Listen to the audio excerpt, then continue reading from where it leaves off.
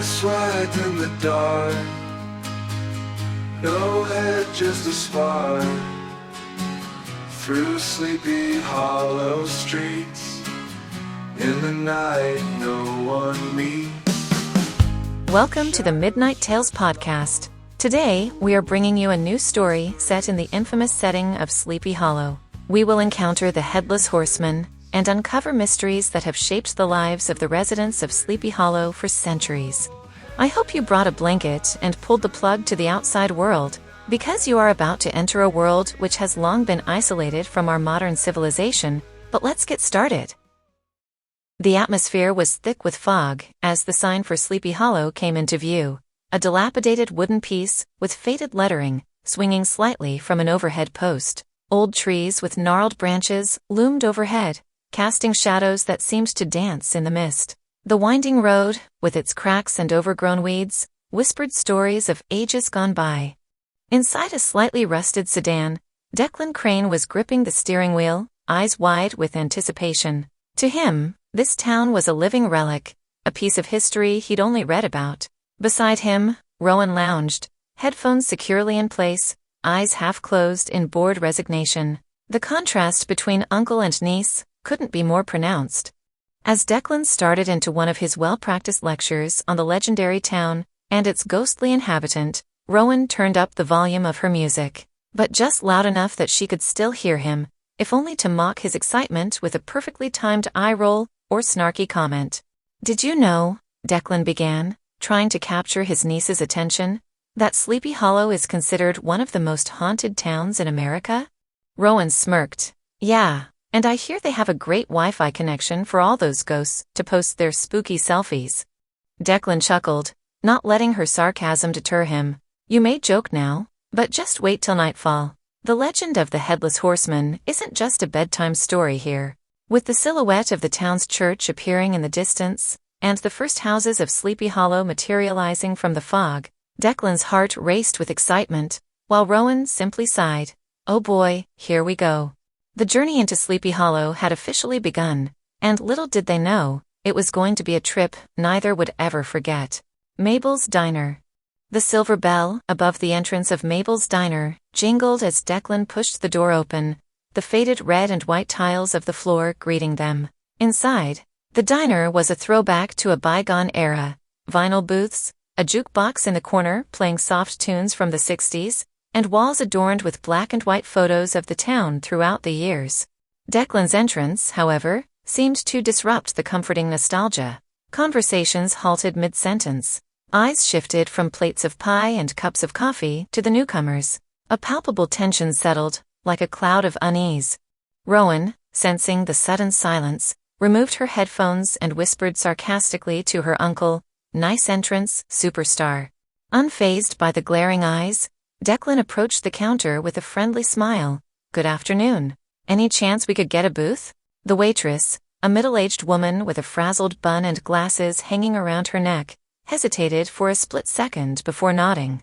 "Yeah, sure. Take the one by the window," she replied, gesturing with her pen. As they made their way to the booth, Declan couldn't help but try to engage the locals. "First time in Sleepy Hollow," he said cheerily to a burly man in a flannel shirt. "Any recommendations on what to see?" The man just grunted, turning his attention back to his newspaper, but not before Rowan noticed the headline, "Another Disappearance on Hallows Eve." Attempting to ease the palpable tension, Rowan slid into the booth and remarked loud enough for a few nearby tables to hear, "Guess we're not in Kansas anymore, huh?" She received a couple of half-hearted smiles, but mostly curious, almost wary glances. Declan, ever the enthusiast, was undeterred. "So, what's good to eat here?" he asked, trying to redirect the conversation to a safer topic. The waitress, now standing by their table with a pad in hand, replied, "Apple pie's fresh, but if you're staying for dinner, I'd recommend the pot roast. And, she leaned in slightly, lowering her voice, "if you're wise, you'd be out of town before sundown." Rowan raised an eyebrow, amusement dancing in her eyes. "Why's that? Is that when the town turns into werewolves?"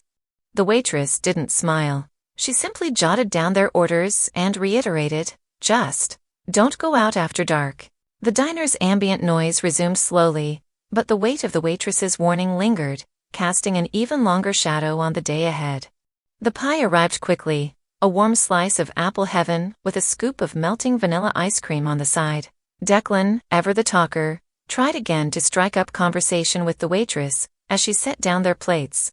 "You know, I'm a historian, specializing in folklore and legends. Sleepy Hollow has been on my bucket list for years," he shared, hoping to make a connection. The waitress sighed, pausing for a moment before replying. "Look, Mr. Historian, some legends are best left in books. This town has had enough gawkers looking for ghosts." Rowan, knife and fork in hand, interjected with a smirk. "Don't worry, ma'am. We're just here for the pie. And maybe a ghost or two." The waitress finally cracked a smile, albeit a weary one. "Well, if it's stories you're after, Old Man Murphy at the end of the bar has more tales than anyone, but I'd take them with a pinch of salt." Following her suggestion, Declan glanced over to the bar where an elderly man sat, his weathered face marked by deep lines, each probably a story of its own. His eyes, however, twinkled with mischief. Next to him was an empty glass and an old battered hat that seemed as old as the tales he presumably told. Drawing a deep breath, Declan slid out of the booth. "Wish me luck," he said to Rowan, heading toward the promising beacon of stories. Rowan, savoring her pie, shouted back, "If he turns you into a frog, I'm not kissing you." As Declan neared Old Man Murphy, he felt the weight of those sharp eyes sizing him up. "You're not from around here, are you?"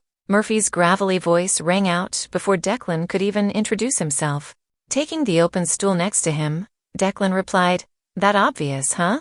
I'm just looking to learn more about the legend of the Headless Horseman." Murphy leaned in, the scent of old tobacco and whiskey evident. "Boy, that's a tale that's been twisted and turned more times than I can count. But if you want the real story..." He trailed off, his eyes darting to the window as the sun began its descent.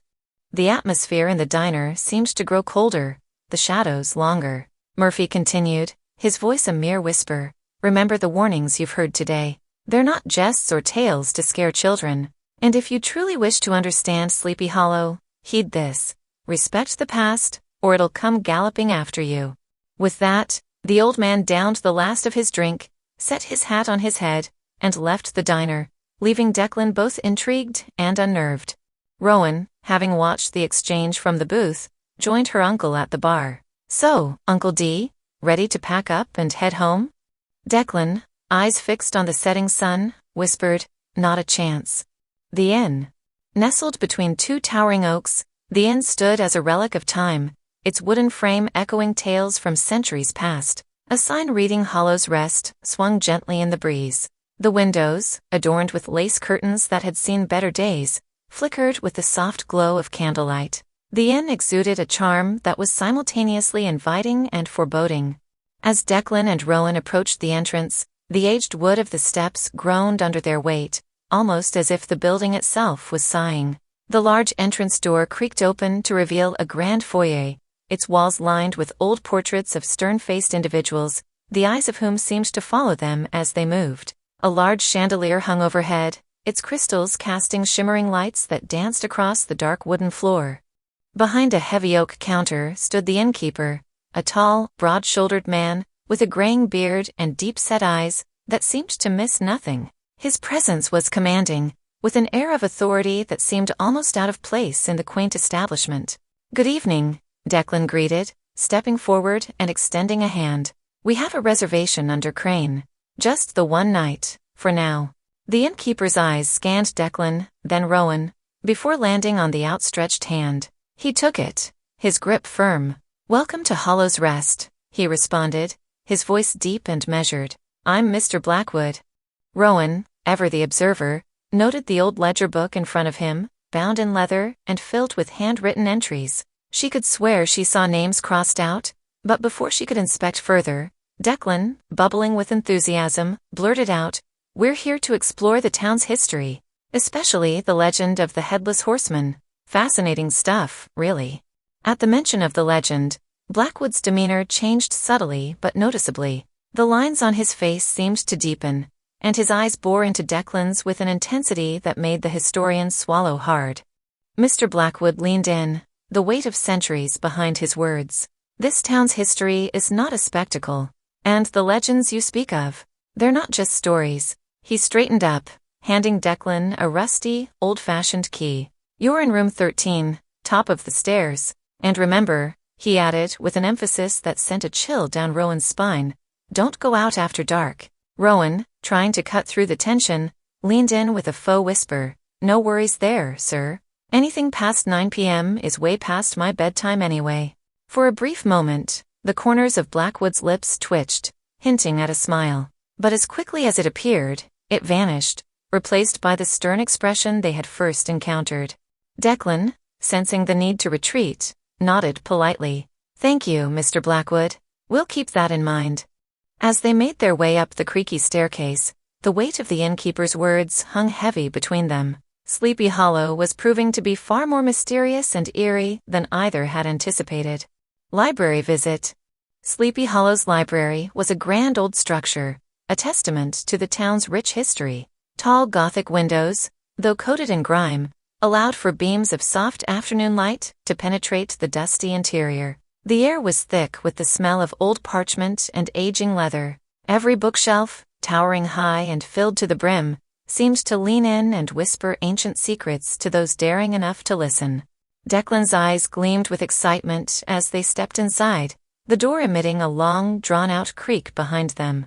The vast expanse of knowledge before him was enticing, a treasure trove waiting to be explored. Rowan, meanwhile, peered around with a mix of amusement and apprehension. Feels like we've walked into a set for a Gothic horror movie, she whispered, her voice echoing slightly in the hushed ambience. Taking no notice of her comment, Declan made a beeline for the large wooden counter at the center of the room. Behind it sat an elderly librarian, her frail form almost buried amidst stacks of books and papers. Her silver hair was pulled into a tight bun, and her eyes, magnified by the thick glasses she wore, darted up to meet Declan's as he approached. Good afternoon, Declan began, clearing his throat. I'm looking for Old Town records, or anything related to the legend of the Headless Horseman. Any chance you could guide me in the right direction? The librarian stared at him for what felt like an eternity, her pale blue eyes searching Declan's face. Finally, she spoke, her voice brittle yet clear. You'll find the town's historical records there. Declan smiled gratefully, about to turn away, when she added, her voice dropping to a near whisper, but heed this, it's not just a story, you know. And remember, don't go out after dark. Rowan, who had been amusing herself by mimicking a statue in the corner, burst into a fit of giggles. Is that like the town's official one-liner? Should be on a t-shirt or something. The librarian, unamused, simply adjusted her glasses, returning her attention to the book she had been reading, effectively dismissing the pair. As they ventured deeper into the library, the weight of history pressed in from all sides. The whispers of the past grew louder, and the line between legend and reality began to blur. Amidst the towering bookshelves, the atmosphere grew denser. Candle sconces, their flames flickering with a life of their own, lined the walls, casting erratic shadows that seemed to dance and shift with every movement. The eerie silence was punctuated only by the faint ticking of a grandfather clock and the rustling of pages. Declan, undeterred by the atmosphere, quickly found himself engrossed in the town's historical records. He thumbed through aged documents, newspaper clippings, and handwritten accounts of various town events. The more he read, the clearer it became that the legend of the Headless Horseman was deeply woven into the fabric of Sleepy Hollow's history. Rowan, on the other hand, was distracted by a series of old photographs. The black and white images showcased the town and its residents over the decades. However, one particular photo caught her eye. It depicted a group of children, dressed in early 20th century clothing, standing near the forest edge. Behind them, almost imperceptible, unless one looked closely, was a faint silhouette of a horse and its rider, the latter unmistakably missing a head. Uncle D, she called out, her voice wavering, you might want to see this. Declan joined her, peering at the photo. This can't be, he murmured. It could be a trick of the light, or perhaps some photographic error. Rowan pointed to a date scribbled on the back. It's dated October 31st, 1913. You think someone played a prank with photography over a century ago? Their examination was interrupted by the sound of the librarian clearing her throat. Declan, looking up, noticed that the room had grown considerably darker. The sun, it seemed, was setting rapidly. The librarian, her gaze fixed on the descending sun outside, repeated her earlier warning, her voice more urgent this time. "I suggest you heed the warnings, sir. The library will be closing shortly, and you don't want to be outside when night fully descends." Rowan, gathering her wits, smirked and nudged Declan. "Looks like it's past both our bedtimes, huh? Let's call it a night." They hurriedly collected their things, the weight of the day's encounters weighing heavily on their minds. As they exited the library, the final rays of the sun dipped below the horizon, casting Sleepy Hollow into an uncertain twilight. The heart of Sleepy Hollow was its town square, a cobblestone expanse, bordered by old brick buildings, and dotted with tall, leafless trees. But the undeniable centerpiece was a larger-than-life bronze statue of the fabled Headless Horseman, his horse reared up on its hind legs, creating a macabre spectacle. The detailing was exquisite, with every muscle of the horse, every fold of the rider's cloak captured with chilling realism. It was as if the sculptor had witnessed the legend himself and recreated it from memory. Children ran around the base of the statue, their innocent laughter echoing in the cool afternoon air. They played hide-and-seek, using the horse's legs as hiding spots, their giggles breaking the otherwise solemn atmosphere. Rowan, looking around, commented, "Seems like the horseman isn't that terrifying to the younger generation." Declan, camera in hand, nodded in agreement. History becomes legend, and over time, even the scariest tales can become playground stories. He raised his camera, hoping to capture the juxtaposition of the terrifying legend and the playful children. However, as soon as he pointed his lens towards the statue, a palpable change swept through the square. Mothers called out sharply to their children, pulling them away from the statue with an urgency that was almost frantic. Fathers cast wary glances, their protective instincts evident. Within moments, the jovial scene dissolved, and the town square emptied, leaving the statue bathed in the shadows of the setting sun. Confused, and a tad bit unsettled, Declan lowered his camera. "What just happened?"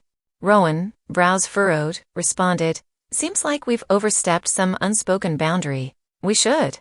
Her words were interrupted by the soft cooing of pigeons. Turning, they found an old man seated on a nearby bench. He was blind, his eyes milky and clouded over, but his senses seemed attuned to everything around him. With slow, deliberate movements, he scattered breadcrumbs, attracting a flock of pigeons around him. The old man tilted his head, as if sensing their presence. "Tourists?" he inquired, his voice soft and raspy. "Yes," Declan answered cautiously. "We're here to learn more about the town's history." The old man chuckled, a sound that seemed to hold both amusement and a hint of sorrow. "History has a way of repeating itself, especially in Sleepy Hollow." He leaned forward, his voice dropping to a whisper, a phrase so familiar, yet so chilling, "Don't go out after dark." Rowan, suppressing a smirk, said, "You know, for a town with such a famous legend, you guys really need some new material." The old man's face cracked into a smile, revealing a row of uneven teeth. "When you've lived as long as I have, young lady, you'll realize that some warnings never grow old." As the sun continued its descent, the town square's ambience shifted further. The once vibrant cobblestones took on a dull, dark hue, and the long shadows of the leafless trees reached out like skeletal fingers. The bronze statue, already a foreboding presence, began to exude an even more ominous aura as the fading light played tricks on its contours. Declan, ever the historian, took a moment to study the plaque at the base of the statue. Erected in 1892, he read aloud, "In memory of those lost, and to serve as a reminder to all." He pondered the words. "A reminder of what, I wonder?" The old man, having overheard, replied, "A reminder of the past, of the consequences of curiosity, and the price of disbelief." His milky eyes, though sightless, seemed to pierce right through Declan. Many have come to this town, drawn by the allure of legend, only to find that some tales hold more truth than they're prepared for. Rowan, a hint of skepticism in her tone, responded, "So you're saying the horseman is real?" The old man sighed, a weary sound that carried the weight of countless memories. "Real or not, his presence is felt. And the danger he represents? That's as real as the setting sun." He gestured vaguely in the direction of the horizon. Nightfall approaches, and with it, the shadows grow longer, deeper. It's best not to get caught in them. Declan, intrigued, ventured, "Have you encountered the horseman?" For a moment, silence enveloped the square. Then, the old man whispered, "There are things better left unsaid. But heed this, the horseman is not just a specter from tales. He's a harbinger, a manifestation of the town's collective fears and regrets." Rowan, her usual humor subdued, quietly asked, "Why doesn't the town move on? Why hold on to such a dark legend?" The old man, a sad smile gracing his lips, responded, "Sleepy Hollow and the horseman are intertwined, bound by fate. The town doesn't keep the legend alive. The legend keeps the town alive." As twilight deepened, the square's eeriness grew palpable. The trio's conversation, though in whispers, seemed to reverberate in the chilling silence. It was Rowan who finally broke the spell, glancing at her watch and exclaiming, "Look at the time. We really should be heading back." The old man nodded in agreement. "Yes, best be on your way. Remember, nightfall in Sleepy Hollow is not like anywhere else." With that cryptic farewell, Declan and Rowan hastily made their way out of the square, the looming statue of the headless horseman casting a long, dark shadow that seemed to chase them as they went. Nightfall. Their room at the inn offered a panoramic view of Sleepy Hollow. As the sun bade its final farewell, the sky painted itself in deep oranges and purples, the last radiant glow before darkness consumed all. The town, already quaint and silent by day, grew even quieter. The only sounds were the distant hooting of an owl and the soft rustling of trees swaying in the night breeze. Rowan, attempting to dispel the mounting tension, pressed her face against the window, her breath fogging up the glass. "Look at that sunset, Uncle D. Breathtaking. After such an eventful day, I say we head out and paint the town red. I'm sure Sleepy Hollow is absolutely buzzing at night." Declan, who had been lost in thought, gave a weak smile, appreciating her attempt at levity. "Right. I've heard the nightlife here is legendary," he replied, playing along. "Maybe we'll bump into the horseman at a local pub." Their playful banter was abruptly cut short when the lights in their room flickered, once, twice, then steadied. The brief lapse into darkness sent a jolt of unease through them both. Rowan, trying to maintain her composure, joked, "Guess the town's not ready for our electrifying personalities." But her laugh, usually infectious, sounded hollow, even to her own ears. Declan moved closer to the window, his gaze scanning the town below. The streets were deserted, homes shuttered tight, and not a single soul ventured out. The earlier warnings they'd received throughout the day echoed in his mind. "You know," he began slowly, "maybe it's best if we stay in tonight. We've had a long day, and we can explore more tomorrow." Rowan, sensing his genuine concern, nodded in agreement. "Sounds like a plan. A movie and room service it is." However, as the night deepened, an oppressive atmosphere settled over them. Every creak of the old inn, every whisper of the wind, seemed amplified. The room, though well-furnished and cozy, felt confining. The walls seemed to close in, and the weight of the town's legend bore down on them. Outside, the moon, now high in the sky, cast an eerie silver light on Sleepy Hollow, bathing the town in a spectral glow. Shadows shifted and danced, and the line between reality and legend grew thinner with every passing hour. In the silence of the room, Declan's unease became palpable, and for the first time, Rowan felt a genuine fear grip her heart. The night had only just begun in Sleepy Hollow. Unsettling discovery. The hours ticked by slowly in the inn room. Declan, engrossed in a book, tried to divert his mind from the overpowering atmosphere of the town. Meanwhile, Rowan, with a bowl of popcorn by her side, was scrolling through a movie streaming service, hoping to find a light comedy to brighten the mood. However, when she dropped her remote, her search took an unexpected turn. Reaching down to retrieve it from under the bed, her fingers brushed against a brittle piece of paper. Curious, she pulled it out, finding herself holding a faded newspaper clipping. "Do you drop this, Uncle D?" she inquired, holding it up for him to see. He glanced over, his brow furrowing. "No, I didn't. What is it?" Rowan started reading aloud, her voice tinged with curiosity. "Tourist vanishes without a trace in Sleepy Hollow. This article is dated. Wow, 30 years ago," she continued. The close-knit community of Sleepy Hollow is once again in the limelight as authorities search for Thomas Ellery, a 28-year-old tourist who has been missing for over a week. The article recounted how Thomas, an avid photographer and history enthusiast, had come to Sleepy Hollow to capture its unique blend of history and legend. He had been staying at the very inn where Declan and Rowan now resided. Several townspeople were interviewed, their statements a mix of concern, sorrow, and the familiar undertone of warning. Rowan's voice grew softer, more somber, as she reached the end of the article. Despite rigorous search efforts, no trace of Thomas has been found. The only detail that links his disappearance with others in the past is that he was last seen at night. An uneasy silence settled in the room. The reality of the legend, which had seemed distant and almost fanciful during the day, now felt uncomfortably close. Declan set his book aside, his eyes meeting Rowan's. It's probably just a coincidence, he offered, though his voice lacked conviction. Rowan, holding the clipping tightly, whispered, Is it though? How many coincidences does it take before we start calling them patterns? Declan took a deep breath, his protective instincts on high alert. Let's just get through tonight. Tomorrow, first thing in the morning, we pack up and leave. But as the night wore on, the newspaper clippings' chilling revelation loomed over them, a constant reminder that in Sleepy Hollow, legend and reality were often indistinguishable. Settling in. The clock in the room struck midnight, its chime echoing eerily in the silence. Just as the final chime faded, a soft humming began. It seemed close, just outside their door, a haunting, lilting tune, reminiscent of an old lullaby. Declan and Rowan exchanged wary glances, the earlier tension returning tenfold. The humming grew louder, more insistent. It sounded like someone, or something, was slowly moving along the corridor. Rowan, always the bolder of the two, tiptoed to the door. Placing her ear against the cold wood, she tried to discern any other sounds. But there was only the lullaby, its eerie beauty sending shivers down her spine.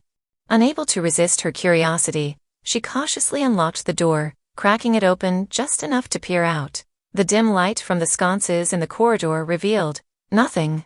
The hallway was empty, the humming suddenly gone, as if it had never existed. Declan, having quietly approached behind her, whispered, Did you see anything? Rowan, pulling back from the door and bolting it securely, shook her head. Nothing. No one's there. Declan, his voice shaky, responded, Maybe it was just the wind, or the inn settling. Rowan raised an eyebrow, a touch of her typical humor resurfacing. Quite the melodic wind they have in Sleepy Hollow, huh? Despite the gravity of the moment, Declan couldn't help but chuckle. Indeed. Rowan sighed, taking a moment to collect her thoughts before speaking. Considering everything, maybe staying in after dark isn't such a bad idea. Declan nodded in agreement, a sense of foreboding building inside him. Definitely. Let's stick to that plan. The two of them settled into an uneasy sleep, the events of the night forever etched in their minds. In Sleepy Hollow, as they were quickly realizing, the veil between the ordinary and the extraordinary was perilously thin. The nights to come held untold mysteries, and both Declan and Rowan knew their adventure was far from over. The warning. The morning sun filtered through the heavy clouds, casting a pale light over Sleepy Hollow. The eerie events of the previous night had left Declan and Rowan on edge, and both were eager to get an early start to their day. As they made their way downstairs, hoping to grab a quick breakfast, they were intercepted by a uniformed police officer waiting in the inn's dimly lit lobby. She was a tall, lean figure, with sharp eyes that missed nothing, her dark hair pulled back in a tight bun. Her badge identified her as Officer Tara. She looked the pair up and down, a hint of concern in her eyes. Morning, she greeted them with a curt nod. Are you two the out-of-towners staying here? Declan replied hesitantly, Yes, we are. Is there a problem? Tara sighed, her gaze drifting to the window, where the town was slowly stirring to life. Look, I don't usually do this, but I've been on the force long enough to see patterns, to see when something's off. Rowan, ever curious, prompted, Go on. Tara leaned in, lowering her voice. Over the past month, there have been 3 unexplained disappearances in town. All tourists, all vanished without a trace. She paused, letting the information sink in. And before you ask, no, we don't have any leads. It's like they just evaporated. Rowan exchanged a glance with Declan, remembering the old newspaper article from the night before. You think there's a connection to the legends? She asked cautiously. Tara chuckled, though the humor didn't quite reach her eyes. Legends have a way of sticking around in this town. Maybe they're just tales spun to keep kids in line, or maybe they're grounded in some truth. Who's to say? But with Halloween approaching, and you folks sticking out like sore thumbs, it might not hurt to be extra cautious. Declan, swallowing hard, responded, We appreciate the warning, officer. We'll keep our guard up. With a wry smile, Tara quipped, Who knows? Maybe our old headless friend is out and about, looking for his next round of victims. She chuckled at her own joke, but the gravity of her message was not lost on the duo. As she turned to leave, Tara added, Just stay safe. This town's seen enough sorrow. With a final nod, she left, leaving Declan and Rowan amidst the chilling echoes of her words. The weight of their situation, and the town's sinister undercurrent, was becoming undeniably real. The breakfast room of the inn was filled with soft murmurs, and the occasional clink of silverware. Yet, for Declan and Rowan, the ambience had shifted entirely. What once felt like a cozy retreat, now seemed more like the quiet before a storm. Rowan, her appetite waned, pushed her plate aside. You know, Uncle D, maybe it's not just some spooky legend. I mean, Officer Tara seemed pretty genuine in her concern. Declan sighed, stirring his coffee absent-mindedly. I know. And it doesn't help that we had that encounter last night. Maybe we're in over our heads. Rowan leaned in, her voice dropping to a whisper. Do you believe in the legend? The Headless Horseman? He hesitated, weighing his words. I believe that sometimes, legends are born out of truths. Maybe not the exact tale we've heard, but something that gave rise to it. And right now, I'm more concerned about the very real disappearances happening in this town. Their conversation was interrupted when an elderly lady, sitting at the table next to them, chimed in. You'd do well to heed Officer Tara's words, she said, her voice trembling slightly. I've lived in Sleepy Hollow all my life, seen folks come and go, and every few years, when the nights grow colder and the leaves start to fall, strange things happen. People vanish, shadows grow longer, and the town, well, it changes. Rowan, intrigued, asked, Have you ever seen the horseman? The old woman looked around nervously, then leaned closer. Not seen, dearie, but heard. The sound of hooves on cobblestones, the wind carrying whispers, and sometimes, that haunting lullaby. It's a warning, it is. A sign that he's near. Declan, feeling a mix of skepticism and dread, questioned, Why is it that only tourists seem to disappear? She shrugged, her eyes distant. Maybe he's drawn to outsiders. Or perhaps it's because the locals know better than to tempt fate. As breakfast concluded, the day outside seemed grayer, the clouds heavier. Declan and Rowan, now armed with warnings from both the past and present, decided it was time to rethink their plans in Sleepy Hollow. The horseman, whether real or imagined, was no laughing matter, and the town's eerie shift was only beginning. It's just a ghost story for tourists. The evening sun cast long shadows over Sleepy Hollow, as Declan and Rowan sat at a small cafe near the town square. With steaming mugs of coffee before them, they pored over the maps, old newspapers, and notes they had collected so far. The tale of the Headless Horseman, with its eerie allure, had them both captivated. I mean, come on, Rowan began, flipping through a tourist pamphlet that detailed the legend of the horseman. Look at this. They've commercialized the whole thing. T-shirts, mugs, even a haunted hollow ghost tour. It's clear they're playing up this legend for the tourists. It's just a well-spun yarn. Declan took a sip of his coffee, pondering. You might be right, Ro. But then, what about Officer Tara's warnings? Or the old woman at breakfast? They seemed genuinely concerned. And these disappearances? Rowan leaned back, looking thoughtful. Look, I'm not saying there isn't something weird going on. But the Headless Horseman? Seriously? I'm more inclined to believe there's something else. A more terrestrial explanation to all this. Declan nodded, picking up a newspaper article from the pile. This piece here, from the 80s, talks about a series of pranks around town. People dressed up, trying to spook others. Maybe it's something like that? Kids playing tricks, and stories getting blown out of proportion? Rowan chuckled. Oh, come on, Uncle D. Are you saying Sleepy Hollow has its own version of punked? Though I admit, that would be hilarious. He grinned. It's a theory. But one thing's for sure. I don't want us to leave without getting to the bottom of this. There's a story here. Maybe not the one we thought, but a story nonetheless. And as journalists, we owe it to ourselves to find out. Rowan's eyes sparkled with determination. Agreed. We stay, we investigate, and we unveil the true mystery of Sleepy Hollow. But Uncle D, if at any point this starts to feel too real, promise me we'll pack up and leave. Declan raised his mug in a toast. Deal. But for now, let's immerse ourselves in this legend. After all, it's just a ghost story for tourists. Little did they know, as they toasted to their newfound mission, that the mysteries of Sleepy Hollow were deeper and darker than they could ever imagine. The evening deepened, and the cafe's soft lighting cast a warm glow over their makeshift workstation. The air was alive with the scent of roasted coffee beans and the distant murmurs of fellow patrons discussing their day.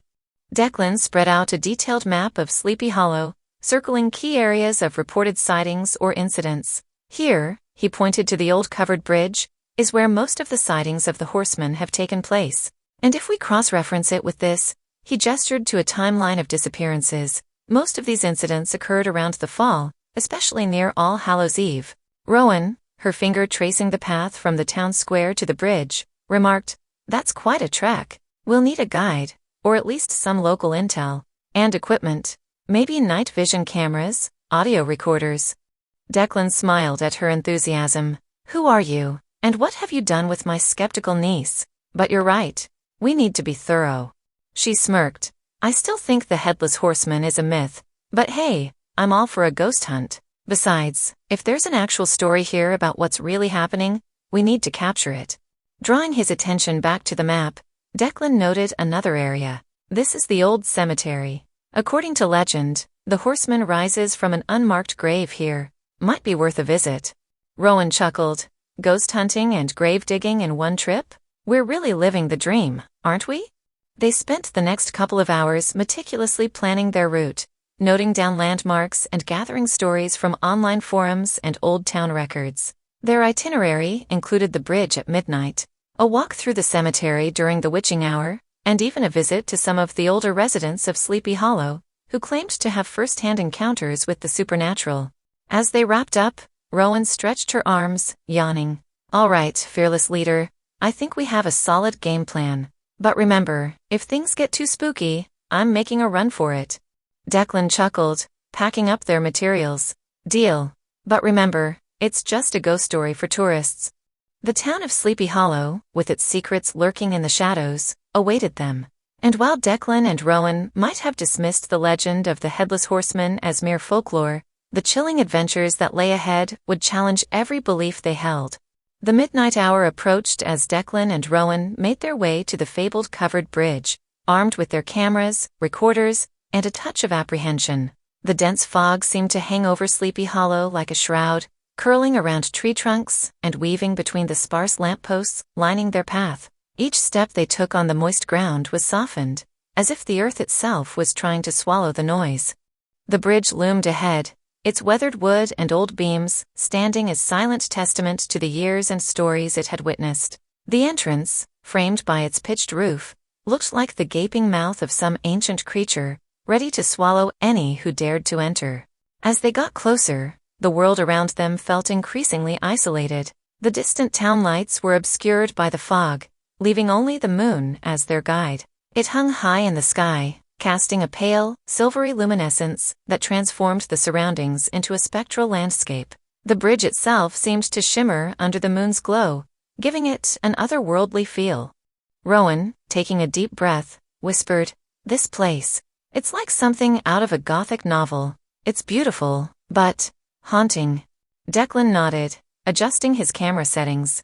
"It's the perfect setting for our legend. But remember, it's the atmosphere doing half the work here. The fog, the moonlight, it's all setting the mood." However, as they paused to take in their surroundings, the stillness of the forest became unsettling. No rustling of leaves, no chirping of crickets. The only sound was the distant, rhythmic hooting of an owl, echoing as if in warning. The very air felt thick with anticipation. Rowan clutched her recorder a bit tighter. You know, Uncle D, for a place that's just setting the mood, it sure feels like something's watching us. Declan shot her a reassuring smile, but his eyes betrayed a hint of unease. Let's set up here, by the entrance. We'll capture any activity, be it ghostly or otherwise. As they began to unpack their equipment, the bridge and the forest around them waited, as if holding its breath, for the night's events to unfold. The covered bridge seemed to grow even more imposing as the minutes ticked by. The ancient wood creaked occasionally, a subtle reminder of its age and the countless feet that had crossed its span over the centuries. Rowan set up a tripod, aiming the camera towards the center of the bridge, where shadows played tricks on the eyes, creating illusions of movement where there was none. Declan, meanwhile, had placed sound recorders at both ends of the bridge, hoping to catch any inexplicable noises. The duo also had an EMF meter, a device used by paranormal investigators to detect changes in electromagnetic fields, which might indicate the presence of spirits. All right, Declan whispered, his voice barely audible over the muted hush of the forest. We're all set. Now, we wait. Rowan pulled her jacket tighter around her, the chill in the air becoming more pronounced. Stories always make these ghost hunts sound so thrilling, but no one ever mentions the waiting part. Just then, a gust of wind blew through, rustling the leaves and making the fog swirl around them in ghostly tendrils. The bridge seemed to groan softly in response, its timbers echoing the sigh of the night. Rowan jumped slightly, looking around with widened eyes. Declan chuckled softly. Nature's doing its part to add to our ghostly ambience. However, as the hours dragged on, the initial thrill began to wane, replaced by a tense stillness. Occasionally, they would hear a twig snap or the distant call of a night animal, but nothing that hinted at the supernatural. The bridge just stood there, silent and enigmatic, as if mocking their efforts. Rowan yawned, her eyes heavy with fatigue. Maybe the horseman took a night off? Declan smiled, or perhaps he's just fashionably late. But, as they shared a chuckle, an eerie sense of being observed crept over them. The dense fog seemed to close in, and the previously serene ambience became charged with a palpable tension. They could feel it in their bones. Something was about to happen. Rowan whispered, "Do you feel that, Uncle D?" He nodded slowly, his gaze fixed on the entrance to the bridge. "I do. I think we're no longer alone." Their equipment, silent until now, suddenly sprang to life. The EMF meter's needle began to fluctuate wildly, and the sound recorders picked up an indistinct, ghostly hum. The legend of the Headless Horseman was about to show itself, and the scene was perfectly set for the encounter. The appearance. The world seemed to hold its breath, the only audible sound being the pounding of Declan and Rowan's hearts in their chests. Then, as if on cue, a chilling gust of wind whipped around them, sending the fog into a frenzied dance. It felt as if the very air had been sucked out from their lungs. But before they could react, a sound echoed through the night, a slow, rhythmic clatter of hooves. It started faintly, almost indistinguishable from the backdrop of the forest, but it steadily grew louder, clearer, drawing nearer. Rowan gripped Declan's arm, her eyes wide with a mix of fear and excitement. "It's happening, isn't it?" Declan nodded, adjusting the focus of his camera. "Looks like our wait wasn't in vain." From the dense veil of the fog, a shadowy form began to materialize. At first, it was just an indistinct blur, but as it came closer, its form became more defined. A large muscular horse, its eyes glowing an unnatural shade of red, emerged. Astride it was a figure that sent shivers down their spines, a horseman, donned in dark, tattered clothing. But what was truly unsettling was the absence of his head. Instead of the menacing specter they had expected from Tales, the Headless Horseman's posture was one of weariness. The horse moved with a deliberate pace, its hooves clacking eerily on the old wooden planks of the bridge. Rowan, always the brave one, stepped forward, her voice wavering only slightly. "Hello there. Sir?" The horseman halted, turning slightly towards them. For a moment, time seemed to stretch, the silence punctuated only by the soft snorting of the horse. Declan whispered, "I think he's waiting for something." And then, from the depths of the fog, another sound reached their ears, a soft, mournful humming, a tune that seemed oddly familiar, yet hauntingly distant.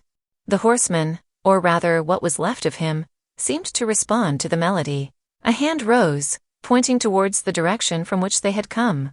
Rowan, trying to maintain a light-hearted demeanor despite her rising fear, quipped, "Looking for this?" She gestured to her own head.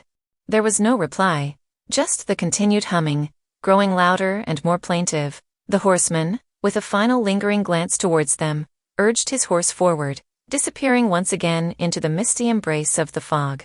Declan and Rowan stood there, the weight of what they had just witnessed pressing down on them. The legend of the Headless Horseman was more than just tales told around campfires. It was a lost soul, forever wandering in search of something intangible. Shaken but exhilarated, Rowan turned to Declan, her voice barely above a whisper. "Did we just?" He nodded, the footage on his camera serving as irrefutable evidence. "We did. We just met the Headless Horseman of Sleepy Hollow." Rowan and Declan, still recovering from the initial shock of seeing the headless apparition, were taken even more off guard when the horseman halted his horse abruptly. The eeriness of the fog-covered bridge, combined with the horseman's daunting presence, made for a scene straight out of their nightmares. However, instead of the haunting, predatory demeanor they expected, the horseman let out a sound. It wasn't the aggressive growl of a ghostly predator, but a sigh. Yes, a very human, very exasperated sigh. Declan squinted. "Is that a pumpkin?" Indeed, atop the horseman's shoulders was a freshly carved pumpkin, its jagged grin looking oddly out of place. The mouth of the pumpkin shifted slightly as the horseman, or Hess, as he introduced himself, began to speak. "Look, I know what you're thinking," Hess began, his voice echoing weirdly from the pumpkin. "But this is just so I can chat. Do you know how hard it is to express yourself without a head? Not fun." Rowan blinked in disbelief. "You're talking through a pumpkin?" Hess seemed to roll his eyes, or at least the motion suggested as much. "I lost my head ages ago. It's not around here. I've checked. This is the next best thing. But, believe me, it's not ideal. These things break easily, especially when I'm in motion," he remarked, gesturing to his horse. Declan, ever the curious one, asked, "Why all the tales of terror then? The chasing? The haunting?" Hess let out another sigh. Those tales. Half the time, I'm just trying to ask if they've seen my head. But no, they run away, spread wild stories. And, honestly, this neck pain is the real horror story here." Rowan, a smirk forming on her face, said, "Must be. Head over heels painful." Hess Pumpkinhead turned towards her, and for a moment, they weren't sure if he was offended. But then, a chuckle emanated from the carved mouth. "Good one. But seriously, being dead? It's inconvenient. I've seen the world change, and you know what I miss the most? A good warm cup of coffee." Declan laughed. "You and me both." There, in the middle of a fog-covered bridge in Sleepy Hollow, two tourists and a legendary ghostly figure shared a moment of odd camaraderie, the absurdity of the situation not lost on any of them. Rowan, after sharing a laugh with the headless figure, turned serious, her journalistic instincts kicking in. "Hess," she began cautiously, "there have been stories, not just of you, but of people disappearing recently. Do you know anything about that?" Hess remained silent for a moment, the carved mouth of his pumpkin head still. Then, almost reluctantly, he replied, "It's not me. You'd be surprised, but I'm not the scariest thing around here." Declan's eyebrows shot up. What could possibly be scarier than a headless horseman? Hess's carved face seemed to contort into an expression of distaste. "There are old things, older than the legends about me, things that lurk in the shadows, waiting for the right moment." Rowan shivered. "Why haven't we heard about them?" Hess snorted, a sound that was amusing coming from a pumpkin. "Because the townsfolk need their bogeyman. It keeps the children in check, the tourists intrigued. But they know, deep down, there are things far worse. They keep quiet about it, and in return, they leave me alone." Declan looked puzzled. "Why here? Why Sleepy Hollow?" Hess looked around, his headless form somehow conveying a sense of longing. "This is my home, where my tale began. And honestly, where else in the world would let a headless horseman roam around without chasing him off with torches and pitchforks?" Rowan smirked. Fair point. So, you're saying there's another mystery to solve here? The ghostly figure gave a shrug. Isn't there always? Just be careful. You might think I'm the stuff of nightmares, but there are nightmares out there that even I'm afraid of. With that ominous warning, Hess urged his horse forward, disappearing once again into the thick fog. Declan and Rowan, feeling the weight of the new mystery, glanced at each other with a mix of excitement and trepidation. The night in Sleepy Hollow had only just begun. Debriefing.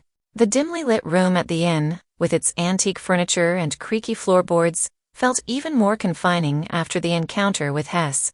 The shadows seemed to dance on the walls, cast by the flickering candlelight. A chill ran down Rowan's spine, not from the cold, but from the realization that their assumptions about Sleepy Hollow were far from the truth.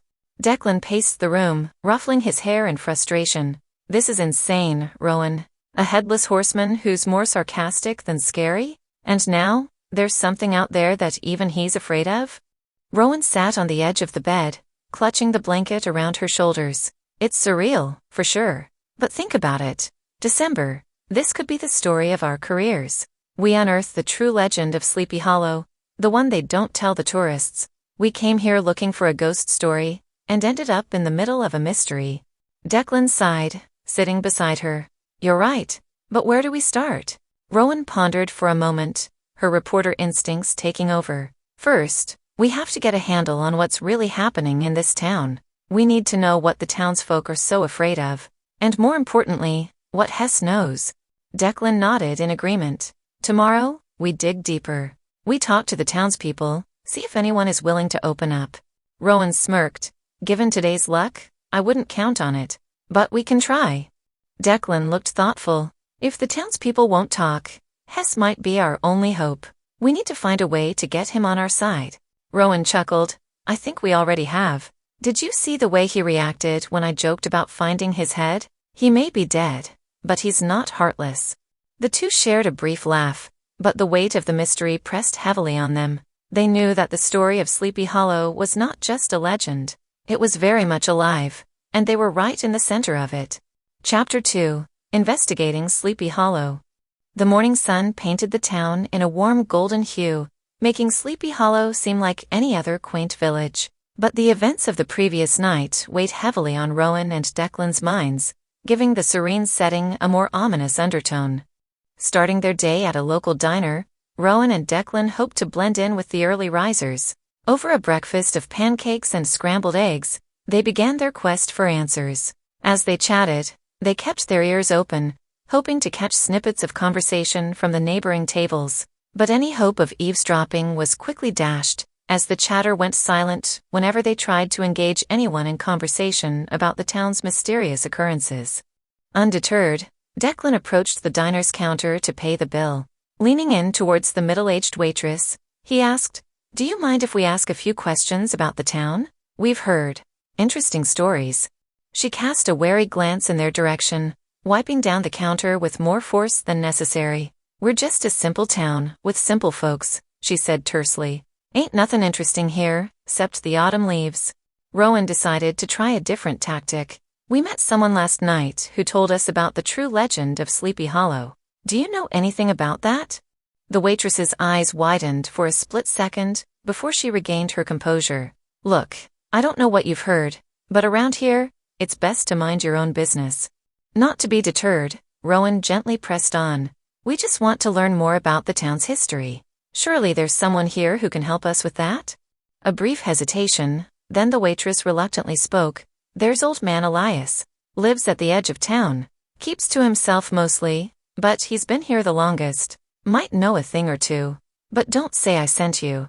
With that vague lead, Rowan and Declan left the diner, feeling the eyes of every patron on them.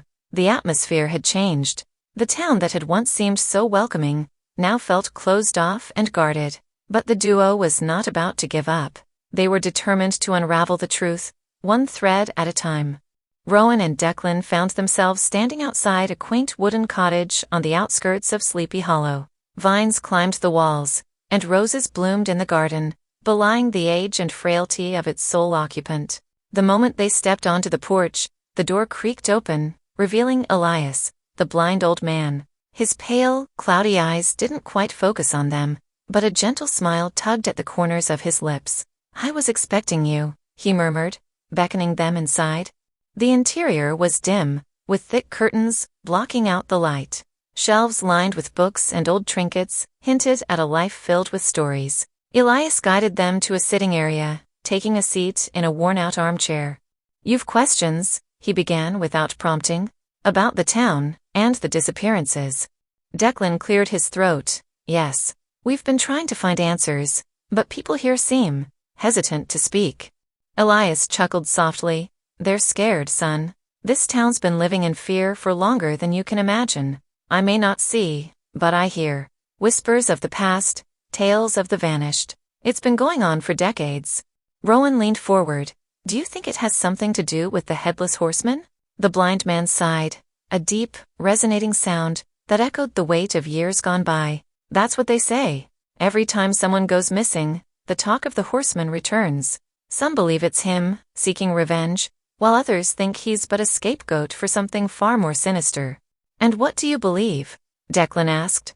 Elias tilted his head, seemingly deep in thought. "I believe that there are things in this world we can't explain, and sometimes the tales we tell ourselves are easier to digest than the truth. The horseman is as real as the tales suggest, but I'm not convinced he's the true danger here." The conversation stretched into the afternoon, with Elias recounting tales from his youth, of shadows in the forest and eerie silences that blanketed the town. Yet, for all his wisdom, no concrete answers were given. As they left the cottage, Rowan felt a mix of frustration and determination. "Elias gave us pieces, but not the whole picture," she remarked. Declan nodded, looking thoughtful. "There's one piece of the puzzle we haven't fully explored yet, Hess. If he's been around as long as Elias suggests, he might have the answers we're looking for." With the sun setting and the evening chill settling in, the duo decided that tonight, they would once again meet the enigmatic Headless Horseman, hoping he could shine a light on the dark mysteries of Sleepy Hollow. Late afternoon found Rowan and Declan meandering through Sleepy Hollow's town square, the memories of their talk with Elias still fresh. They were in a heated debate about their next move when the distinct sound of approaching footsteps caught their attention. Officer Tara's stern figure loomed in the fading light, her expression hardening as she caught sight of them. The few townsfolk in the vicinity quickly scattered, sensing tension in the air. "Miss Foster, Mr. O'Reilly," she began, voice icy. "I've had reports about your inquiries. It would be best if you leave Sleepy Hollow." Rowan raised an eyebrow, her defiant nature shining through. "We have every right to be here, officer. We're not breaking any laws." Tara took a deep breath, trying to maintain her composure. "This isn't about the law. It's about your safety. The town doesn't take kindly to outsiders prying into its secrets." Declan folded his arms, standing his ground. "We're just trying to understand what's happening here. We're journalists, after all. It's our job."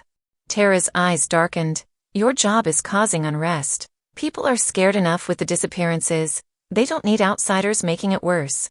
"We're not here to stir up trouble," Rowan interjected, "but something strange is going on in this town, and we intend to find out what it is."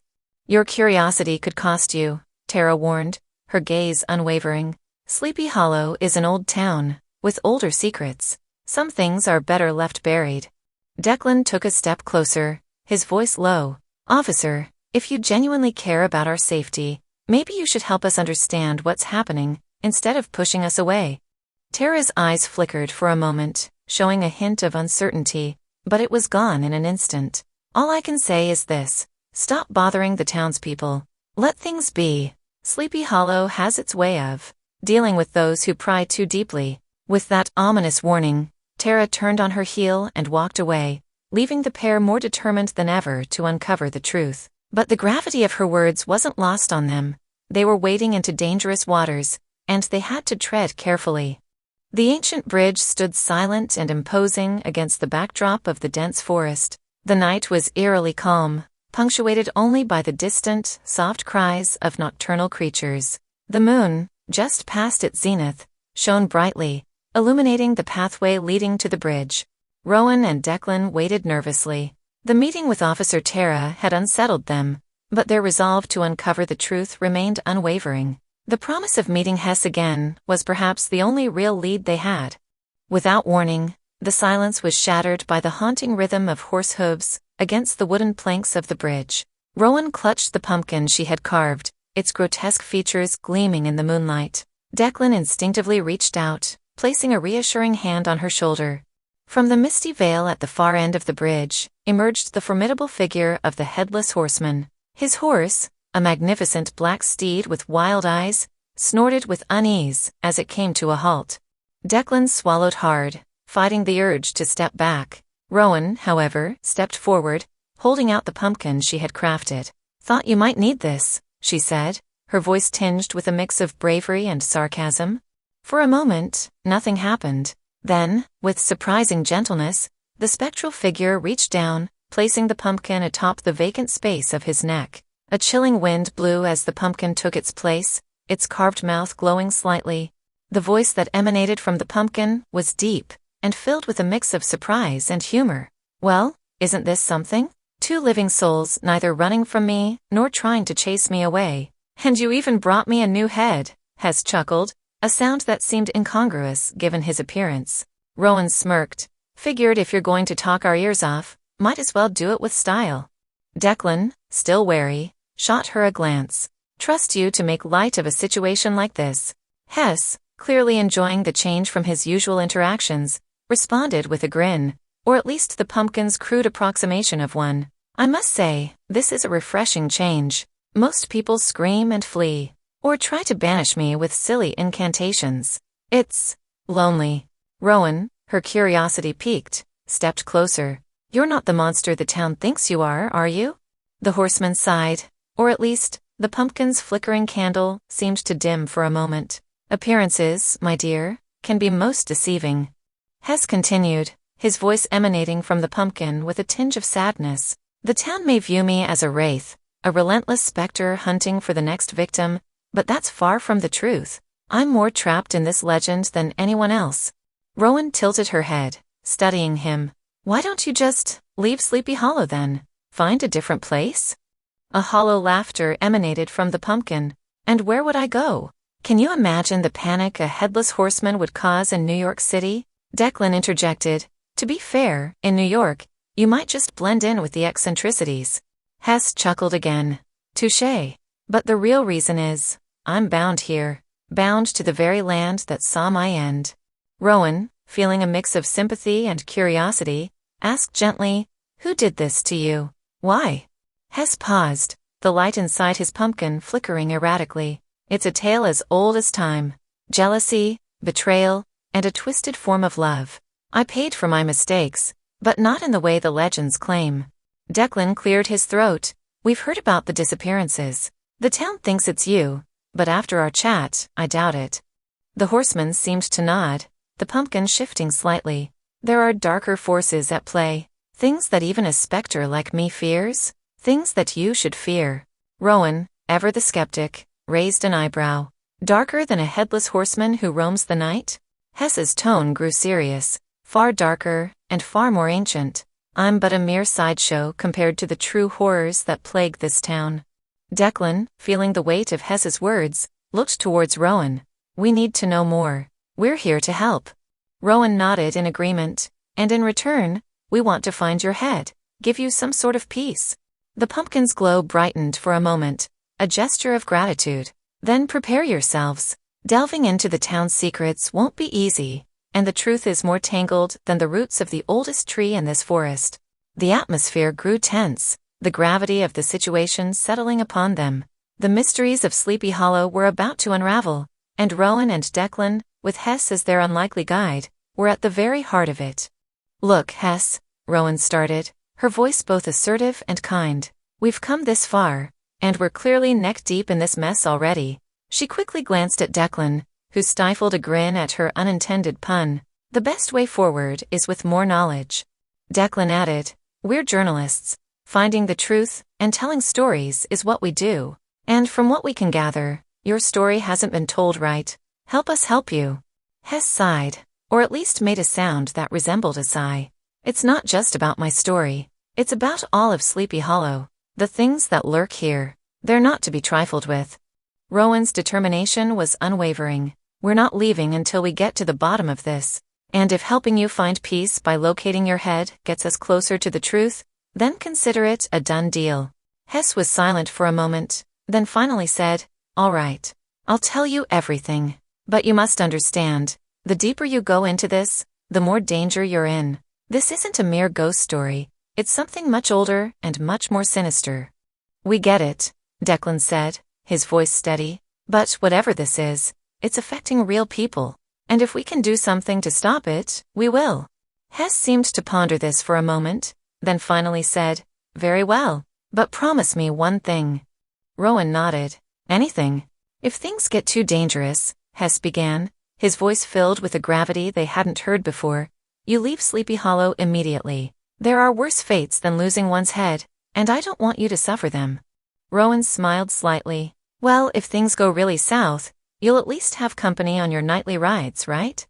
Hess chuckled, the pumpkin's glow shimmering with mirth. "Fair enough. Let's get started then. And remember, you asked for this story." Hess began, his voice betraying the weight of centuries. "Before I became the writer that you know today, I was a soldier named Hans. Fresh from a war, and looking for a place to settle, Sleepy Hollow seemed the perfect haven. And for a while, it was." Rowan and Declan listened intently, captivated by the somber tale. "In those days," Hess continued, "there was talk of a captivating woman who lived on the outskirts of town. Few had seen her, but those who had spoke of her unrivaled beauty. Her name was Alara." Declan raised an eyebrow, noting the familiarity in Hess' voice. "You met her?" Hess sighed. "I did. And I was instantly ensnared. But there was another, a rival named Wilhelm, who also sought Alara's affections." "The town was rife with talk of our rivalry," Hess said. "We dueled, verbally and almost physically, but it all culminated one fateful night. In a fit of rage and jealousy, thinking I'd be the hero of my own story, I killed Wilhelm." The wind rustled through the trees, lending a haunting ambience to the story. "After the deed," Hess murmured, "I went to Alara to confess my love, thinking she'd finally be mine without Wilhelm in the picture. But as I approached her, she began to laugh. Not a gentle laughter, but a mirthless, echoing cackle that sent shivers down my spine." Rowan's eyes widened in anticipation. "She wasn't who you thought she was." Hess nodded solemnly. "Exactly. The beautiful Alara began to transform. Her smooth skin wrinkled and sagged, her lustrous hair turned thin and white, and her sparkling eyes became sunken and hollow. She was the ancient Crone of legends, the very essence of darkness that plagued Sleepy Hollow. And," he said, his voice heavy with regret, "in my blind love and ambition, I had become her prey. Before I could react, she lunged at me, and with an unholy strength, she ripped my head from my shoulders. As the world faded, I heard her curse, condemning me to ride headless every night, forever reminding the town of their dark secret and my folly." "But why?" Rowan asked, her voice a whisper. "Why would she do that to you? What does she gain from cursing you and the town?" Hess paused, his carved pumpkin face seemingly deep in thought. "Power," he finally answered. "Every legend, every whisper of fear, every tale told to children at night, it all adds to her power. The Crone, Alara, thrives on the collective dread of the people."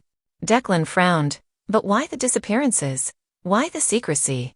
Hess replied, "It's said that Alara requires a sacrifice every few years to maintain her youth and vitality. Visitors, outsiders, they make the easiest targets. No one questions when a stranger disappears. And over time, the townsfolk have come to accept it as a necessary evil. They live their lives in quiet denial, hoping they won't be chosen next." Rowan shivered, the weight of their situation sinking in. "And what of the town? Why do they protect this secret?" "Because they're bound to her," Hess whispered. "Over the centuries, many have tried to confront her, to end the terror. But Alara's magic is strong. The few who've survived her wrath are left, changed. Either they're driven mad, or they become her devout protectors." Declan took a deep breath. "So the sheriff, Tara, she's likely one of Alara's guardians," Hess finished his sentence. "They ensure that the town stays quiet, and the legend grows." Rowan glanced at Declan, determination in her eyes. "We need to find this Crone, confront her." Hess chuckled. a hollow sound that echoed in the stillness of the night. You truly are fearless, aren't you? But heed my warning. Helara is not to be underestimated. The path you're heading down is treacherous. Rowan smirked. We've got a headless horseman on our side. How bad could it be? Hess couldn't help but let out a genuine laugh, even in his cursed form. Very well. If you're truly committed, I'll guide you. But remember our deal. Declan nodded. We'll find your head, Hess. You have our word. And so, with a newfound ally, the duo readied themselves to face the dark heart of Sleepy Hollow and uncover the town's oldest secret. Reflecting. The dim glow of the lantern lit up the small room in the inn, casting shadows on the wooden walls. Rowan and Declan sat opposite each other, the silence between them thick and heavy. The weight of the revelations from Hess was daunting, and the dangers they were potentially diving into felt suffocating. Rowan fiddled with the frayed edge of the blanket on the bed, her thoughts running in a dozen directions. She finally broke the silence.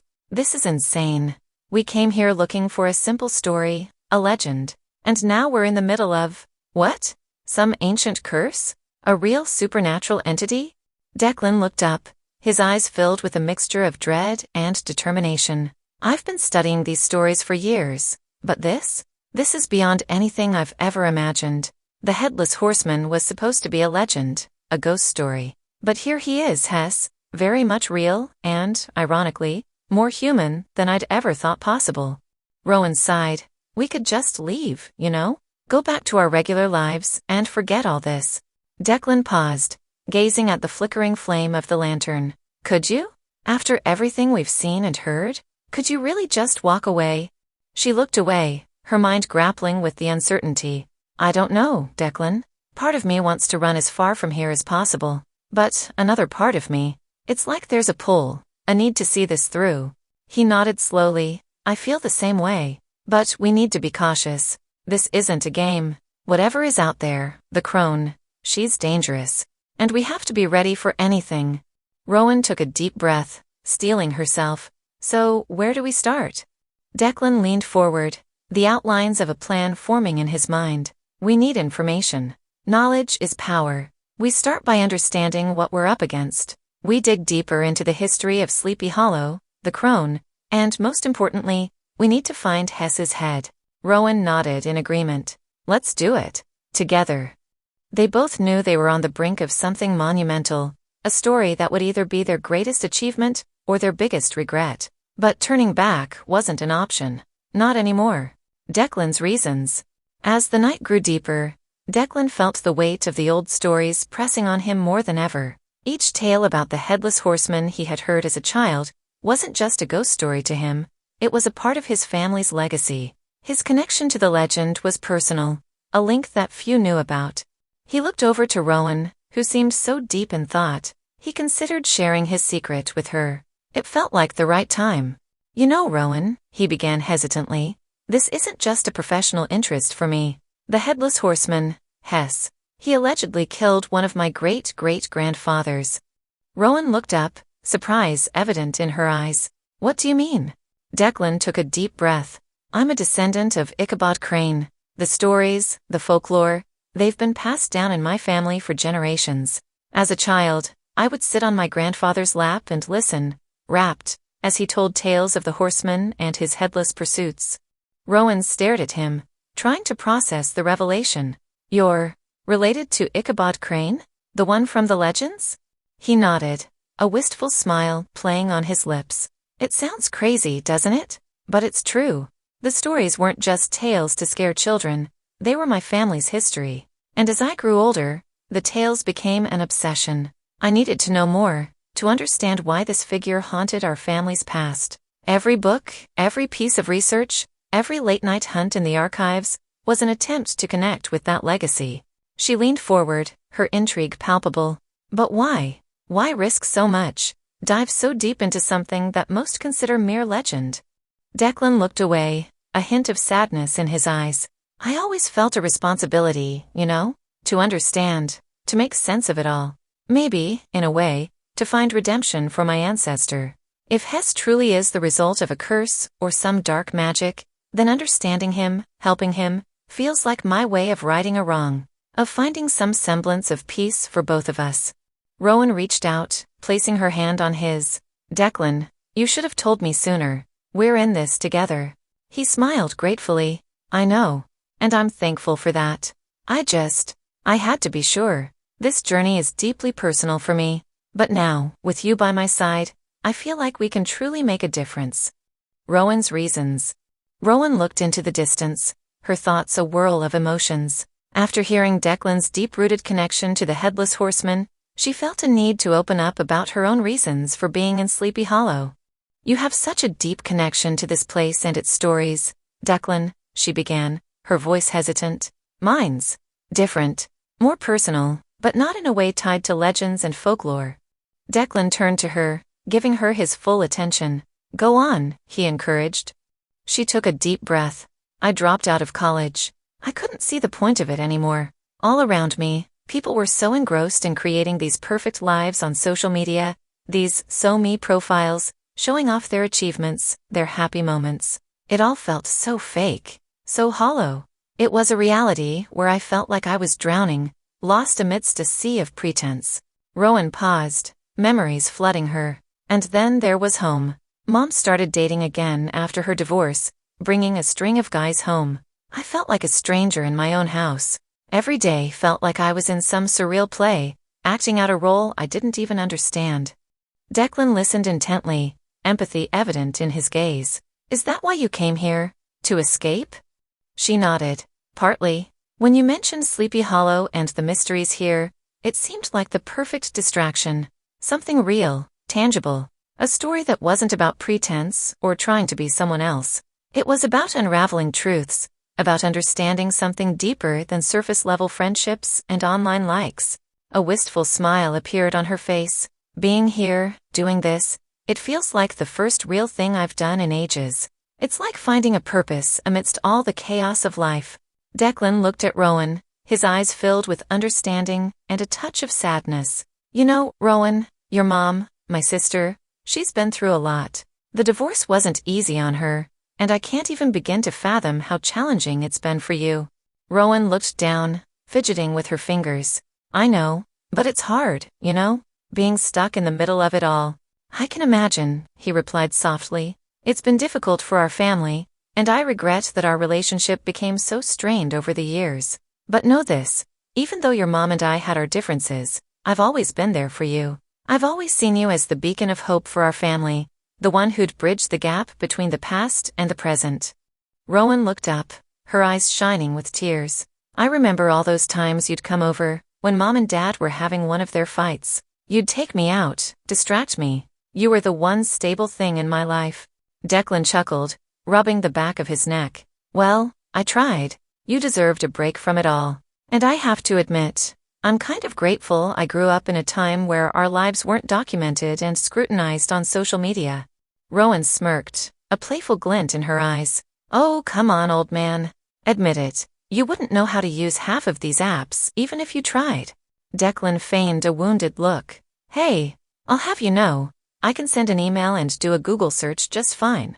Rowan laughed, her mood lightening. Ah yes, the advanced tech skills of Uncle Declan. Beware world, he can send emails. Their banter continued for a while, the two of them finding solace in their shared connection and understanding. The night had grown darker, and the duo found themselves sitting by the window of the inn, moonlight filtering through and casting ethereal silhouettes on the walls. Declan looked at Rowan with concern. You know, Rowan, he began, you've done so much already. This isn't your fight, and if you want to turn back now, I would understand. Rowan stared out into the darkness, pondering his words. She took a deep breath before turning to meet his gaze. Uncle Declan, I appreciate your concern, but I can't just walk away. Not after everything we've uncovered. Declan's eyes softened, a sad smile tugging at the corners of his mouth. I knew you'd say that. You've always been headstrong, just like your mother. Rowan smirked. Must run in the family then. He chuckled. Perhaps. But I just want you to be safe. Rowan reached out, placing her hand over his. I know. And that's why we have to do this together. I trust you, and I believe in us. We can face whatever challenges Sleepy Hollow has in store. I want to be part of this. I want to make a difference. Declan nodded, squeezing her hand gently. All right then. Together. The two of them sat in silence, drawing strength from each other, determined to unravel the mysteries of Sleepy Hollow, and to confront the sinister forces that lurked in the shadows. Game plan. The sun cast a golden glow on the streets of Sleepy Hollow, as Declan and Rowan stepped into the diner, its familiar bell jingling as they entered. The aroma of freshly brewed coffee and sizzling bacon wafted through the air. As they settled into a booth by the window, they could see the townspeople starting their day, with some exchanging friendly greetings, while others hurriedly passed by. The place is already buzzing, Rowan remarked, watching the interactions closely. It always is, Declan replied, sipping on his coffee, but it seems more tense lately. Rowan nodded, thinking about the guarded expressions of some of the locals. So, what's our game plan? Declan leaned in, lowering his voice. Look, I think it's way too early to confront the Crone. We need more intel, find out her weaknesses, habits, maybe even her motivations. Rowan nibbled on a piece of toast, her thoughts running deep. I've been thinking about Sheriff Tara. Why is she so insistent on keeping us away? She's protecting the Crone, that much is clear. But is it out of fear, or some twisted allegiance? It could be both. And it's not just her. The townsfolk are terrified, which means more of them could be in the Crone's pocket, either willingly or out of fear, Declan said, his tone grave. Rowan sighed. It's like a fortress, and we need to find a way in. But first things first, we need to find Hess's head. Any ideas where we can start? Declan paused, pondering. We know the Crone took it. Could she be using it for some ritual or ceremony? Maybe she's drawing power from it. Rowan's eyes widened in realization. Like a talisman. And if we can find that, not only do we help Hess, but we might weaken her. The pair exchanged a determined look. They had a starting point. The mysteries of Sleepy Hollow were slowly unraveling, and they were on the trail of answers. The diner was a relic from another era, with its checkered floors, plush red booths, and neon signs. A jukebox stood in one corner, its colorful lights blinking softly in the morning glow. As the two continued their conversation, their surroundings began to offer more clues than they'd anticipated. Declan leaned back, observing the patrons of the diner. You ever notice how the older folks seem more distressed? Rowan turned her gaze towards an elderly couple sitting across the room. The woman fiddled nervously with her napkin, while the man kept glancing towards the entrance, as if expecting someone, or something, to come barging in. It's as if they've seen the Crone's wrath firsthand, Declan whispered, following Rowan's gaze. Rowan frowned. You might be onto something. They could be the key. The older generation would have more stories, more experiences. They might know things the younger folks don't. Just then, their waitress approached, her demeanor vastly different from the worried townspeople. She was young, maybe in her early 20s, and wore a bright smile. Can I get you folks anything else? She asked cheerily. Before Declan could decline, Rowan jumped in, her journalistic instincts kicking into high gear. Actually, yes. We're, researching the history of Sleepy Hollow. We were wondering if you've heard any stories about unusual happenings? The waitress's smile wavered just a bit, her eyes darting around before settling back on Rowan. Oh, you mean the old legends? Everyone around here knows them. But I'd be careful if I were you. Some people don't like outsiders prying. Declan, picking up on the underlying warning in her tone, replied, We'll be careful. We just want to understand the town's rich history better. The waitress nodded, her cheerful demeanor returning. Well, good luck with your research, she said, walking away. Rowan sighed. See? Even she knows something, but isn't willing to tell. This town is full of secrets, Declan. Declan agreed. We just need to find the right person willing to share. And maybe, just maybe, we'll get closer to understanding the Crone, and finding Hess's head. Something off about Elias. The lingering memory of their visit to Elias troubled Rowan. She remembered that despite his blindness, Elias had an uncanny awareness of his surroundings. When they'd entered his modest home, the old man had moved with such precision and certainty, navigating his environment as if he could see clearly. Declan, she started, her voice lower than before. There was this moment when he reached out for a cup of tea, and he did so with such accuracy, as if he knew exactly where it was. Declan tilted his head. I mean, He's probably just used to his home's layout. No, Rowan shook her head. It's not just that. When I picked up that trinket from his shelf, he knew, Declan. He knew exactly what I had in my hand. And when he spoke about the headless horseman, his story seemed rehearsed, almost. A cloud of contemplation settled over Declan's face. You think he's hiding something? I don't know. But I have this gut feeling that Elias knows more about the Crone than he's letting on. Declan looked thoughtful for a moment, then nodded slowly. All right, let's split up. You go back to Elias, see if you can get more out of him. I'll hit the library, maybe dig deeper into the Crone's history and any connections with Elias's family, if there are any. Rowan agreed. Let's meet back here in a few hours, exchange notes. Declan gave a reassuring smile. Stay safe. And if Elias gives you any trouble, you know how to reach me. With that, the two headed in opposite directions, each with a mission in mind. As Rowan made her way back to Elias's home, she couldn't shake the feeling that the old blind man was the key to unlocking the mysteries that plagued Sleepy Hollow. Visiting Elias. The sun cast elongated shadows on the cobbled pathway as Rowan approached Elias's rustic home. The exterior exuded an aura of age and wear, much like the old man himself. Taking a deep breath, she knocked softly.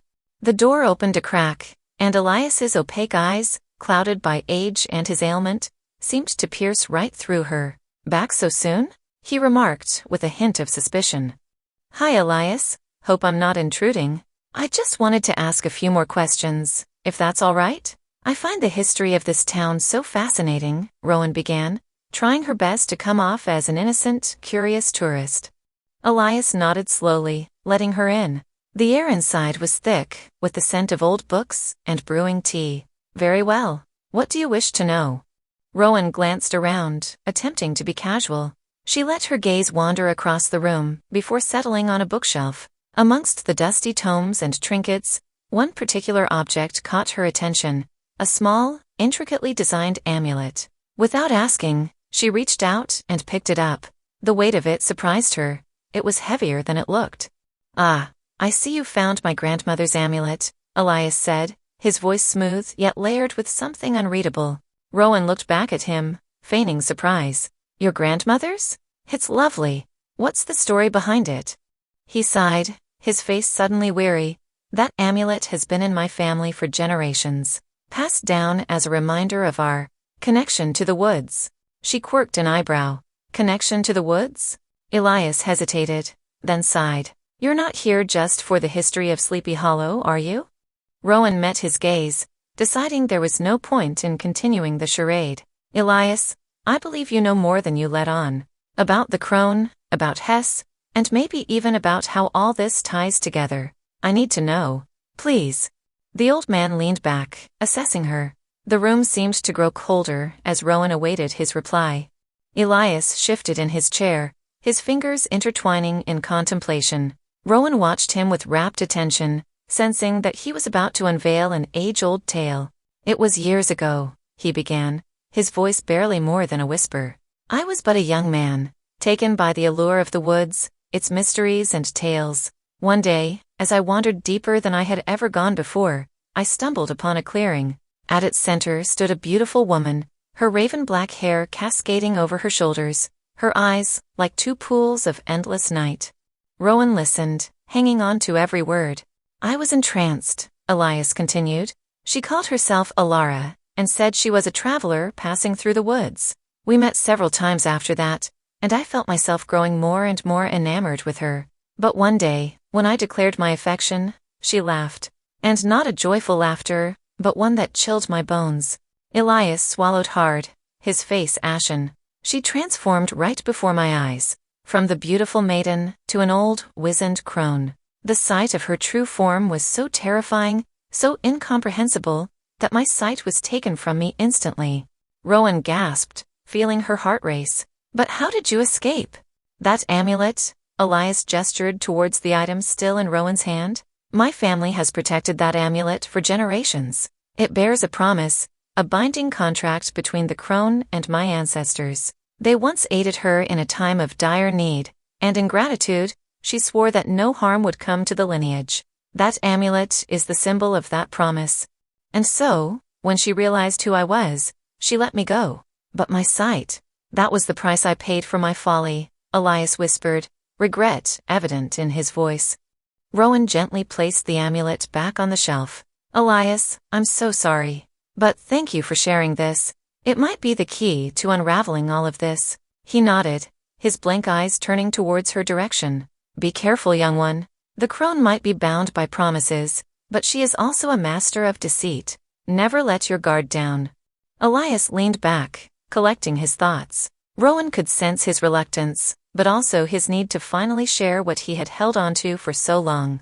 Do you know of others in town who might be under the influence or protection of the crone? She gently prodded. Elias sighed. As you've already deduced, Tara, our sheriff, is indeed one of the crone's protectors. The bond between the crone and Tara's family is ancient. They have safeguarded her secrets for generations, ensuring that none in Sleepy Hollow dare to challenge or expose her. In return, the crone bestows upon them gifts, power, wealth, influence. But, of course, there's always a price. Rowan shivered at the implication. So, Sheriff Tara's family, they willingly serve the crone? He nodded. It's more than service. It's a symbiotic relationship, passed down through the centuries. They help her maintain her dominion over the woods and town, and she ensures their lineage remains influential in Sleepy Hollow. Rowan thought about their encounters with Tara, the warning to leave, her aggression. It all made sense now. But there's one more thing, Elias continued, his tone dropping to an even softer whisper. If you truly wish to delve deeper into the mysteries of the crone, you must seek out the mayor of Sleepy Hollow. Rowan raised an eyebrow in surprise. The mayor? Why him? Elias leaned forward, his blind eyes somehow piercing. Because, my dear, while Tara's family might be the hands and feet of the crone in this town, the mayor is her eyes and ears. He is privy to secrets most dare not speak of, and his family has been intertwined with the crone's history for just as long as Tara's. If you can get him to trust you, or if you can find a way to uncover the truths he hides, you may be one step closer to understanding the depths of the crone's power. Rowan absorbed this, her mind racing. Thank you, Elias. This is invaluable. He smiled weakly. Just remember, the deeper you dig, the darker the truths you'll uncover. Be prepared for what you might find. Rowan nodded, feeling the weight of the task ahead. She would need to approach the mayor with caution, armed with as much knowledge and strategy as possible. But first, she would have to regroup with Declan and share what she had learned.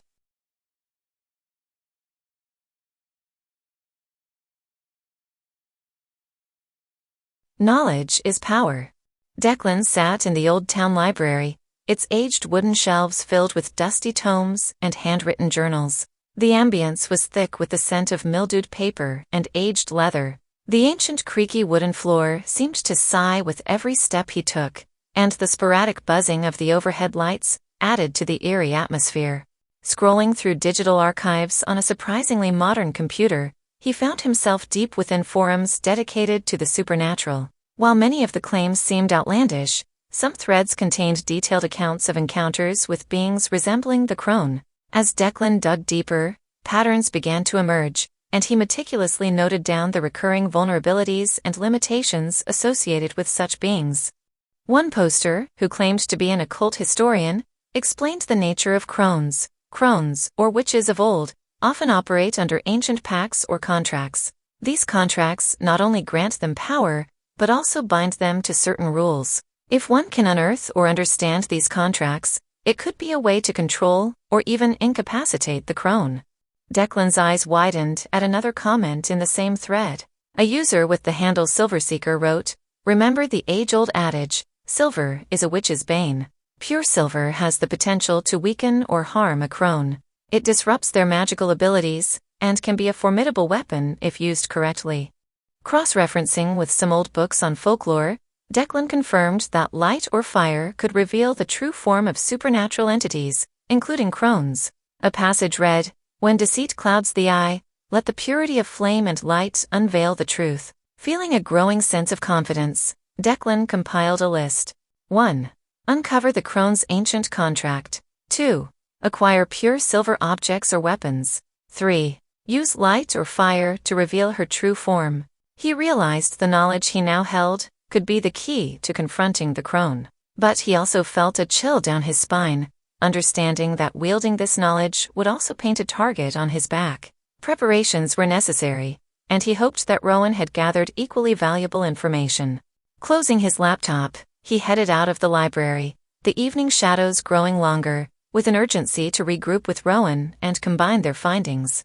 The neon lights of the diner cast a comforting glow against the approaching darkness outside. The faint hum of chatter, clinking dishes, and the nostalgic tunes from the jukebox created a soothing backdrop. Rowan and Declan chose a booth at the back, providing them a sense of privacy amidst the moderate evening crowd. Before they began discussing their findings, Declan signaled the waitress over and ordered a round of coffee. The steaming mugs, filled with the aroma of freshly brewed coffee, arrived promptly, with Rowan taking a moment to add just the right amount of creamer. She took a deep breath, adjusting her position on the vinyl seat. All right, so visiting Elias was enlightening. He's known about the Crone for far longer than we realized. She recounted her conversation with Elias, detailing the history between the Crone and Elias's family, how he lost his sight upon beholding the Crone's true form, and the significance of the amulet. Elias believes the amulet protected him from becoming completely ensnared by the Crone's power. There's an old pact between her and his family that might still hold some influence over her actions. She then leaned in closer, her voice lowering even more. There's more. Elias said that the sheriff, Tara, comes from a lineage that has protected the Crone for centuries. They are in some kind of mutual agreement. The Crone doesn't harm them, and in return, they ensure she remains undisturbed and powerful in Sleepy Hollow. Declan raised an eyebrow, his interest clearly piqued. Did he say anything else about others in the town? Rowan nodded. Yes, and this is where it gets really intriguing. He suggested that if we truly want to understand the depth of the Crone's influence, we should pay a visit to the mayor. Elias implied, there's a lot more to the mayor than meets the eye. Declan took a sip of his coffee, processing the information. This is big, Rowan. We're not just dealing with some local legends. This is a deeply entrenched power structure that's been in place for ages. We need to be careful. Rowan nodded, a determined glint in her eyes. I agree. But we've come too far to back down now. What did you find out at the library? Declan cleared his throat, pulling out a small notebook he'd been scribbling in earlier. All right. So the library's archives, surprisingly, didn't have much. I had to resort to, well, he hesitated, glancing at Rowan with a slight grimace, some online forums and niche websites. Rowan chuckled. Let me guess, you dove into the depths of Crone conspiracy theories? Found any forums that claim they've also been to Area 51? Declan smirked, rolling his eyes. Very funny. But listen, these sites might be a little out there, but they've got details and accounts that aren't mainstream. When academics shun a topic, it's often these enthusiasts who keep the knowledge alive. Rowan teased. All right, Professor Crane, enlighten me with your alternative findings. Taking her playful jabs in stride, Declan laid out his findings. 1. Boundaries and rules, Crones, or at least the entities that match their description, often operate within a set of defined parameters. These might be age-old pacts, as Elias mentioned, or constraints set by their own nature. If we can figure out these rules, we can use them to our advantage. 2. Silver's influence. Just like in many myths, silver seems to have a unique effect on entities like the Crone. It might not necessarily harm her, but it can ward her off or neutralize some of her powers. 3. Revelation through light. Bright light or fire can force the Crone to reveal her true form. This might be symbolic, revealing her nature, or quite literal. If we ever need to confront her, this can be our ace in the hole. Rowan pondered over his words, taking a moment to sip her coffee. So, we have some potential strategies, but we still need more concrete info, especially about this town's specific Crone. Declan nodded. Absolutely. And based on what Elias hinted, the mayor seems to be our next best lead. Rowan raised her mug in a mock toast. To conspiracies, Crones, and the courage to chase the truth, no matter how bizarre. Declan clinked his mug against hers. Here's hoping the mayor proves to be a wealth of knowledge, and not just another dead end. Early night. The inn, a quaint building with white walls and wooden beams, was a beacon of comfort against the dimming orange horizon. A soft glow emanated from its windows, hinting at the coziness inside. As Rowan and Declan approached the entrance, the smell of fresh linen and roasted vegetables wafted toward them. It was a welcome sensation after a day of enigma and suspicion. Upon entering, they were immediately greeted by the innkeeper, a rotund gentleman with a balding crown and a perfectly circular mustache. He was drying a wine glass with a cloth, his brow furrowed with a mix of contemplation and curiosity. "Ah, Mr. Crane and Miss?" He paused, glancing inquiringly at Rowan. "Rowan," she supplied, a hint of a smile on her face. "Yes, Miss Rowan," he continued. "Trust you had a fruitful day?" Rowan exchanged a quick glance with Declan, sensing the undertones in the innkeeper's words. "Quite," she replied tersely. "I was wondering," he began hesitantly, eyeing Declan more than Rowan. "How long do you plan on staying? Checkout is at 11 a.m. tomorrow." Declan, attempting to maintain a neutral expression, replied, "We'd like to stay for a few more days, actually. The charm of Sleepy Hollow is irresistible." The innkeeper seemed a little taken aback, almost as if he hadn't expected them to prolong their visit. But he simply nodded. "I'll note that down. Enjoy your evening." As the two made their way up the creaky staircase to their room, a palpable tension lingered between them. Sleepy Hollow was revealing itself to be far more enigmatic and dangerous than either had anticipated. And as the night deepened, they both felt an unspoken promise that things were only going to get murkier. Chapter 3: Run-In with Tara. The sun's morning rays seeped through the inn's grand stained-glass windows, casting colorful patterns on the polished wooden floors. The aroma of fresh coffee and baked goods wafted through the air, inviting the awakening guests to the breakfast area. Rowan, her hair in a messy bun, stretched and yawned as she and Declan made their way down the stairs, discussing their plan for the day. As they reached the bottom step, Rowan's gaze instinctively landed on a familiar figure standing by the reception desk. It was Tara, the sheriff. She was engaged in what appeared to be a deep conversation with the innkeeper. The two looked serious, with the innkeeper appearing a touch nervous. Declan followed Rowan's gaze and tensed up, nudging her subtly. Tara, sensing their presence, glanced their way. Her hazel eyes, usually stern and questioning, widened slightly with surprise. She whispered something to the innkeeper and, without another word, swiftly exited the inn, pushing the heavy door open with more force than necessary. The quiet ding of the reception bell followed her exit, emphasizing the sudden silence in the lobby. The innkeeper, attempting to regain his composure, busied himself with rearranging some pamphlets on the counter. Rowan and Declan exchanged glances. It was clear Tara's sudden departure was related to their presence. Whatever she had been discussing with the innkeeper, they were surely the topic of conversation. Sleepy Hollow's secrets seemed to deepen with each passing moment, and the feeling of being outsiders in a closely knit community became all the more palpable.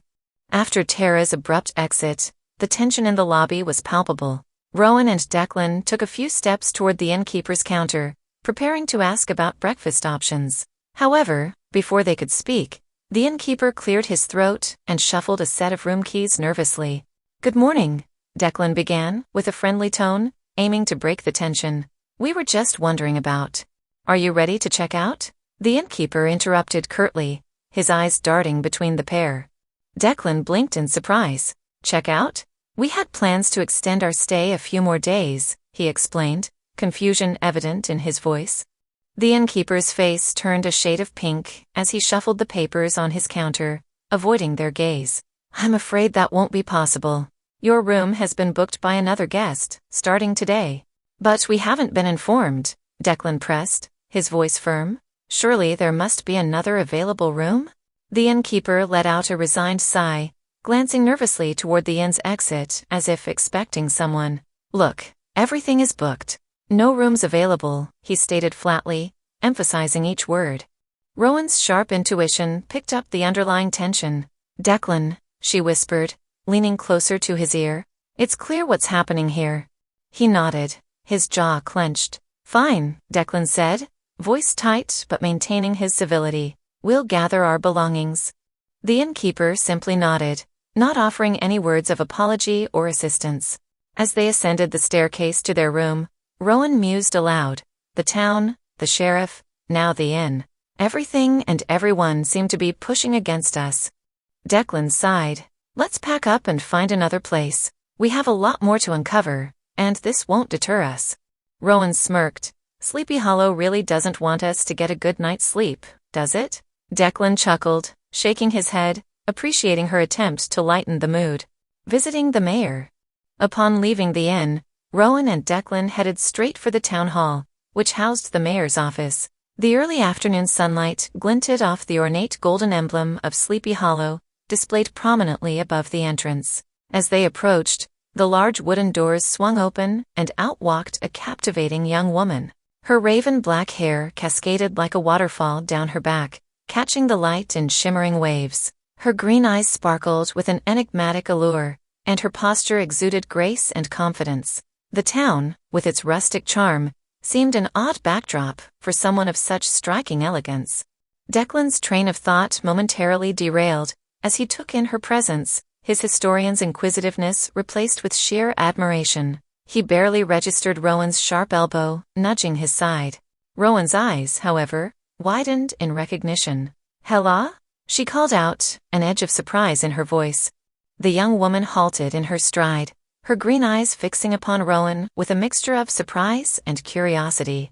After a momentary pause, her lips curled into a small smile, one that didn't quite reach her eyes.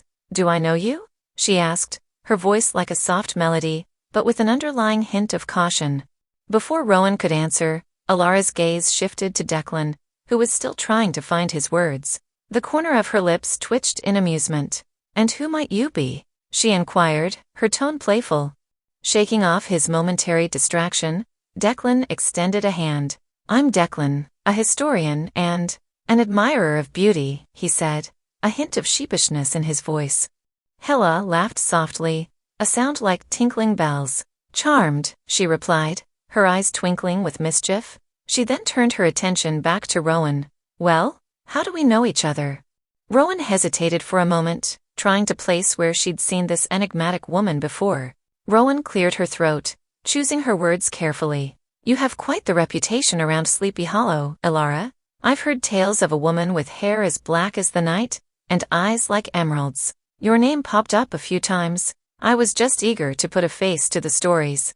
Hella tilted her head, her eyes narrowing slightly. The careful mask of playful interest faltered momentarily, replaced with an evaluating gaze. "Stories can be deceiving," she murmured, her tone unreadable. "It's always wise to take them with a pinch of salt." With a graceful nod, Alara continued, "It was a pleasure to meet both of you." And with that, she continued on her way, her steps echoing slightly in the grand hall. Declan blinked a few times, as if emerging from a trance. "She's captivating," he remarked, his gaze lingering on the exit through which Alara had just disappeared. Rowan scoffed, nudging him. "Snap out of it. We came here for a reason, remember? And if my hunch is correct, that captivating woman might very well be the crone we're looking for." Declan looked taken aback. "You can't be serious." She seemed so genuine, and there was nothing malevolent about her aura. Rowan shook her head in exasperation. "That's the danger of such entities, Declan. They rarely present themselves as monstrous on the surface. We must tread carefully."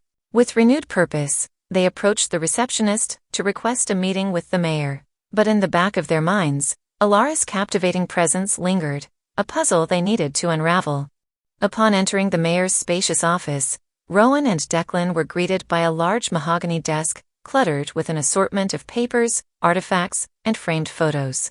Behind the desk sat Mayor Nathaniel Hawthorne, a man in his late 50s with a strong jawline, graying hair, and sharp, inquisitive eyes that gave him an air of authority. The room itself was adorned with relics of Sleepy Hollow's storied past, paintings of historic events, vintage maps, and framed newspaper articles. "Good afternoon," the mayor greeted with a polite nod, extending his hand. "I'm Mayor Hawthorne. How may I assist you today?" Rowan and Declan exchanged a brief glance before Rowan initiated. "Thank you for granting us this audience, Mayor Hawthorne. It's a pleasure to meet you." Declan, ever the enthusiastic scholar, chimed in. "I'm Declan Rivers, a historian and a passionate enthusiast of folklore and legends." He gestured to Rowan. "This is my associate, Rowan." Nathaniel Hawthorne's eyebrows lifted in mild surprise. A historian? That's a rare treat for our town. Most visitors are attracted to Sleepy Hollow for its haunted tales, but few dig deeper. Declan grinned. Oh, I do enjoy a good ghost story, but the history of a place, its people, the events that shaped it, those are the stories I truly seek. He then leaned in, eyes sparkling with curiosity. Mayor Hawthorne. I've noticed that all the mayors of Sleepy Hollow have hailed from the Hawthorne lineage for centuries. It's quite remarkable, and you must have unparalleled insight into the deep-rooted history of this town. Would you be kind enough to share some tales of your family's legacy and its connection with Sleepy Hollow? The mayor leaned back, steepling his fingers, clearly intrigued. Well, Mr. Rivers, the Hawthornes have indeed been entwined with Sleepy Hollow's fate since its inception. Where to begin? The Hawthornes. Mayor Nathaniel Hawthorne leaned back in his plush chair, a twinkle of pride evident in his eyes. The room seemed to come alive as he began his tale, with the sunlight filtering through the ornate windows, casting patterns on the dark wooden floor. My family, he began, his voice carrying an air of nostalgia, has been an integral part of Sleepy Hollow's development since its earliest days. The first Hawthorne to set foot in this town was my great-great-grandfather, Jeremiah Hawthorne. He was an ambitious man, with grand visions not just for himself, but for the community he chose to call home. He gestured to a large painting on the wall, depicting a young man standing atop a hill, overlooking a budding town with dense forests surrounding it. That's Jeremiah. He saw the potential of this land, its fertile soil, and the strategic location by the river. With his leadership, Sleepy Hollow quickly became a hub for trade and agriculture. Mayor Hawthorne continued, but it wasn't just about economic prosperity. The Hawthornes believed in community. Over the generations, we've built schools, established local festivals, and supported initiatives that enriched the lives of our citizens. We saw to it that while the town grew in wealth and stature, it also remained tight-knit, where neighbors looked out for one another. He chuckled. Of course, it helped that the tales of the Headless Horseman kept too many outsiders from settling here, giving Sleepy Hollow its unique charm and character. Rowan, listening intently, commented, It's evident that your family has truly been the backbone of this town. Sleepy Hollow wouldn't be what it is today without the Hawthorne legacy. The mayor nodded appreciatively. Thank you, miss. It's been an honor and a responsibility we've never taken lightly. Every generation of Hawthornes has been raised with the understanding that our duty is to the town and its people. He paused, his gaze distant. But like any long-standing family, we've had our share of secrets and challenges. Some stories, as you can imagine, are not for public consumption. Yet they're part of what makes Sleepy Hollow the enigmatic place it is today. Rowan leaned forward slightly, her piercing gaze locked onto the mayor's. It's impressive that the Hawthorne family has managed to hold on to the position for so long. No one else in the town ever felt up to the task? Mayor Hawthorne's lips curled into a smile, revealing just a hint of amusement. Well, over the years, there have been a few who entertained the idea. But, you see, being the mayor of Sleepy Hollow is not just a title. It's a deep-rooted commitment, one that many found daunting once they understood the magnitude of the responsibility. And so, while there have been competitors, none have really posed a serious challenge. Rowan's interest piqued. She pressed further. That young woman earlier, Alara, was it? What's her story? She seemed unique. The mayor's cheerful demeanor faltered for just a fraction of a second. It was almost imperceptible, but Rowan caught it. Ah, Miss Alara, he began, forcing a jovial tone. She's quite the figure in Sleepy Hollow, though not everyone might be aware of her influence.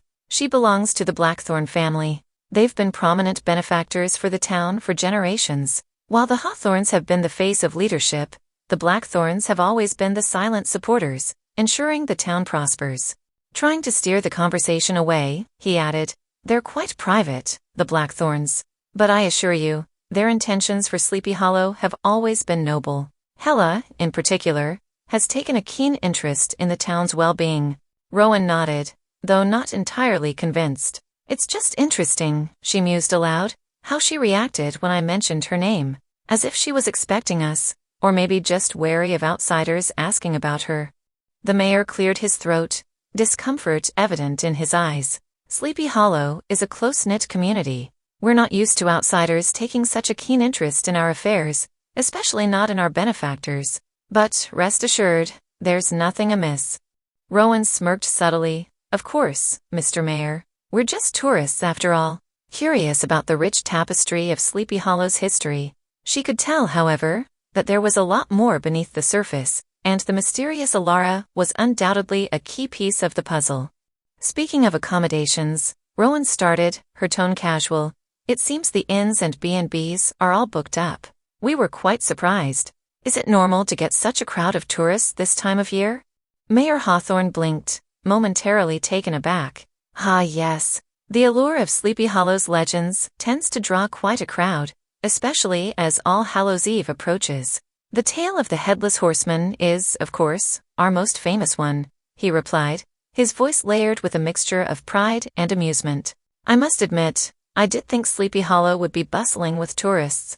Yet, the town seems rather quiet for being fully booked," Declan interjected, his eyebrows knitting together in puzzlement.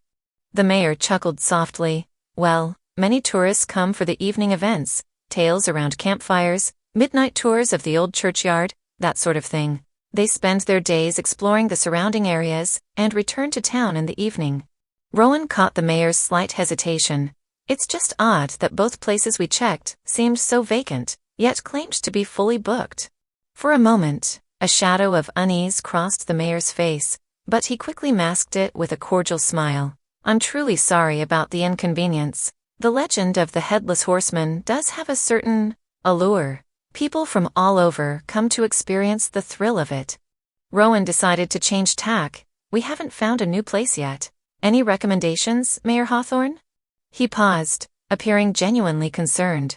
"I regret that I don't have any immediate suggestions, but do let me know if you face any trouble.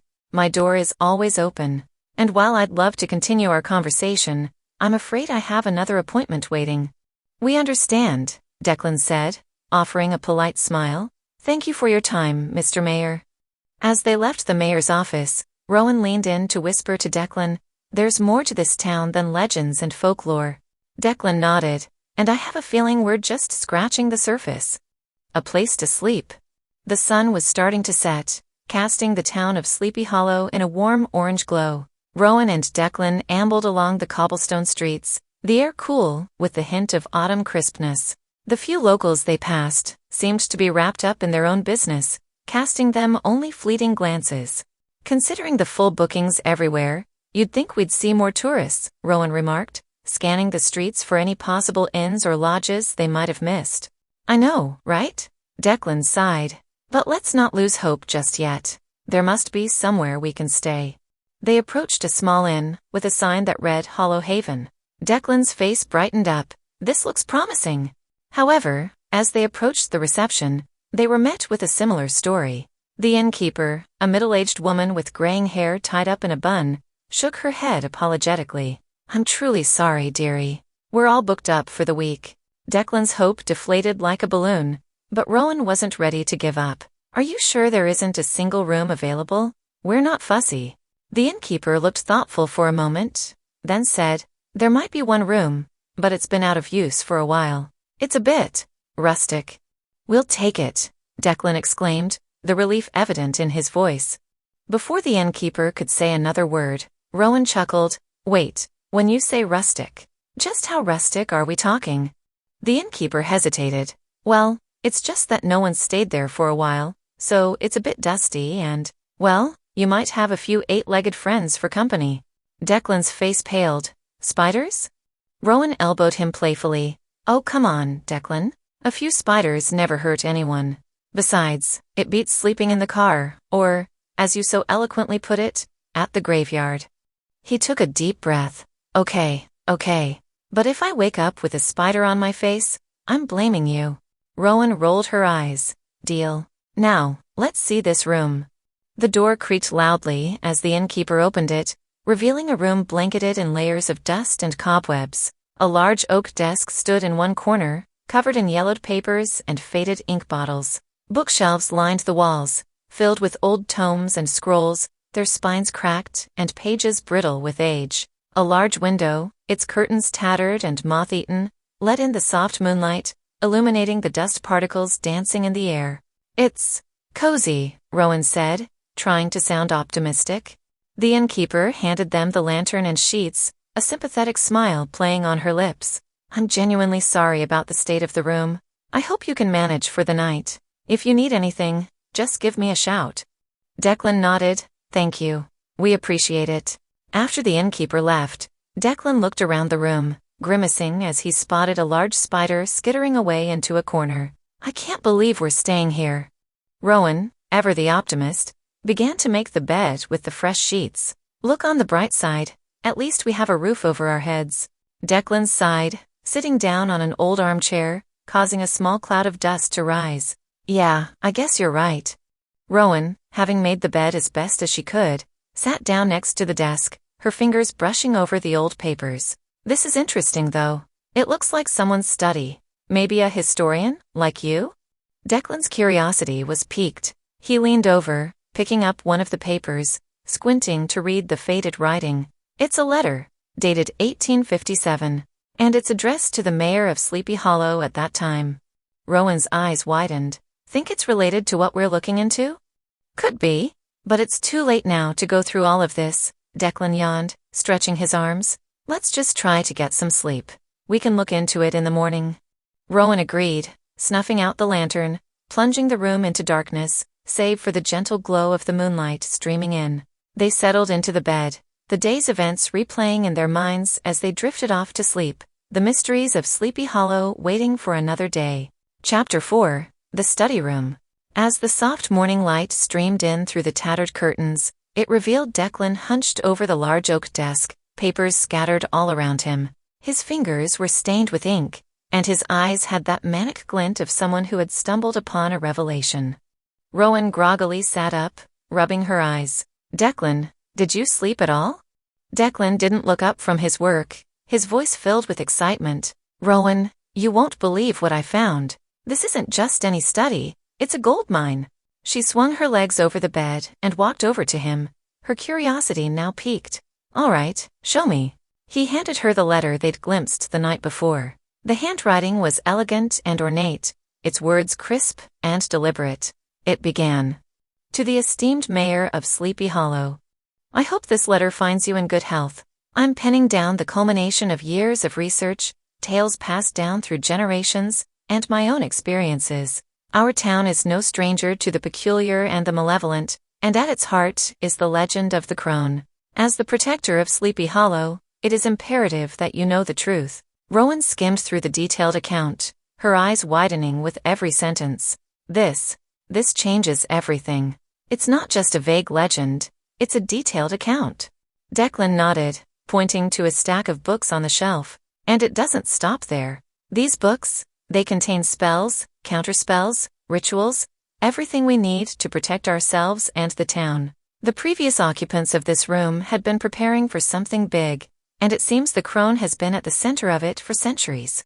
Rowan carefully set the letter down, her mind racing.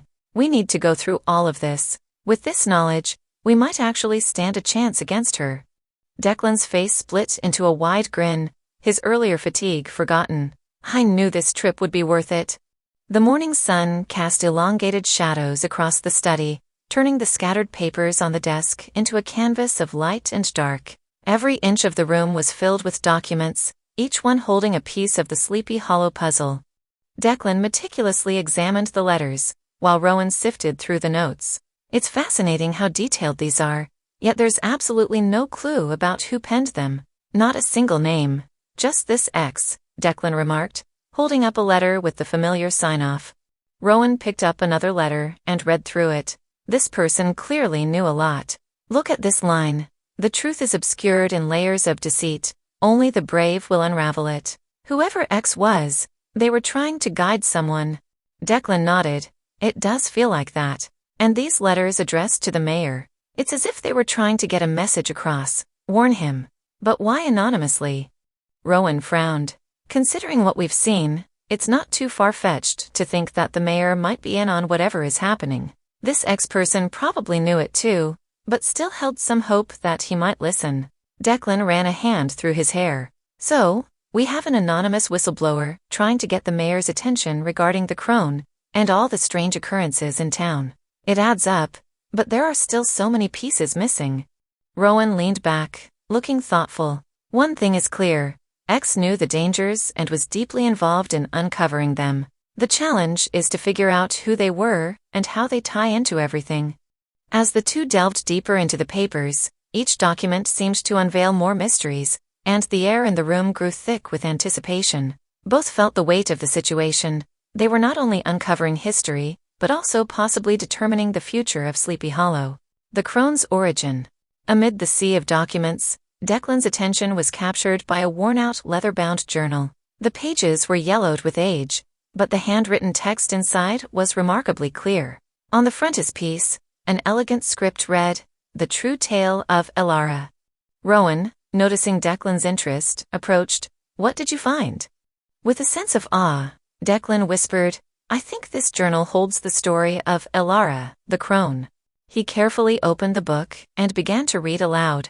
In a time long past, before Sleepy Hollow was even named, the land was inhabited by a peaceful tribe known as the Algonquins. Among them was a young woman named Elara, revered for her innate connection to the earth and her ability to commune with the spirits.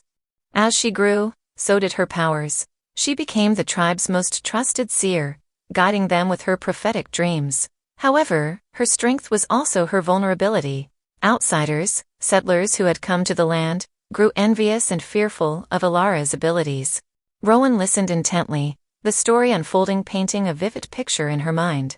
One fateful evening, a group of these settlers, in their fear and greed, sought to capture Elara and harness her powers for themselves. They believed that with her abilities, they could control the land and its resources.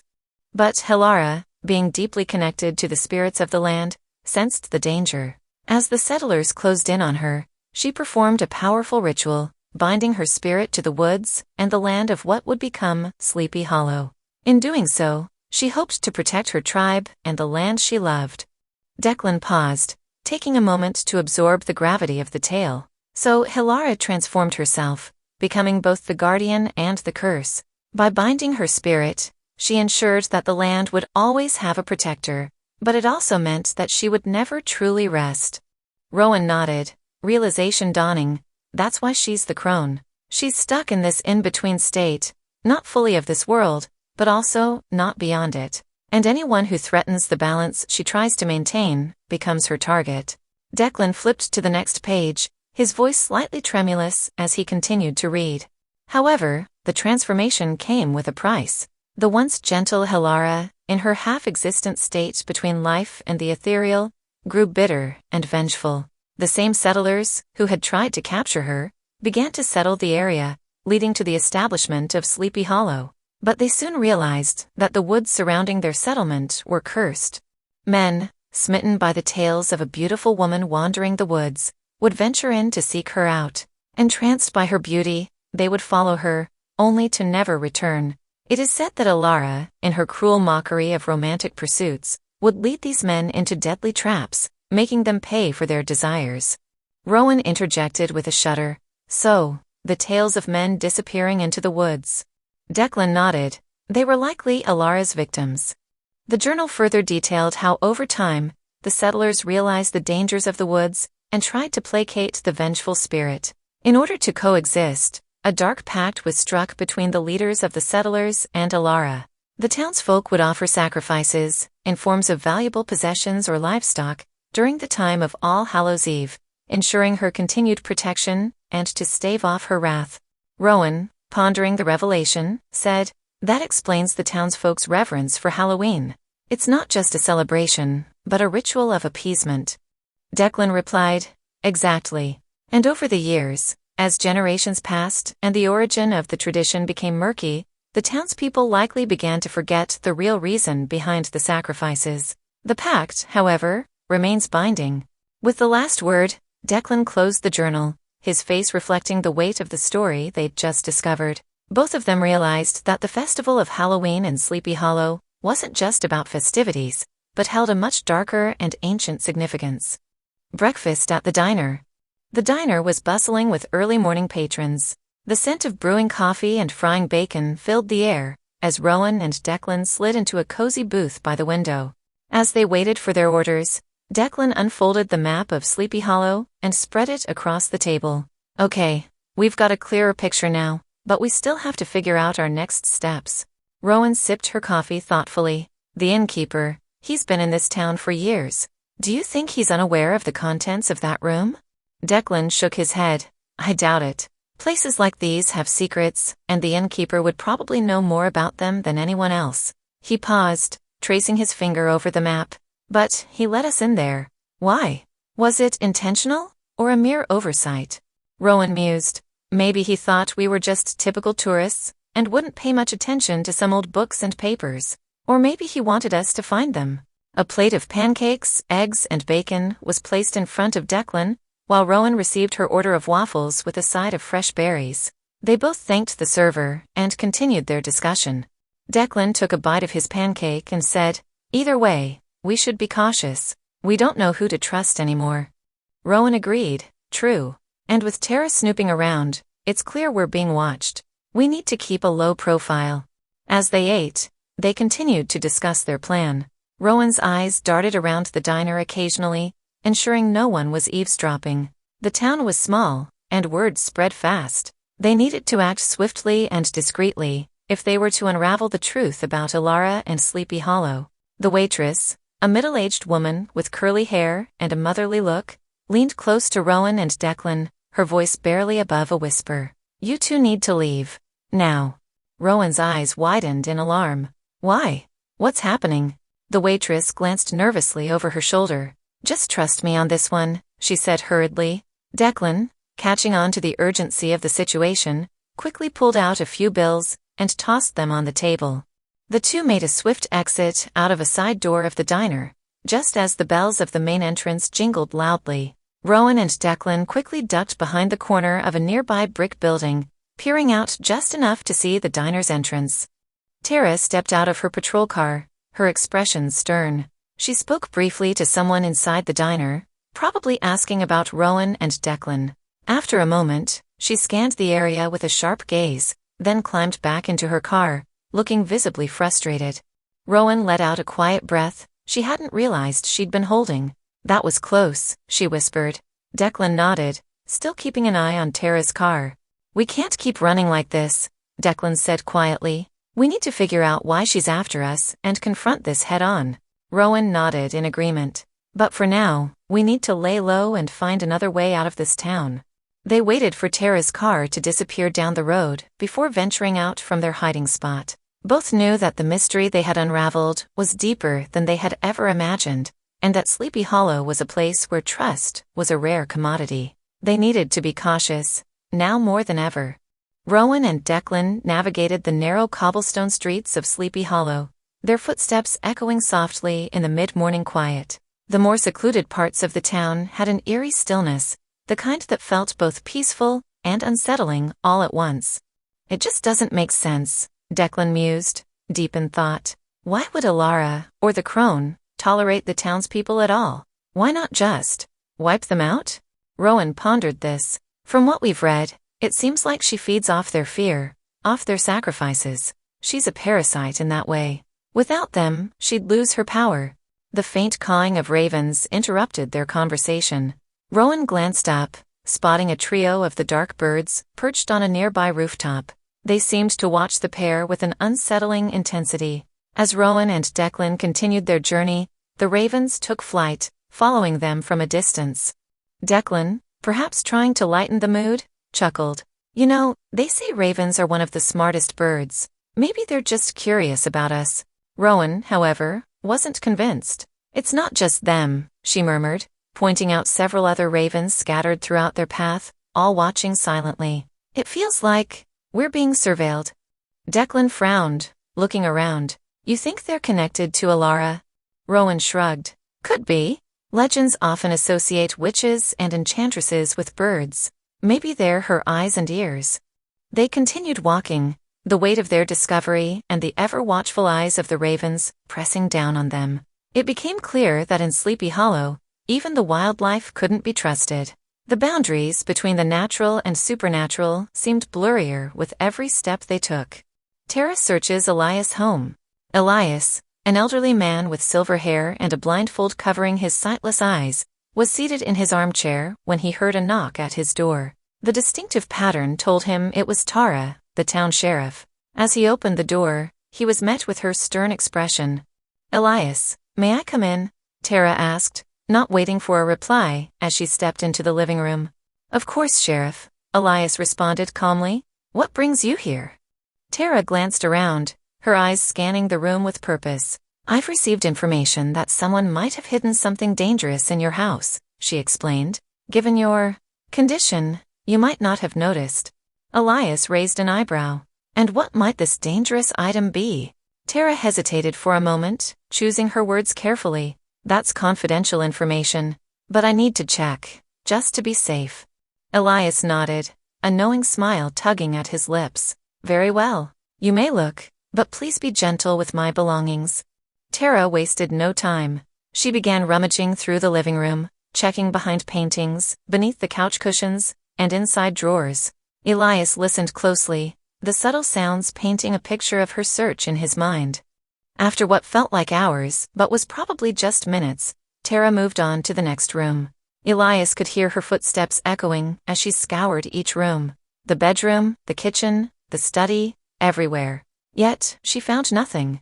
Growing increasingly frustrated, Tara finally returned to the living room. "Elias, are you sure you haven't come across anything unusual lately?"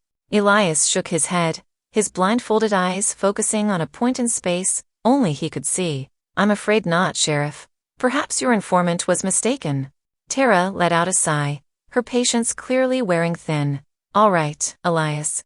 But if you do find anything, you know where to find me." As she left, Elias remained seated in his armchair, his fingers gently caressing the wooden pendant hidden beneath his shirt. The amulet's faint warmth was a comfort, a beacon of hope in the ever-deepening mystery of Sleepy Hollow. Chapter 5. An Unexpected Helping Hand.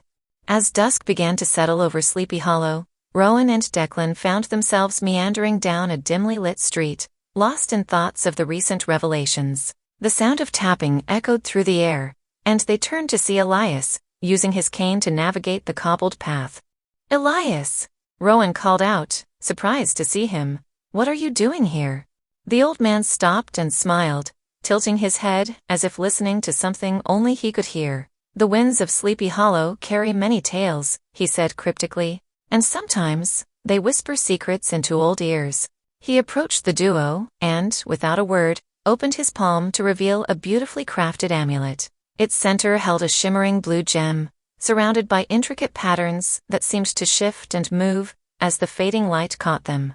Declan's eyes widened in recognition. "This is the amulet you spoke of?" Elias nodded. "The very same. I believe you two might have more use for it than I do, especially given the circumstances." Rowan hesitated, her fingers hovering over the amulet. "Why now? Why give it to us?" "The sheriff visited my home today," Elias said, his voice carrying a hint of urgency. "She searched every corner, looking for something. Though she didn't say it, I know she was after the amulet." Declan looked confused. "But how could you know that? I mean, given your condition?" Elias chuckled, a wry smile playing on his lips. "Being blind doesn't mean I can't see, young man. Over the years, I've learned to perceive things differently. Tara's intentions were as clear as day. She cannot be trusted. And if she wants this amulet, then it must be more powerful than even I realized." Rowan took the amulet gently from Elias's hand, feeling its weight and the warmth it emanated. "Thank you, Elias," she whispered, placing it safely around her neck and tucking it under her shirt. Elias looked intently at both Rowan and Declan, the wisdom of many years evident in his cloudy eyes. "Remember," he began, "that amulet does more than just protect its wearer. It connects you to the very essence of Sleepy Hollow, its history, its power, and its dangers." Rowan felt a chill, even with the amulet's warmth against her chest. "How do we use it?" Elias shook his head. "You don't use it. You respect it. Listen to it. Let it guide you. In time, you'll understand." Declan, still trying to digest everything, asked, "Why would Tara, the sheriff, want this amulet? What does she have to gain?" Elias sighed. "Power, young historian. And control." The legend of the Crone, Elara, and the very essence of this town are intertwined. Whoever holds the key to that legend holds power over Sleepy Hollow. Rowan frowned. But she's the sheriff. Doesn't she already have power? Elias leaned closer, lowering his voice. There are forces at play here beyond mere titles and offices. The old families, the stories passed down, the sacrifices, all revolve around the power that Elara wields. And if someone can control or even influence that power, they could command the very soul of Sleepy Hollow. The weight of Elias's words settled heavily on them. The complexity of the situation and the web of deceit and power were far deeper than they'd initially thought. Elias continued, "You must be careful. With the amulet, you're a beacon, both for protection and for those who seek to harm you. Always be on your guard." With that, he gave them both a nod, his message clear. "I may be old," he said with a small smile, "but I'm still here if you need guidance. This town, it's been my home for longer than I can remember, and I won't let it fall into the wrong hands." Thanking Elias for his invaluable insight and the protection of the amulet, Rowan and Declan continued on their way, even more determined to uncover the truth behind the legends of Sleepy Hollow. The sun hung low in the sky, casting long shadows that danced upon the streets of Sleepy Hollow. The town seemed to have come alive in a different way, with the spirit of Halloween infusing every nook and cranny. The old colonial buildings were adorned with carved pumpkins, their grotesque faces glowing with candles. Cobwebs were draped across doorways, making even the most inviting homes seem haunted. Children were running around, laughing and playing, dressed as ghouls, witches, and even a few as the legendary Headless Horseman. Their excited screams echoed through the town square, signaling the approach of the most anticipated night of the year. Rowan paused to admire a particularly intricate display outside a bakery. Miniature gravestones peppered a green icing lawn, with sugar ghouls rising from beneath. "They really embrace the legend here," she commented, taking a moment to snap a photo with her phone. Declan, his historian's curiosity piqued, was more focused on the older decorations and traditions. "Look at this," he said, pointing to a faded poster on the wall of a general store. It depicted a scene of townsfolk from centuries ago, gathered around a bonfire. It's a representation of an old All Hallows' Eve ceremony. They believed the fire would ward off evil spirits. As they continued their walk, they passed by the old church, where a group was rehearsing for a play. From what they could gather, it seemed to be a dramatic retelling of the Sleepy Hollow legend. The sounds of hooves and eerie music wafted through the evening air. However, amidst the festivities and joy, Rowan and Declan couldn't shake the unsettling feeling of being watched. Every now and then, their gazes would drift upwards, meeting the cold eyes of a raven perched high above. These birds, which seemed to be everywhere, had a watchful, almost menacing quality about them. "It's like they're keeping tabs on us," Rowan murmured, a hint of unease in her voice. Declan nodded, his grip tightening on a small bag containing the journal they'd found earlier. "Let them watch," he replied, with a determined glint in his eye. "We're close to uncovering the truth, and no amount of ravens will stop us." Despite their resolve, the ever-present watchful eyes of the ravens served as a stark reminder that Sleepy Hollow held many secrets, and not all of them were meant to be uncovered. Discovering Hess' secret. The rustling of dried autumn leaves echoed softly underfoot, as Rowan and Declan wandered through the Sleepy Hollow graveyard. It was a place filled with an eerie stillness, save for the occasional gust of wind and the distant murmur of the town. The journal, now nestled securely in Declan's bag, was their compass, and it had brought them here. "Here it is," Declan whispered, stopping in front of a grand tombstone bearing the name Hess. The statue of a horse reared back on its hind legs, a space on its back where a rider might have sat, but the rider was conspicuously absent. It seemed to be a macabre representation of the Headless Horseman himself. Rowan looked at the journal, then back at the tombstone. The journal mentioned that his head was hidden in the shadow of his eternal ride. This has to be it. As they continued to investigate the vicinity, Declan stumbled upon an almost imperceptible mark on the ground, a few feet away from the tombstone. Crouching down, he brushed away leaves and dirt, revealing a trapdoor. With Rowan's help, they managed to pry it open, revealing a descending set of stairs. The two exchanged a look of determination before venturing down into the underground mausoleum, The space was surprisingly vast, with walls lined with alcoves containing coffins. At the far end, they found a more ornate section bearing the Hess family insignia. Rowan gasped. Inside an open sarcophagus, atop a velvet pillow, lay a severed head, eerily preserved. Its lifeless eyes stared back at them, causing shivers to run down their spines.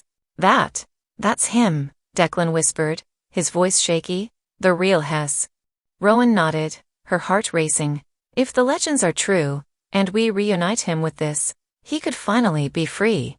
They both pondered the implications of their discovery. Would reuniting Hess with his head truly lift the curse, allowing him to rest in peace? Or could it bring about unintended consequences? Unsure of the next steps, but knowing they couldn't leave the head there, they decided to carefully wrap it in a cloth from Declan's bag and take it with them.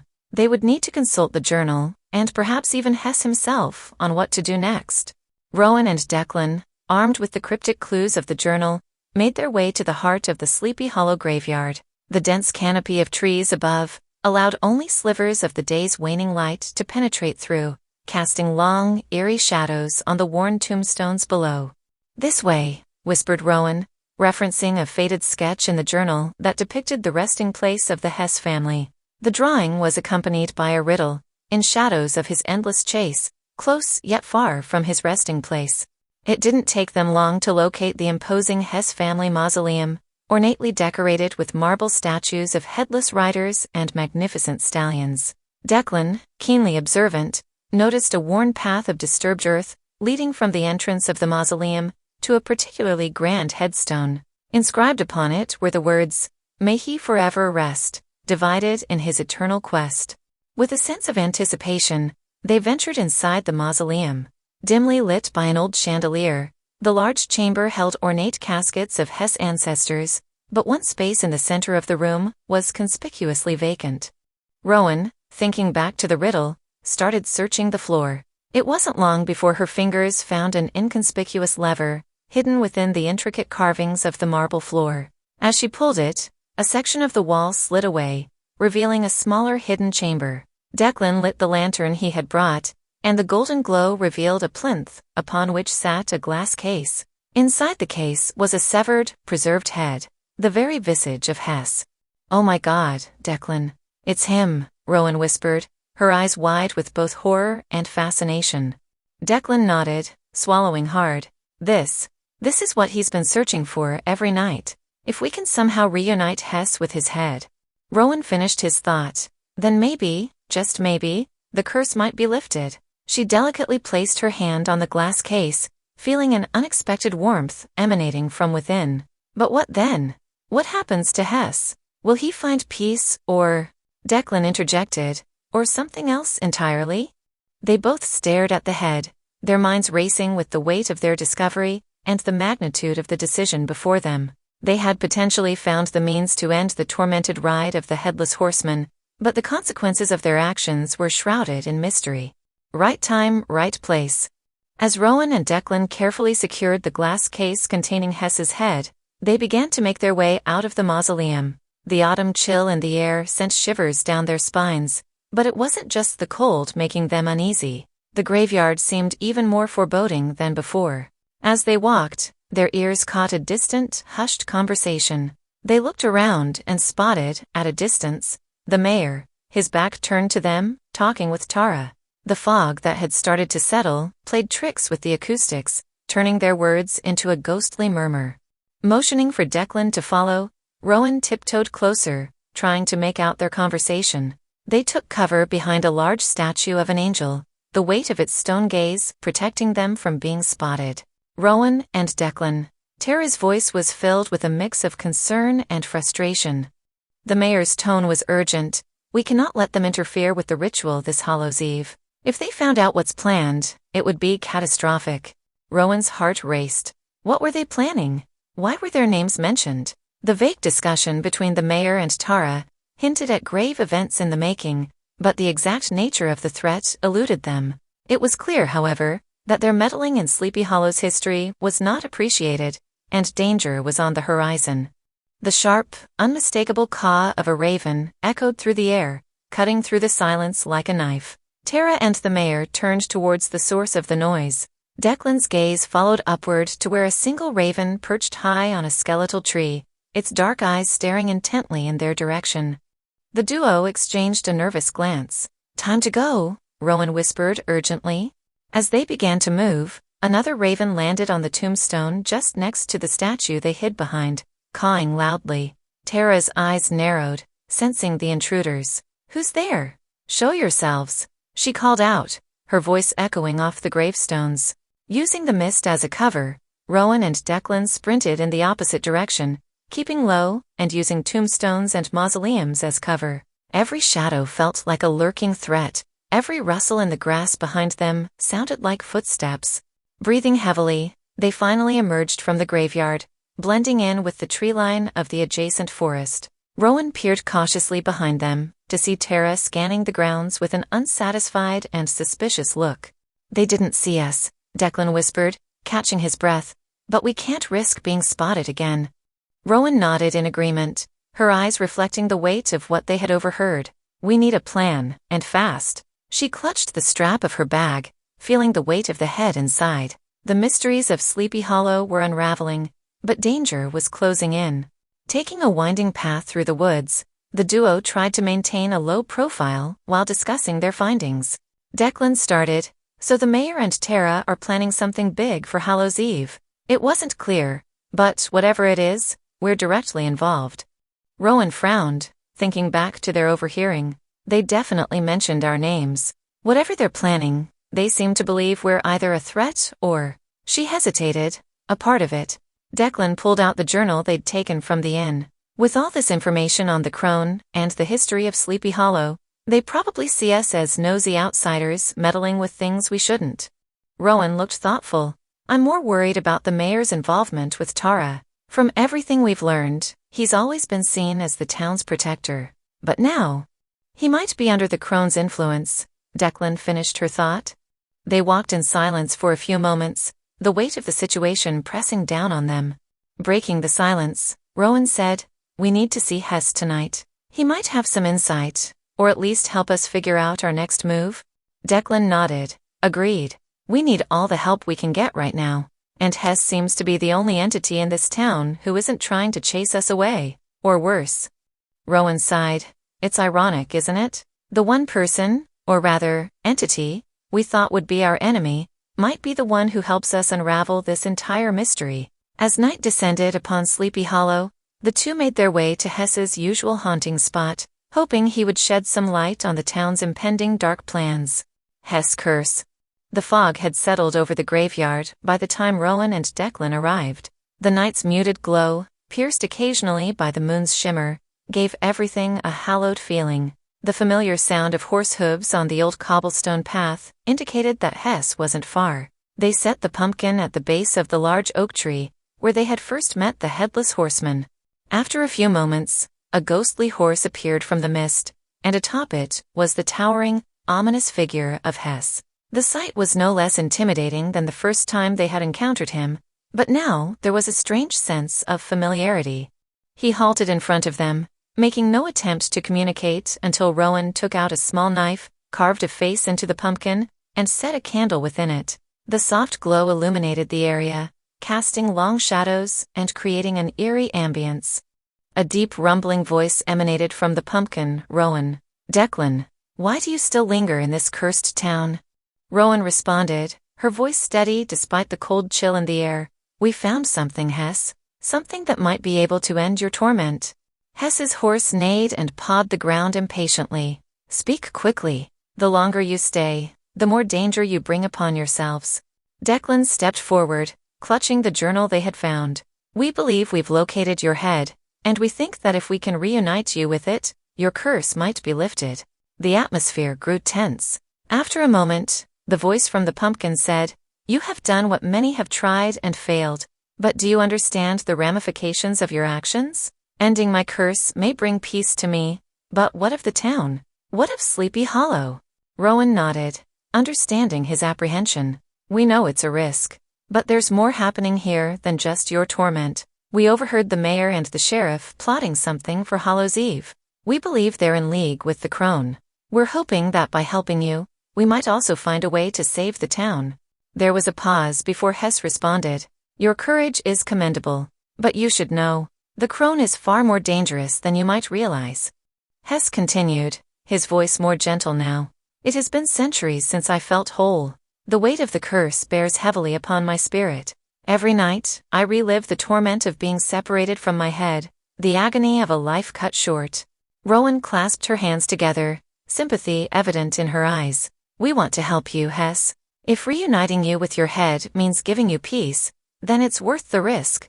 The Headless Horseman seemed to ponder this for a moment. Many have come before you, attempting to end my curse for their own gain, or out of misguided pity, but none have ever come as close as you have. I am grateful. Declan cleared his throat, breaking the tension. There's one more thing, Hess. We've heard troubling rumors about All Hallows' Eve. Something big is planned, and we can't shake the feeling that the mayor and the Crone are at the center of it. Hess's horse shifted uneasily beneath him. Hallows' Eve is the one night where the boundaries between this world and the next are at their thinnest. It's the night when my curse is at its strongest, yet it's also the night I have the most freedom.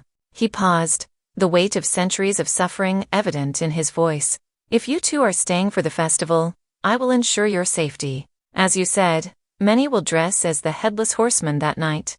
I can move among them unnoticed. It may be our best chance to act without arousing suspicion. Rowan smiled gratefully. Thank you, Hess. We'll need all the help we can get. As the night deepened and the fog grew thicker, the three of them discussed their plans for All Hallows' Eve, knowing the challenges and dangers that lay ahead. As the trio sat in the silent embrace of the darkening woods, Rowan hesitated before finally mustering the courage to ask the question that had been haunting her. Hess, she began cautiously, there's a legend in Sleepy Hollow about a man named Ichabod Crane. The tale goes that he was chased and presumably killed by the Headless Horseman. That would be, well, you. She glanced at Declan, who looked equally uncomfortable. It's a bit personal for us, because Ichabod Crane is an ancestor of Declan. We're just trying to piece together our family's history with the town's legends. Hess remained silent for a moment, the weight of the revelation heavy in the air. When he finally spoke, his voice carried a deep sadness. I have gaps in my memory, moments lost to time and the curse. But I can assure you, I have no recollection of harming anyone named Ichabod Crane. If I did, I'm truly remorseful. The curse has made me do things I'm not proud of, but intentionally causing harm to an innocent was never my intent. Declan cleared his throat, adjusting the collar of his jacket. The stories passed down in our family are vague. They only mention a terrifying encounter between Ichabod and the Headless Horseman. It's possible that over time, the legend was exaggerated. Rowan nodded in agreement. We know that legends tend to evolve over time, getting further from the truth with each telling. It's hard to separate fact from fiction. Hess looked genuinely upset, his spectral presence emanating sorrow. I am sorry for any pain I might have inadvertently caused your family, Declan. The burden of this curse has been heavy, and my actions during these dark nights are not always within my control. Rowan placed a comforting hand on Declan's shoulder. We're here to find the truth, Hess, and to help, if we can. Your history, our family's history, and Sleepy Hollow's dark past are all intertwined. We just need to figure out how. The night grew colder as they continued their conversation, planning for the challenges of the upcoming All Hallows' Eve and the mysteries they were determined to unravel. The streets of Sleepy Hollow, lined with autumn leaves and flickering street lamps, provided a picturesque backdrop as Rowan and Declan made their way back to the inn. The night had settled, and the mist curled around their ankles as they walked, whispering tales of old. Rowan broke the silence, her voice soft. Hess, he's trapped in a never-ending cycle, isn't he? Every night he rides out, searching for his head, only to never find it. Declan nodded, lost in thought. It's a cruel fate, but something's been nagging at me since we met him. If he's genuinely searching for his head each night, then why does he have lapses in memory? Why can't he recall things, like what happened to Ichabod? Rowan shivered, pulling her coat tighter. Do you think it has to do with the Crone? That's my theory, Declan responded. I believe the Crone has some level of control over him. Every time she takes control, he blacks out, forgetting the deeds she makes him do. That way, he's the perfect pawn for her. He can be blamed for all the evil that happens in Sleepy Hollow, while she remains hidden in the shadows. Rowan frowned. So, in essence, the Crone's been puppeteering Hess, forcing him to do her bidding, all the while making him the infamous legend of the Headless Horseman. Exactly, Declan said. But now that we have his head, there's a strong possibility that the Crone won't be able to control him. His curse remains, but at least, he might be free from her manipulations. Rowan looked thoughtful. Then we need to be careful. If the Crone can't control Hess anymore, she'll be even more desperate, and there's no telling what she might do next. The two walked in contemplative silence, the weight of their discoveries pressing down on them. The story of Hess, the tormented Headless Horseman, had taken a new turn, and they were right in the heart of it. The nights leading up to All Hallows' Eve were bound to be perilous, but together, they were determined to face whatever came their way. The innkeeper. The inn's creaky wooden door opened with a familiar groan, revealing the warm glow of the chandeliers that hung from the lobby ceiling. The homely scent of freshly baked pastries wafted from the kitchen, inviting them in.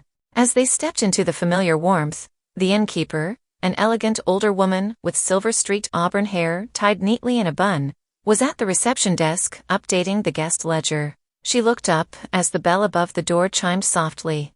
"Why, hello there," she greeted with a genuine smile. Her green eyes sparkled with warmth. "I was wondering when I'd run into the two of you again." Rowan and Declan both smiled in return, with Rowan replying, "We've been quite busy exploring the town and its history." The innkeeper tilted her head slightly, a knowing glint in her eye. "I can imagine. And has the room been to your liking?" Rowan didn't miss a beat. "It's been more than just to our liking. It's exactly what we've been searching for." The innkeeper's eyes held a glint of amusement, her lips forming a subtle smirk. "That's good to hear. My apologies for the room's state when you first arrived. It's been a while since someone requested that particular room." Declan, always the gentleman, replied, "No harm done. The room's content has been enlightening." The innkeeper simply nodded, her gaze lingering on them for a moment longer than necessary. "Well, I hope you continue to find what you're looking for. If you need anything else, don't hesitate to ask." Rowan and Declan exchanged glances as they climbed the stairs to their room. While her words were kind and straightforward, there was an undeniable undercurrent of mystery to them. The innkeeper, it seemed, was yet another enigma in the ever-unfolding story of Sleepy Hollow. Back in the comfort of their room, Declan, ever the logical historian, began to think aloud. He paced the room, his hands gesturing animatedly as he spoke. "It's perplexing. Why would the innkeeper be so casual about all this? She must have known about the history stored in this room, but she's acting as if it's just another room." Rowan, sitting on the bed and rifling through the pages of another journal, didn't even glance up. "Come on, Deck. It's obvious she knows. Have you looked around this room? How could someone own this place and not be curious about the history it holds, especially in a town like this, where everyone seems to be intertwined with the past?" Declan paused, looking thoughtful. "But what if she's just being diplomatic? What if she's keeping her distance so as not to get involved?" Rowan scoffed. "Involved? We're talking about the history of her town, about people she probably knows or has known. She's already involved, whether she likes it or not." A brief silence settled between them. Rowan then added, "Think about it. The waitress at the diner risked her job to give us a heads up. Maybe there are more townsfolk tired of living under the Crone's shadow." Declan stopped pacing and sat down beside Rowan. "That's a comforting thought. But we must tread carefully. If there are allies in this town, there are also enemies. And some might be hidden in plain sight." Rowan nodded, her gaze fixed on the journal in her hands. "Sleepy Hollow is a web of secrets. December, we've just started untangling it." Declan leaned back, looking up at the ceiling as if it might offer answers. "For now, let's focus on what we've found. We can deal with the innkeeper and her intentions later. Every piece of the puzzle is crucial." Rowan agreed, her mind racing with theories and connections. The night was still young, and there were many more secrets to uncover. Rowan leaned closer, trying to catch a glimpse of what Declan was working on. "Come on, don't keep me in suspense," she protested, half annoyed, half curious. Declan smirked, keeping the laptop screen angled just out of her view. "Remember when I said I found some of my information on dubious online forums? Well, There are networks and communities out there who believe in the supernatural. They discuss experiences, sightings, and even encounters. I've been a lurker on some of these sites. Maybe it's time to actively engage. Rowan raised an eyebrow. You're suggesting we reach out to the internet? To help us out with the Crone and Sleepy Hollow? Are you serious? Declan's fingers danced across the keyboard. Look, not all of them are conspiracy theorists wearing tinfoil hats. Some of them have genuine knowledge and insights. If there are other towns or places that have experienced something similar, maybe we can get advice, guidance, or at the very least, moral support. Rowan mulled over, twirling a strand of her hair between her fingers. I mean, it's unorthodox, but I guess it's worth a shot. Just be careful. We don't want to attract unwanted attention, either from trolls or from, the actual threats in this town. Declan nodded. Don't worry, I'll keep things vague. No direct references to Sleepy Hollow or the Crone. Let's just see if we get any bites. Rowan settled back, watching Declan's focused expression as he typed. Despite the eerie mysteries of Sleepy Hollow, there was something comforting about modern technology. It was a link to the outside world, a reminder that beyond the fog of this town lay a reality they were more familiar with. Hours seemed to pass before Declan finally closed his laptop with a satisfied sigh. Done. Now, we wait. Rowan smiled, her fatigue momentarily forgotten. Declan, with your mysterious internet forums and my local investigative work, I think we make quite the team. Declan chuckled. The historian and the dropout? We're definitely a force to be reckoned with. Rowan nudged him playfully. Hey, just because I dropped out doesn't mean I lost my smarts. Now, let's get some rest. We have a big day tomorrow, and who knows what it will bring. Tara's warning. The air was crisp and fresh, with a hint of frost. Sleepy Hollow seemed to be waking up, the sun casting a golden glow on the buildings and streets, yet everything still bore an uncanny quietness. Rowan and Declan were making their way to the diner when they spotted a familiar patrol car parked ahead. Declan paused, his gaze fixed on the vehicle. Isn't that? He started. Before he could finish his sentence, the driver's door opened, and out stepped Tara, the town's stern sheriff. Her usual cold and steely demeanor seemed more intense today. She moved towards them with a determined stride. Morning, Sheriff, Rowan greeted cautiously, her tone polite. Tara didn't respond immediately. Instead, she surveyed the area, ensuring they were relatively alone. Listen carefully, you two, she began, her voice low, laden with a mix of frustration and concern. I don't know what you're chasing after, but it's time you stopped. Sleepy Hollow has its secrets that have been preserved for a reason. Declan took a step forward, defiantly. We're just looking into the history, Sheriff. Nothing that should concern the law. Tara's eyes darkened. This isn't about the law. It's about your safety. I'm telling you this out of, well, call it a professional courtesy. Leave Sleepy Hollow before the festival. You're meddling in things you don't understand. Rowan, picking up on the undertones in Tara's voice, inquired softly, What are you so afraid of, Tara? For a split second, a flicker of vulnerability crossed the sheriff's face. It's not about fear. It's about reality. This town, it has its protectors, its guardians, and sometimes it demands a price. A gust of wind rustled the nearby trees, adding to the ominous atmosphere. Declan frowned, trying to decipher her words. So you're telling us to leave for our own good? Tara's gaze held firm. Yes, this is your last warning. Stay, and I can't promise what might happen next. And trust me, I'd rather not do what I may have to.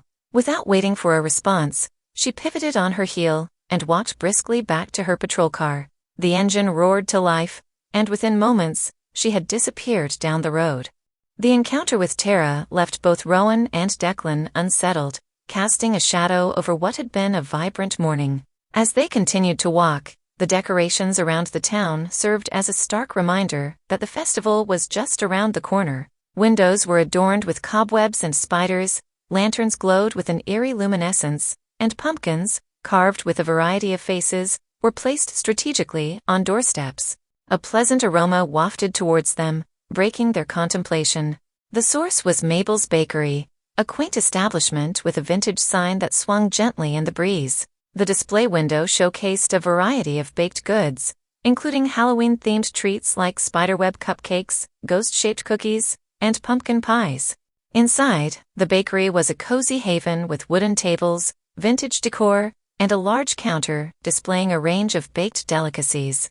Behind the counter, an elderly woman with rosy cheeks and a welcoming smile was serving customers. Rowan's eyes lit up at the sight of a tray of fresh cinnamon rolls. "Those look amazing," she remarked. Declan nodded, pointing at a pastry that looked like a wrapped mummy. "And those are creatively creepy."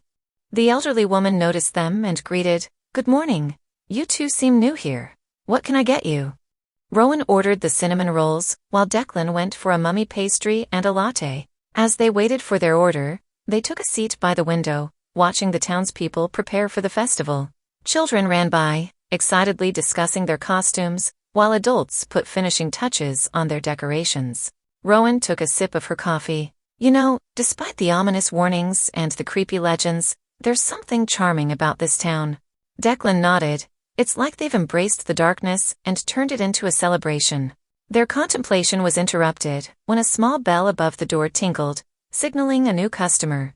It was a mother with 2 kids, both eagerly pointing at the Halloween-themed treats. The atmosphere in the bakery, the warmth, the laughter, and the smell of fresh pastries, momentarily made the duo forget about the looming threats. But, as they left the bakery, the reality of their situation set back in. The festival was approaching, and with it, the unknown dangers that lay ahead. Uncovering the ritual. In the quiet sanctuary of their inn-room, Declan meticulously laid out the ancient pages they'd taken from the study, forming an organized chaos. Rowan, more methodical in her approach, was poring over a tattered journal. Its brittle pages whispered secrets of ages past. Suddenly, Rowan's fingers stopped their journey as her eyes focused on a specific entry. The date inscribed was over 2 centuries old. The faded ink told of a ritual, one that seemed all too real, given everything they had witnessed so far. The journal spoke of a pact, an agreement between the town's founding families and the Crone. The origins of this ritual were murky, steeped in desperation and fear. It appeared that many years ago, a relentless cycle of terror and destruction had been inflicted upon Sleepy Hollow by the Crone. In a bid to protect their kin and secure some semblance of peace, the founders had offered a deal. Each Halloween, a ritual sacrifice would be made. This sacrifice would keep the Crone sated and prevent her from turning her wrath upon the town. The details were veiled in cryptic language, making it challenging to discern the exact nature of the sacrifice. However, one thing was abundantly clear: the act was imperative for the town's survival. Rowan leaned back, her fingers pressing her temples as she tried to absorb the gravity of the information. "It's like some twisted version of a protection racket," she murmured. Declan looked up from his own reading, concern evident in his eyes. "So every year, someone or something is sacrificed to her? No wonder this town is drowning in secrets." Rowan nodded slowly, her gaze hardening. "It's precisely what I expected, given how everyone's been acting. But knowing the ritual exists and understanding its exact nature are 2 different things. We need to figure out what's being sacrificed and, more importantly, how we can stop it." The weight of the town's dark history hung heavily between them. While Sleepy Hollow prepared for its annual Halloween festivities on the outside, its very core was rotten, riddled with a twisted ritual that fed an ancient evil. The duo knew they had to act, but the path forward remained uncertain. The room was dimly lit, the soft glow from the window painting a solemn picture, as the 2 pondered the potential horrors of the ritual. Rowan, her voice quiet but firm, voiced the question that had been looming between them. "Do you think? Could they really be sacrificing a human to the Crone?" Declan looked deeply troubled. He hesitated for a moment, his historian instincts wrestling with the grim reality they were uncovering. Traditionally, many rituals used livestock or valuable items as offerings to appease deities or spirits. But given Sleepy Hollow's history, its dark tales of vanishings and unsolved mysteries, a human sacrifice would, unfortunately, make a twisted kind of sense. Rowan's face paled, her thoughts racing to the faces of the townspeople they had met. "So every year, someone goes missing, becoming the Crone's victim?" Declan nodded gravely. "It seems that way. Think about it. The legend of the Headless Horseman, the terror that engulfs this town every Halloween. It all fits.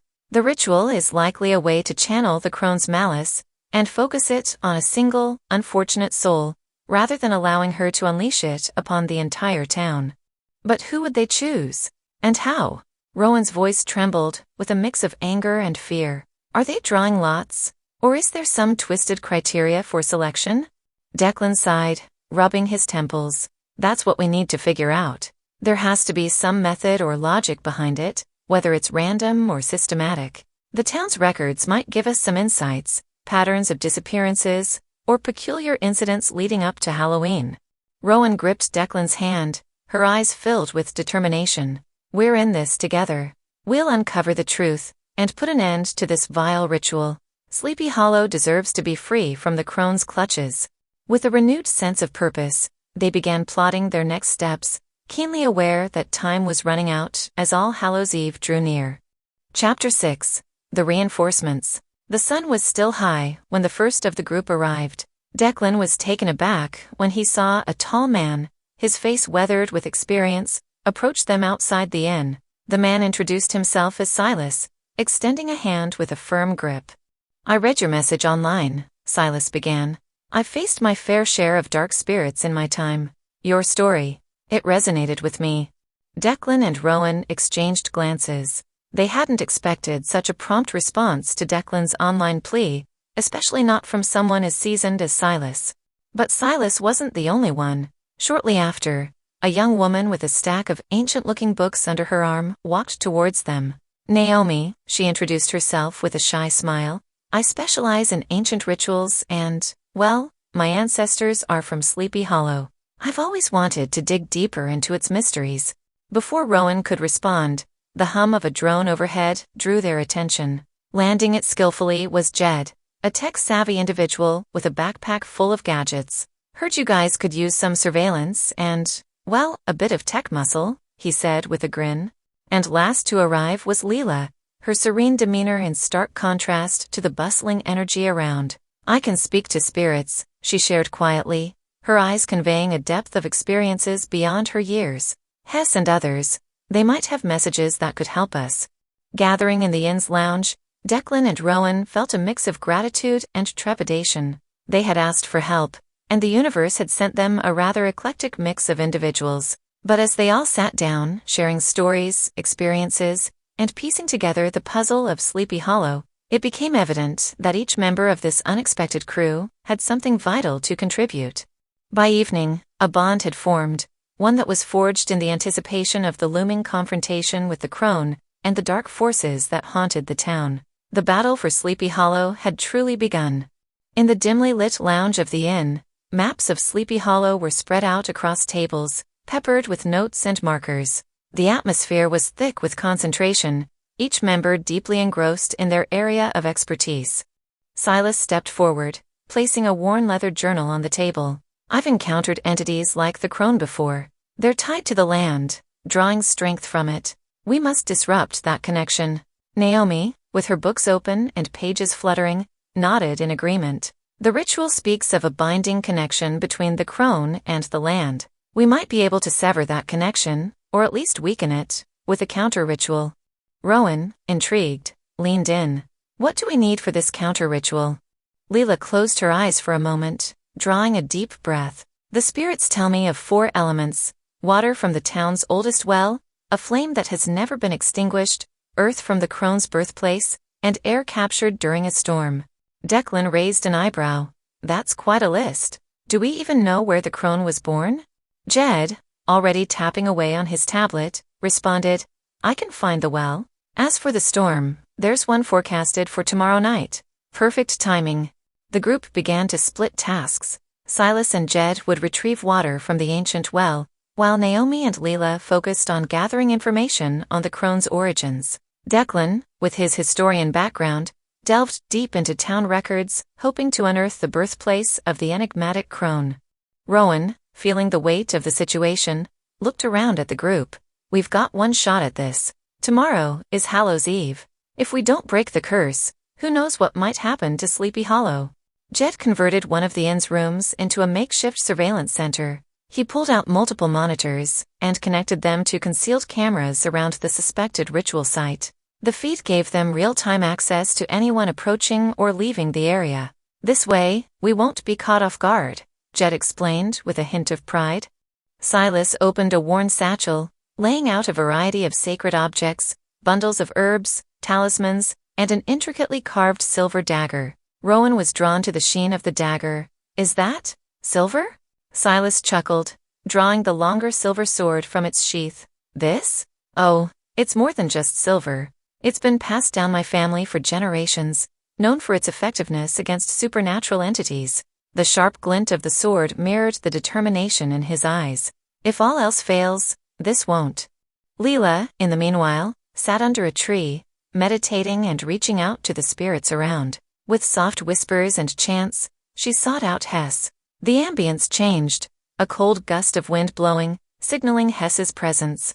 Hess, through a swirl of leaves, conveyed his insights. Hela, the crone, is strong, but her strength wanes when she's detached from her place of power. The well, it's not just a source of water, it's where her dark magic draws power. If you can consecrate it, you might stand a chance. Rowan, overhearing the message, turned to Declan. We need to act, and we need to act fast.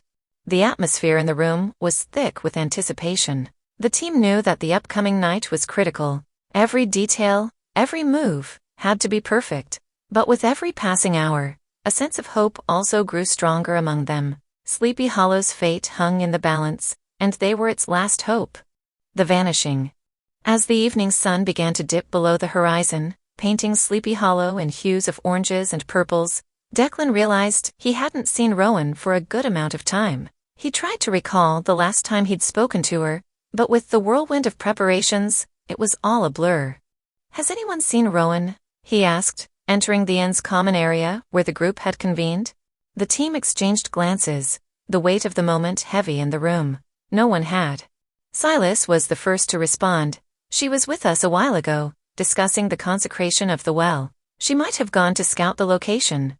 Leela closed her eyes for a moment, trying to sense Rowan's energy. I don't feel distress, but there's something distant about her presence, she murmured. Concerned, Declan raced to Rowan's room.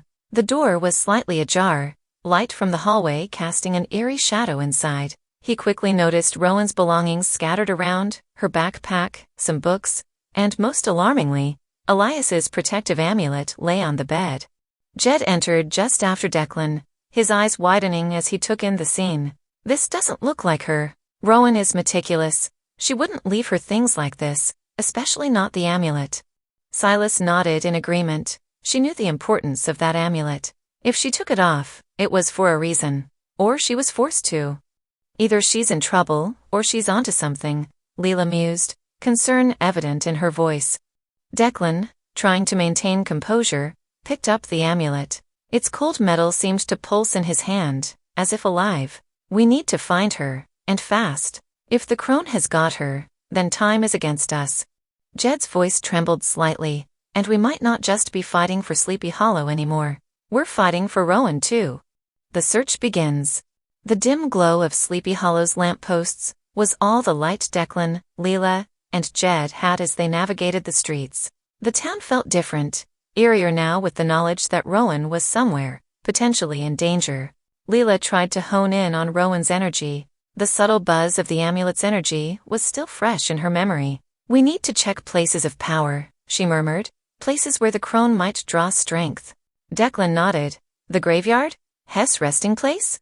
Jed pointed towards the old town well, and there. We were going to consecrate it, remember? If Rowan went to scout it earlier, she might have found something. Splitting up to cover more ground, Declan and Leela headed towards the graveyard, while Jed cautiously approached the well. At the graveyard, Leela lit a white candle, placing it near Hess' grave, hoping it would act as a beacon for any friendly spirits. Declan, meanwhile, examined the surroundings, noting fresh footprints near a set of tombstones that weren't there earlier in their visit. Back in their makeshift base, Silas and Naomi pored over old manuscripts. Dust flew in the air as they turned the pages of an old leather-bound book. Look here, Naomi whispered, pointing to a passage. It spoke of an old woodland sanctuary, a place where the boundaries between the living and spiritual world were thin. Could she be here?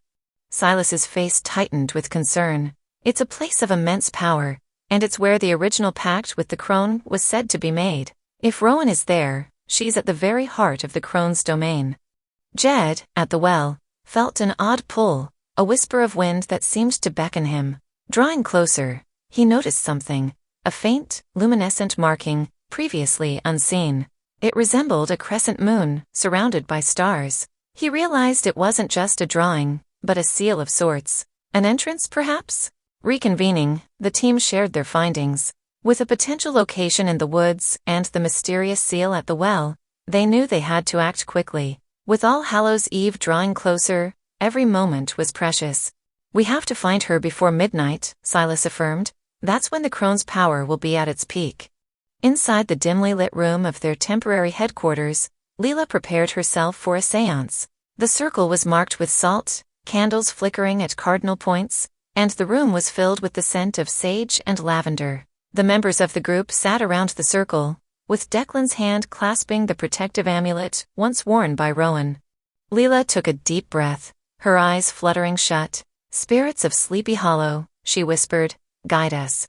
Tell us where Rowan is."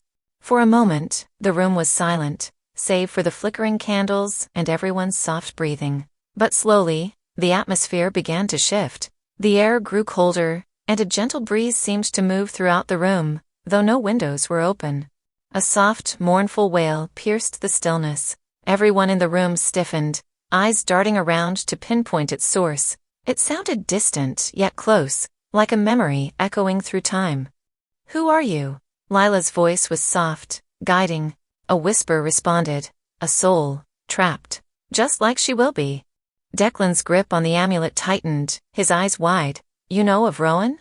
She walks the path we all walked, chosen, sacrificed," the spirit murmured, its voice carrying the weight of centuries of sadness. Lila's expression tightened. "You mean she's to be this year's?" The spirit's reply was heavy with regret. "She is chosen, as we were. The Crone needs a sacrifice every All Hallows' Eve to maintain her power and hold over this land." Silas's voice, usually calm, was edged with panic. "How do we stop it?" The spirit seemed to sigh. "The ritual is old, bound by ancient rules, but every spell, every curse, has a breaking point." Naomi, quickly noting everything down, interjected, Tell us how to break it." "To break the curse, the Crone must willingly release her claim," the spirit replied cryptically, "or be vanquished by a power equal to her own." Jed glanced at the protective amulet in Declan's hand. Could this be it? The spirit's voice grew fainter. "Find the heart of the curse. The beginning holds the end. Hurry, time is running out." As the connection severed, the room's atmosphere returned to normal, leaving the group in stunned silence. Their mission was now clear, but the path ahead seemed fraught with danger. They needed to find the beginning of the Crone's curse, and use it to save Rowan before it was too late. Racing against time. The night seemed darker than ever before. The streets of Sleepy Hollow, usually charming and historic, now appeared foreboding and eerie. Even the full moon, high in the sky, cast only muted light down on the desperate team. Silas and Jed took to the main roads, using every resource they had. Silas' silver sword gleamed with an almost supernatural sheen, hinting at power yet to be unleashed. Jed, with his surveillance equipment, tried to catch any unusual movement or anomaly. Leela and Declan, meanwhile, visited every haunted and cursed site they knew of, hoping for a sign, a clue, anything that would lead them to Rowan. The longer the night wore on, the heavier the weight of desperation became. It was almost dawn when Naomi, eyes red-rimmed and heavy with fatigue, made a breakthrough. She was studying an old, tattered map of the town, cross-referencing it with a pile of scrolls and notes, when she exclaimed, "I've got it!" The group gathered around her, anticipation thick in the air. She pointed at a spot on the map, a dense section of the forest marked with an ancient symbol. "Here, this is it. It's referred to as the Hollow's Heart in the old texts. It's a clearing deep in the woods, a place where the boundary between our world and the spirit realm is thinnest." Declan leaned in closer, his finger tracing the path leading to the location. "It's secluded, perfect for a ritual. And if I'm right," Naomi continued, her voice trembling slightly, "the ritual has to take place just as dawn breaks. That means we have very little time. Lila's eyes darkened. Then we need to get moving. Jed grabbed some gear. We'll need everything we've got. This won't be easy. The group quickly mobilized, heading toward the hollow's heart. The first rays of dawn began to break the horizon, casting a soft golden glow on the path ahead. The woods around them seemed to be alive, whispering secrets of ancient times. With every step, the urgency intensified. The forest grew denser, the shadows deeper. As they reached the clearing, the sight that met them was chilling. A circle of tall, gnarled trees stood sentinel around the clearing, their twisted branches weaving a canopy overhead. In the center was a stone altar, covered in old symbols and moss. And there, bound and seemingly unconscious, was Rowan. Guarding her were hooded figures, chanting in an ancient tongue. The air was thick with dark magic. Silas drew his sword, its blade shimmering even in the dim light, and the group prepared for the confrontation of their lives. They had to act fast. The culmination of the ritual was imminent, and the fate of Rowan, and possibly Sleepy Hollow itself, hung in the balance.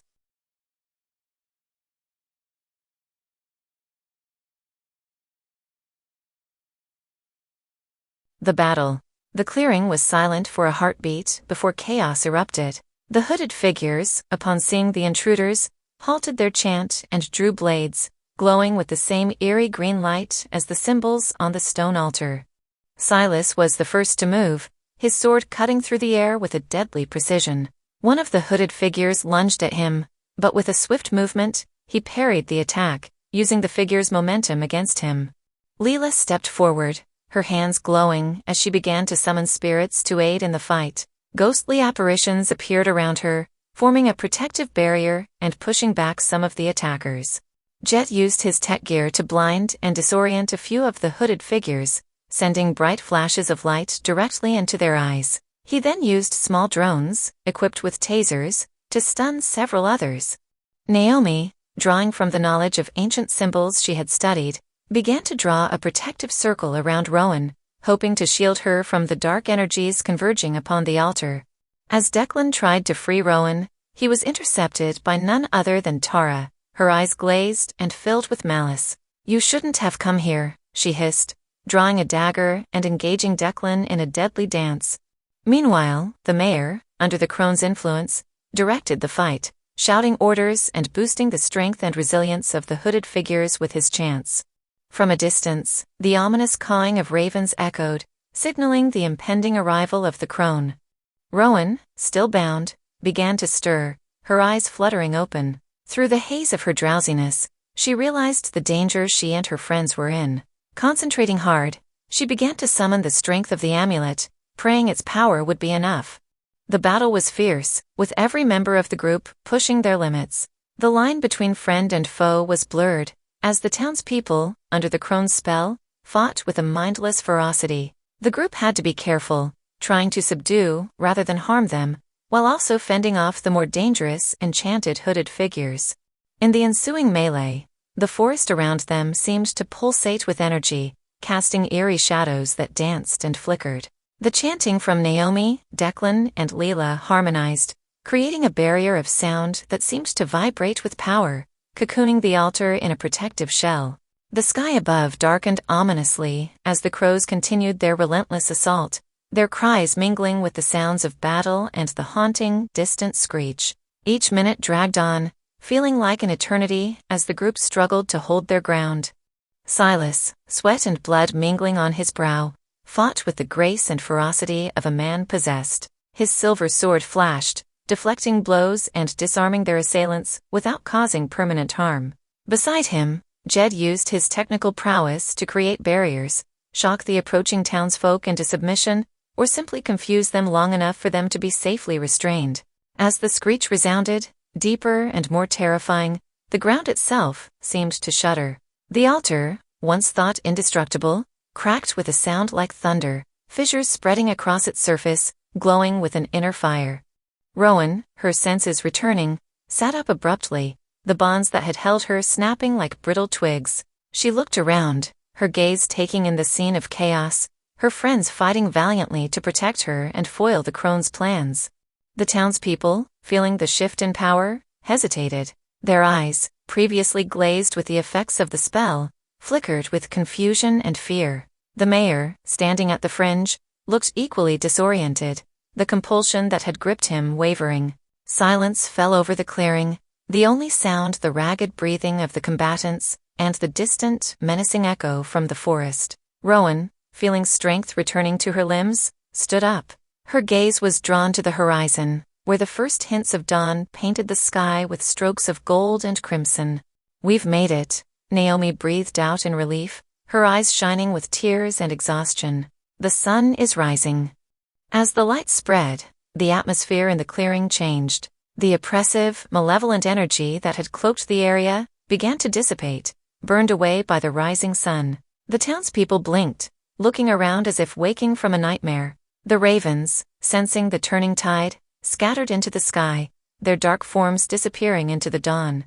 The group, battered but unbroken, gathered around the broken altar. They had succeeded in thwarting the ritual, and as the sun rose higher, casting its warm, healing glow over them, they couldn't help but feel a sense of hope, of a new beginning. Rowan, looking at the faces of her friends and allies, knew that while the battle might be over, their adventure was just beginning. For now, though, they could enjoy their victory and the promise of a new day. The clearing, previously filled with sounds of combat and chaos, was now eerily silent, save for the distant rustling of trees and the faint chirping of morning birds. The mayor's outburst seemed to amplify in this newfound tranquility. His face contorted in a mix of rage and fear, the mayor pointed a trembling finger at the broken altar, and then at the group. "Do you even realize the magnitude of your actions?" His voice quivered. "The Crone's wrath, once contained and appeased by our rituals, will now know no bounds. She will unleash her full fury on Sleepy Hollow." Silas, his chest heaving and the weight of his silver sword reassuring in his grip, stepped menacingly toward the mayor, eyes narrowing. "You talk of wrath and fury," he growled, "yet you were ready to sacrifice an innocent for your own safety. Your threats mean nothing." The mayor, despite his earlier bluster, paled at the sight of the imposing figure before him, sword glinting menacingly in the morning light. For a moment, his eyes locked onto the blade, as if hypnotized by its lethal allure. Declan, always the peacemaker, positioned himself between Silas and the mayor, gently placing a hand on Silas's arm. "Let him be, Silas," he said calmly. "His time will come." Silas shot Declan a quick glance, a wordless exchange passing between them, and then slowly backed away, though his grip on the sword didn't lessen. Feeling the immediate threat dissipate, the mayor visibly relaxed, although his eyes remained wild and calculating. He glanced around at the group, his gaze finally landing on Declan. "So, the descendant of Ichabod Crane is leading this little rebellion," he mused with a sardonic grin. "How poetic." He then took a deep breath, his shoulders squaring. "This is your final warning," he said, his voice dripping with menace. "You may have thwarted the ritual, but you've made a powerful enemy. You won't be so lucky next time." With that, he turned sharply and fled the scene, his footsteps echoing through the quiet forest. The group watched him go, the weight of his words settling heavily on them. But for now, they had Rowan back, and they had achieved a small victory against the forces of darkness. It was a start, and they were ready for whatever came next. Rowan's tearful embrace with Declan was a poignant moment amidst the turmoil. Everyone could see the relief in Declan's eyes, as he held his niece close, the gravity of what could have happened crashing down on him. The clearing, still bearing the scars of their recent skirmish, seemed like an unlikely place for such a tender moment. Yet, it was moments like these that reminded everyone of what was truly at stake. Breaking the silence, Leela gently approached Rowan. "Are you all right?" she asked with genuine concern. Rowan nodded, wiping away her tears, and took a deep breath. "It was terrifying," she began, her voice quivering. "I was trapped, unable to move or speak, but I could see and hear everything. The chants, the preparation, the mayor's words. It was like a nightmare I couldn't wake up from." Silas, leaning on his sword, interjected, "Did you see or hear anything about the Crone?" Rowan shook her head. "No, but I felt her. An oppressive, dark presence, looming over everything. It's hard to explain, but I felt connected to her in a way." Naomi, engrossed in her study of the cracked altar, looked up momentarily. "That's not surprising," she murmured, tracing the inscriptions with her fingers. From the looks of it, this ritual was designed to create a bond between the crone and the sacrifice. A tether of sorts. Declan frowned. For what purpose? Naomi hesitated, choosing her words carefully. "It's just a theory, but I believe the crone intended to use Rowan as a vessel. The ritual would have tethered their souls, allowing the crone to exert her influence through Rowan." The group exchanged uneasy glances. The gravity of Naomi's revelation was not lost on them. Had they been even a few moments late, Rowan might have been lost to them forever. "We need to find a way to protect Rowan," Jed declared, looking determined. "We've interfered with the crone's plans, and she won't be happy." Silas nodded in agreement. The mayor's warning wasn't just empty threats. We need to be ready for whatever they throw at us next. As the group discussed their next steps, Rowan gazed at the broken altar, a symbol of their triumph and a testament to the danger they still faced. Whatever lay ahead, they would face it together. Chapter 7. Sleepy Hollow's Spooky Spectacle. The dawn of Halloween brought an eerie silence to Sleepy Hollow, a quiet before the storm of festivities. But as the sun climbed higher, piercing through the autumn mist, the town began to stir with excitement. Every corner was adorned with cobwebs, grinning pumpkins, and scarecrows in menacing poses. The usually quiet streets now bustled with activity. Vendors set up stalls, selling everything from candy apples to mystical charms. The sweet aroma of caramel corn and roasted nuts wafted through the air, mingling with the earthy scent of the season. Tourists, with cameras hanging from their necks, strolled about, pointing and marveling at the authenticity of the town's decorations. They had heard tales of Sleepy Hollow, the legendary home of the Headless Horseman, and now they were eager to experience its magic firsthand. Whispered stories of recent events only added to their excitement, with some hoping to catch a glimpse of the supernatural. As day transitioned to evening, children emerged in droves, donning every costume imaginable. Witches with pointy hats, little goblins, and even tiny headless horsemen, complete with pumpkins under their arms, ran from door to door, their laughter echoing through the streets. But what caught everyone's eye were the headless horsemen on horseback. Some were townspeople, participating in the annual tradition, while others were tourists, who had rented costumes to join in the fun. They rode with grace, their headless figures illuminated by the twilight, adding an uncanny realism to the legend. Rowan and Declan watched the spectacle from a distance, taking a moment to appreciate the town's spirit. But amidst the joy and celebration, they couldn't shake off the weight of the impending showdown. They knew that when the last lantern went out and the final piece of candy was given, the real horrors of Sleepy Hollow would awaken. And they had to be ready. The Well of Secrets. With the town above engrossed in Halloween festivities, Naomi, Leela, and Ted stood before the well, its foreboding entrance shielded by a seal that seemed ancient and powerful. It was as if the well itself was warning them of the secrets that lay below. "I hope you're not claustrophobic," Ted remarked, tying a rope securely around a sturdy tree nearby. Naomi simply nodded, her face a mask of concentration. Leela took a deep breath, her fingers trembling slightly as she clutched a flashlight. One by one, they began their descent, with Naomi leading the way. As they climbed down, the world above seemed to fade, replaced by an encompassing darkness and an eerie silence. The only sound was the echo of their movements and the steady drip of water from unseen corners. Soon, they reached the bottom, their flashlights revealing an expansive underground cave. The walls were slick with moisture, and the air was cold and stagnant, like it hadn't moved for centuries. As they ventured further, the cave opened into various chambers, each more unsettling than the last. "This isn't just a well," Leela whispered, her voice echoing. "It's an entire subterranean network." Naomi nodded in agreement, her gaze fixed on the ancient markings that adorned the cave walls. "This place," she murmured, "has witnessed countless rituals and dark ceremonies. It's suffocated with old magic." Ted, clutching a lantern, felt the weight of the history around them. "Let's be quick," he said, a hint of unease in his voice. "I don't fancy being down here longer than necessary."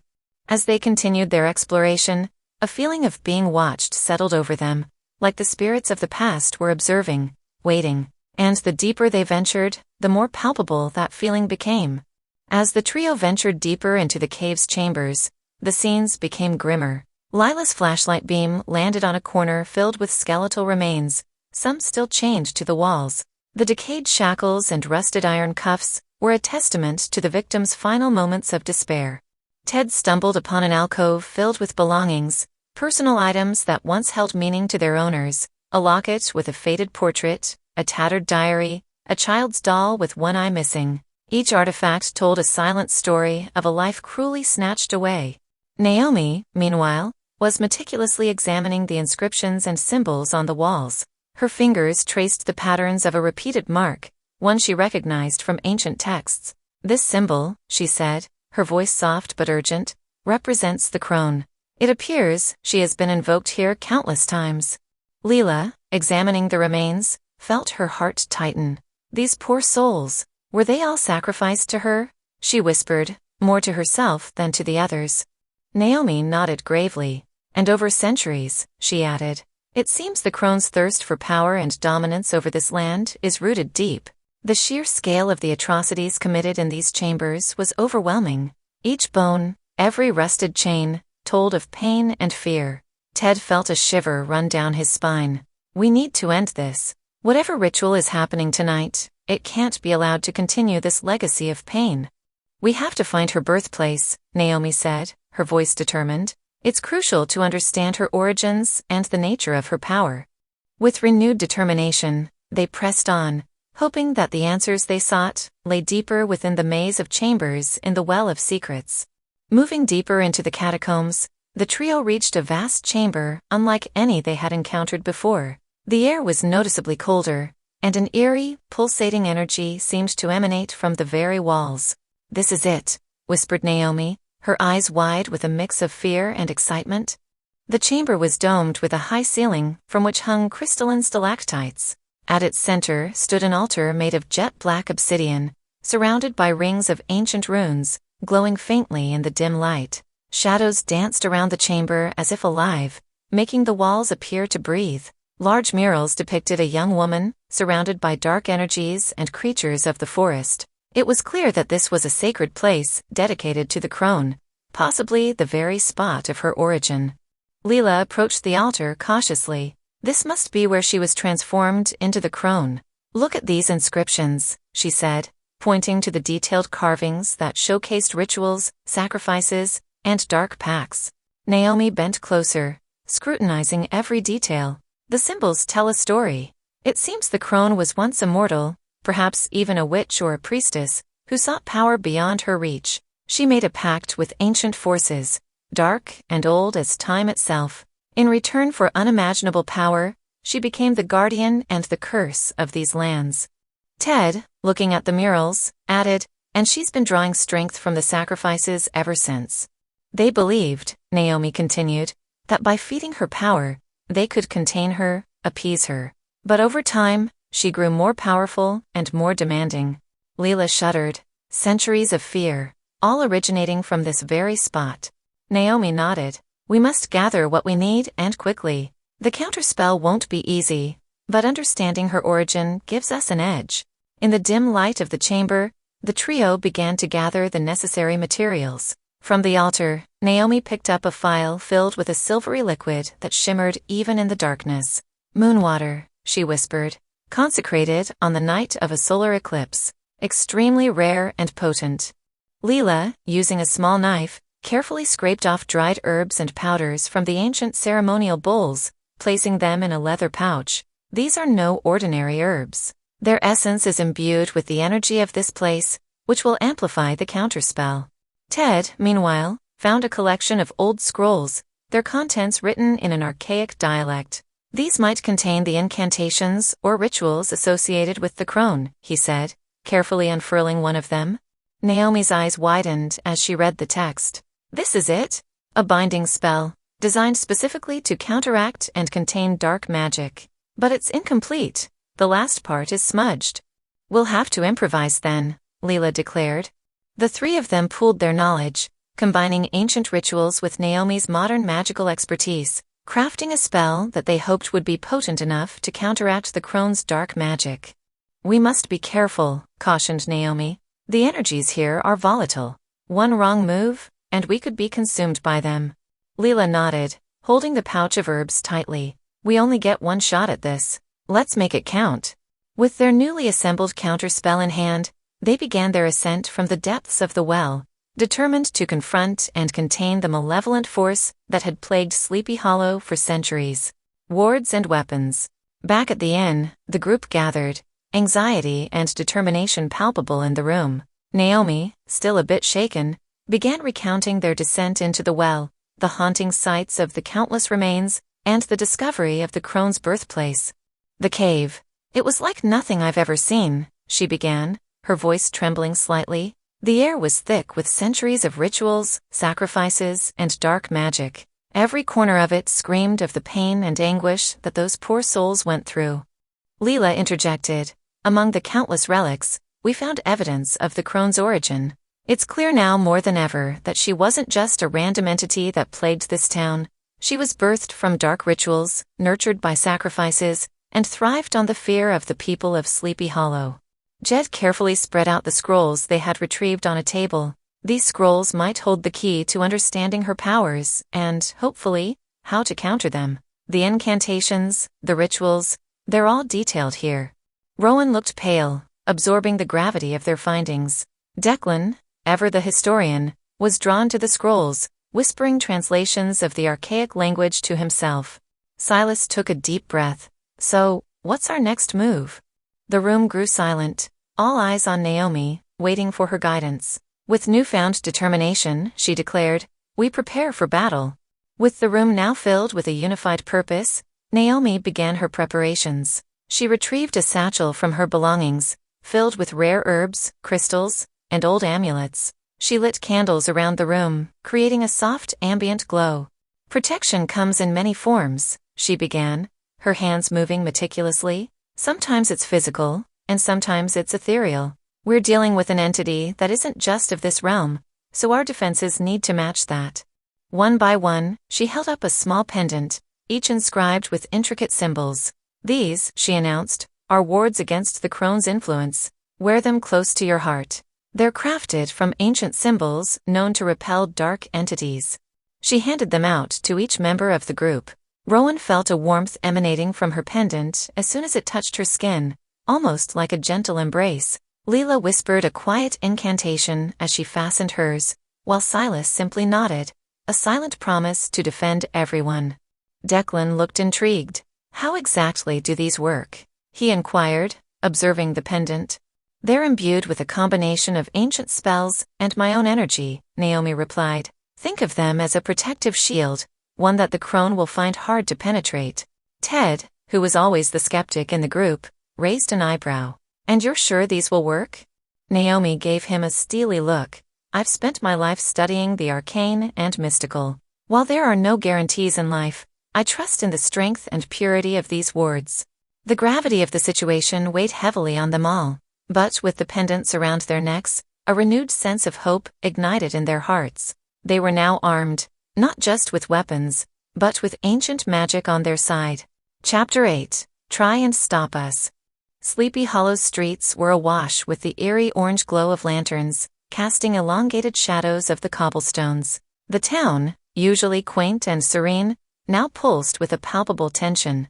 Silas, Leela, Naomi, Jed, Rowan, and Declan emerged from an alley, each dressed in their own unique version of battle gear. Silas, with his armor gleaming under the lantern light and sword strapped to his side, looked every bit the seasoned warrior. Naomi's attire shimmered with symbols, giving away her mystical prowess. Lila's cloak flapped gently, her eyes darting around assessing their surroundings. Jed, in his tactical gear, was ready for a guerrilla fight. Rowan and Declan, though less decorated, held an air of determination that made them fit right into this assembled team.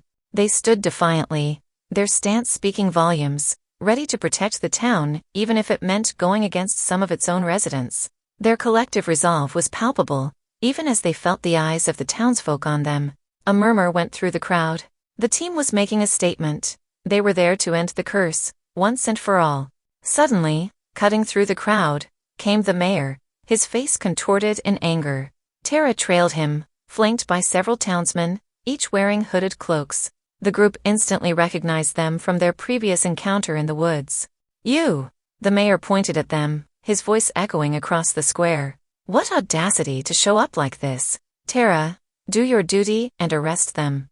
Tara hesitated for a split second, glancing at Silas's sword, then took a determined step forward. But before she could move any further, Silas, with lightning speed, unsheathed his gleaming blade, pointing it threateningly at them. "One more step," Silas's voice was cold and firm, "and I'll ensure you join Hess for his nightly rides." A collective gasp arose from the onlookers. Tara halted, her eyes fixed on the blade, gauging her options. The mayor, sensing the tension, scoffed, "Why bother, Tara?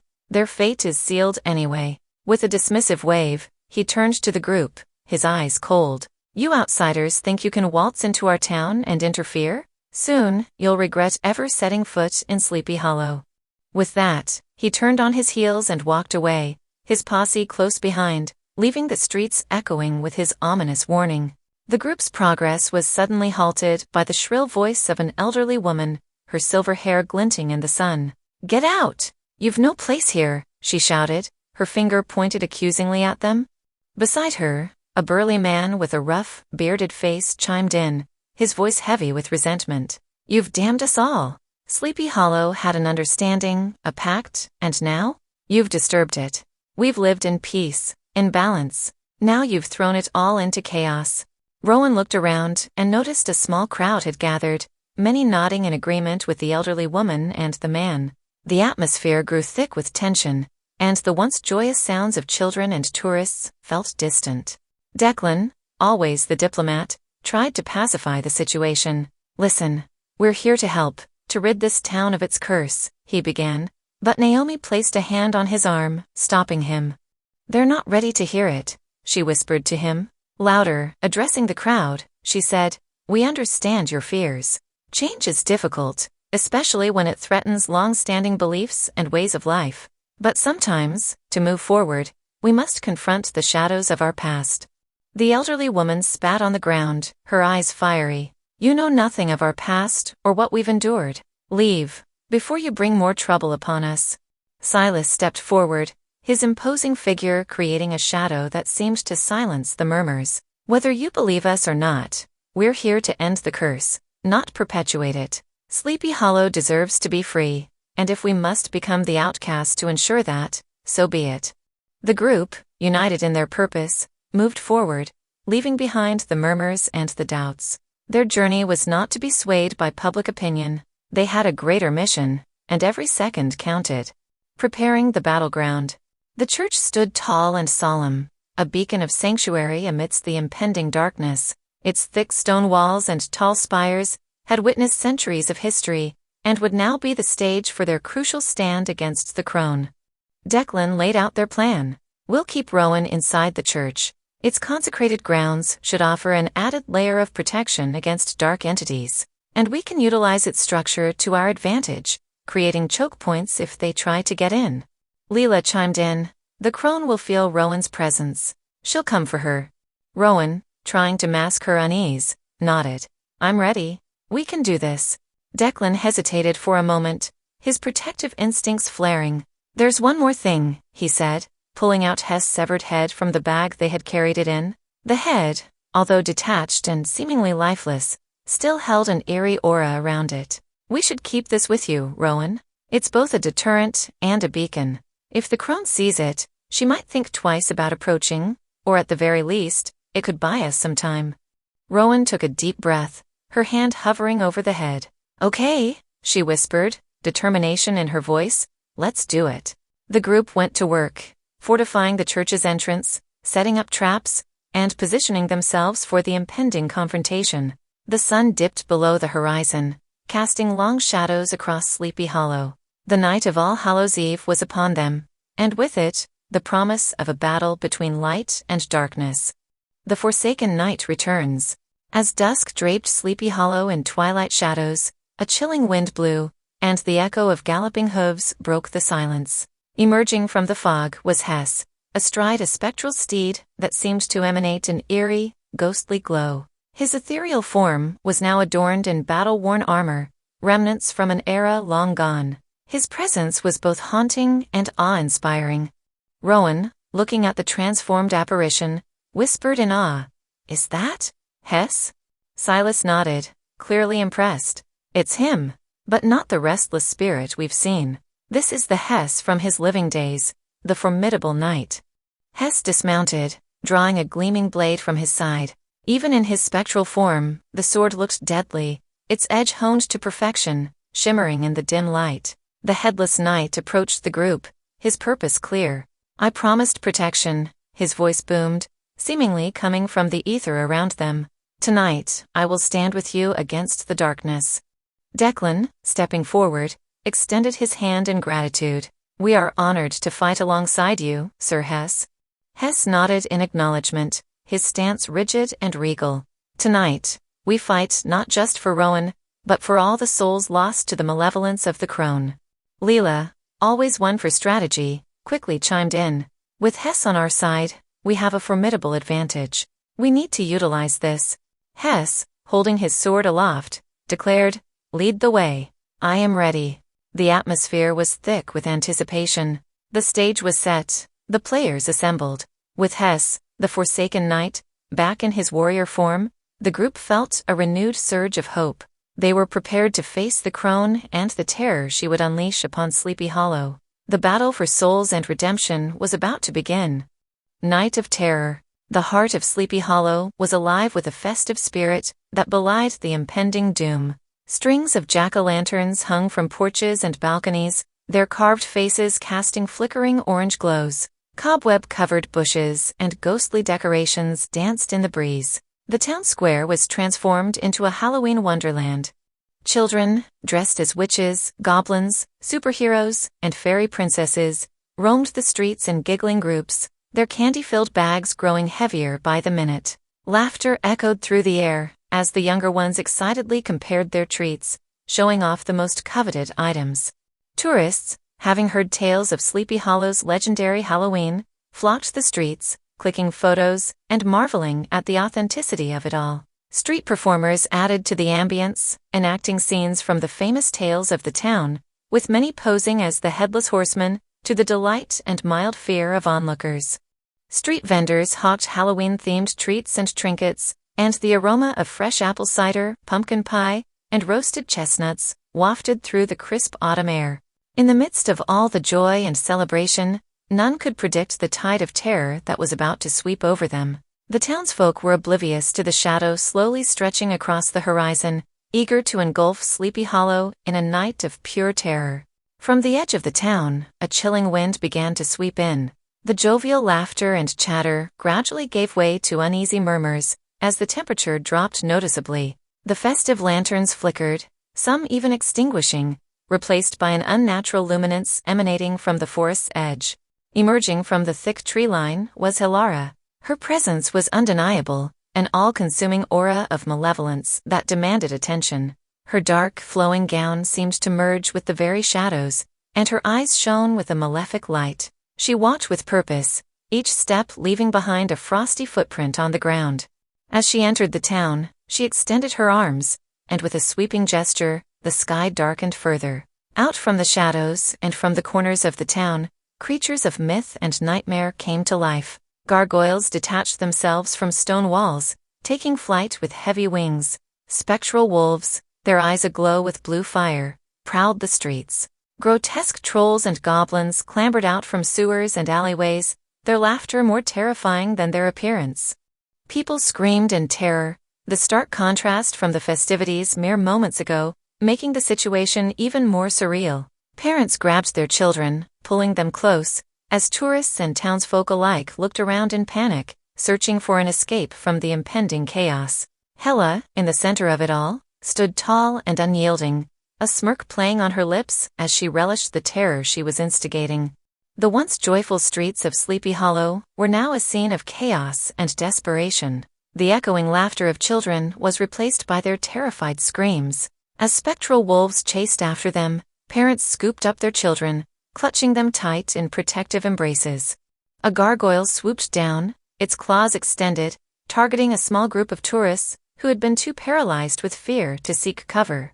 But just as it was about to snatch its prey, A local shopkeeper lunged forward with a lit torch, forcing the creature to recoil and retreat back into the skies.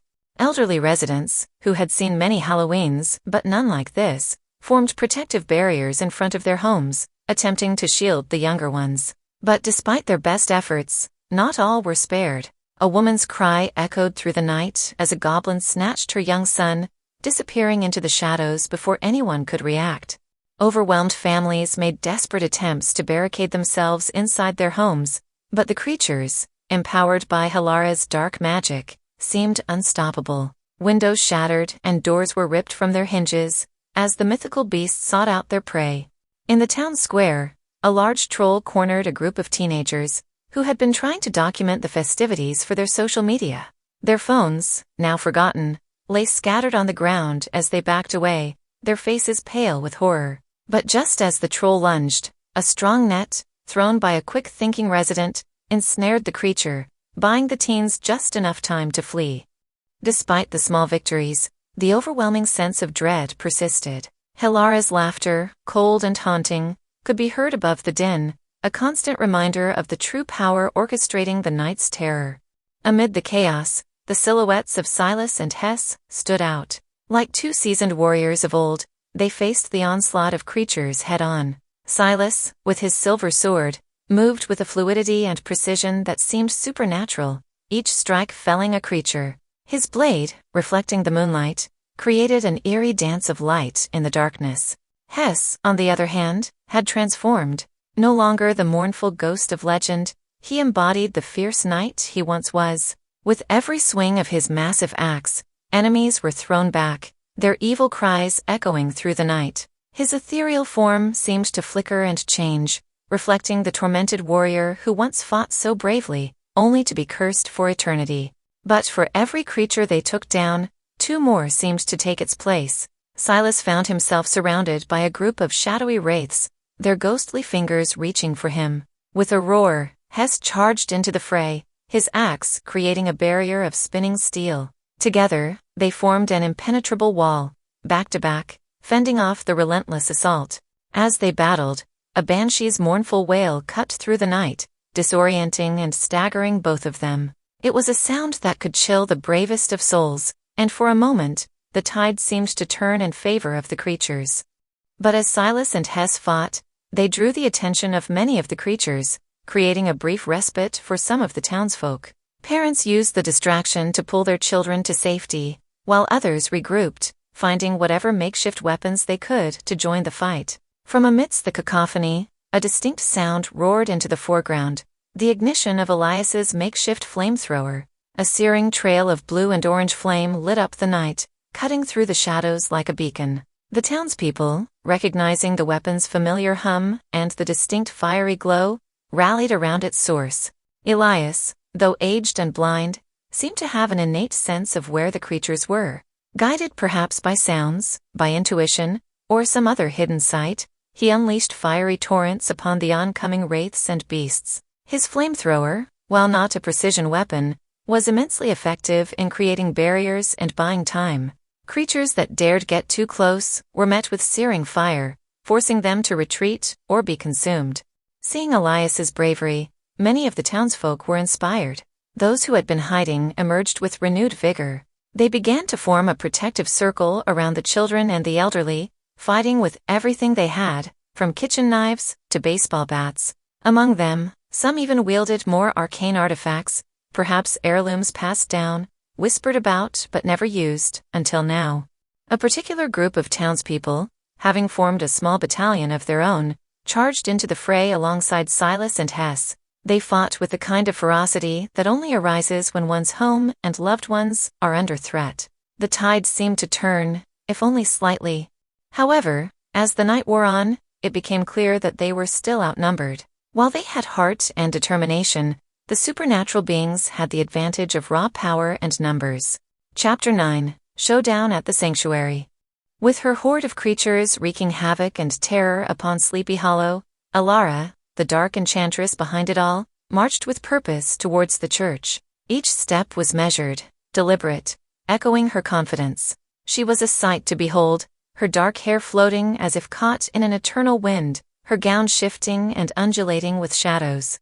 It was as if the very darkness of the night concentrated around her, giving her an aura that was both majestic and deeply unsettling. Even the most courageous of townsfolk, who dared to glance her way, quickly averted their eyes, feeling an ice-cold dread creeping into their souls. The very air around her seemed denser, saturated with her malevolent intent. In her wake, the streets cleared, with creatures bowing or moving aside to give her passage. This reverence, or perhaps fear, they showed to Alara was palpable. It was clear to all who witnessed it. She was not just their master, she was their queen.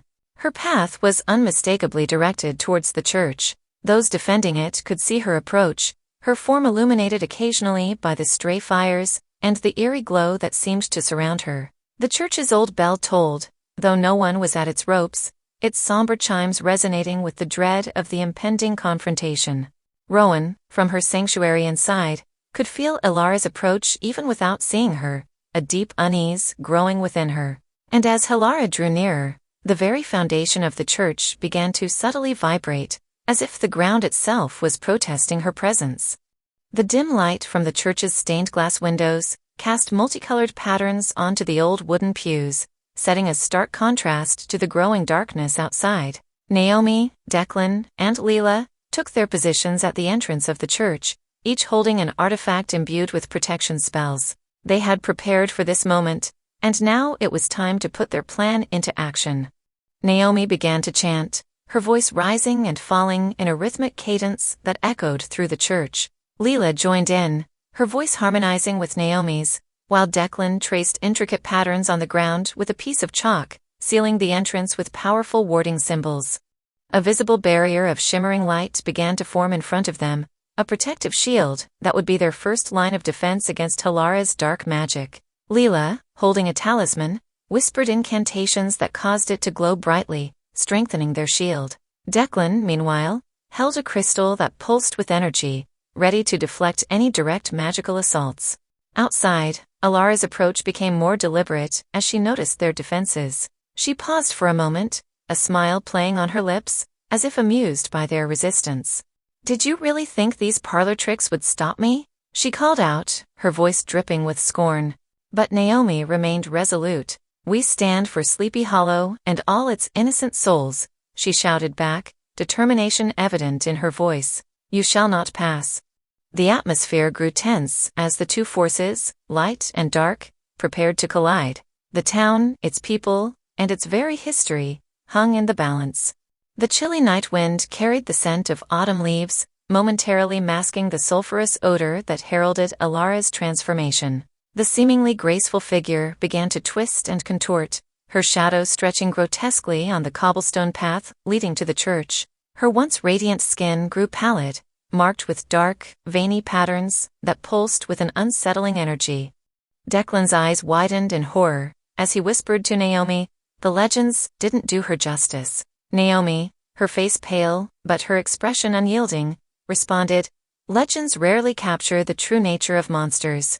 Alara's transformation was a sight few had lived to tell about. The Crone's true form was a towering creature, with elongated, bony fingers ending in sharp talons. Her eyes glowed a fiery red, devoid of humanity, and filled with pure malevolence. A mangled crown made of twisted tree roots adorned her head, signifying her dominion over the cursed woods surrounding Sleepy Hollow.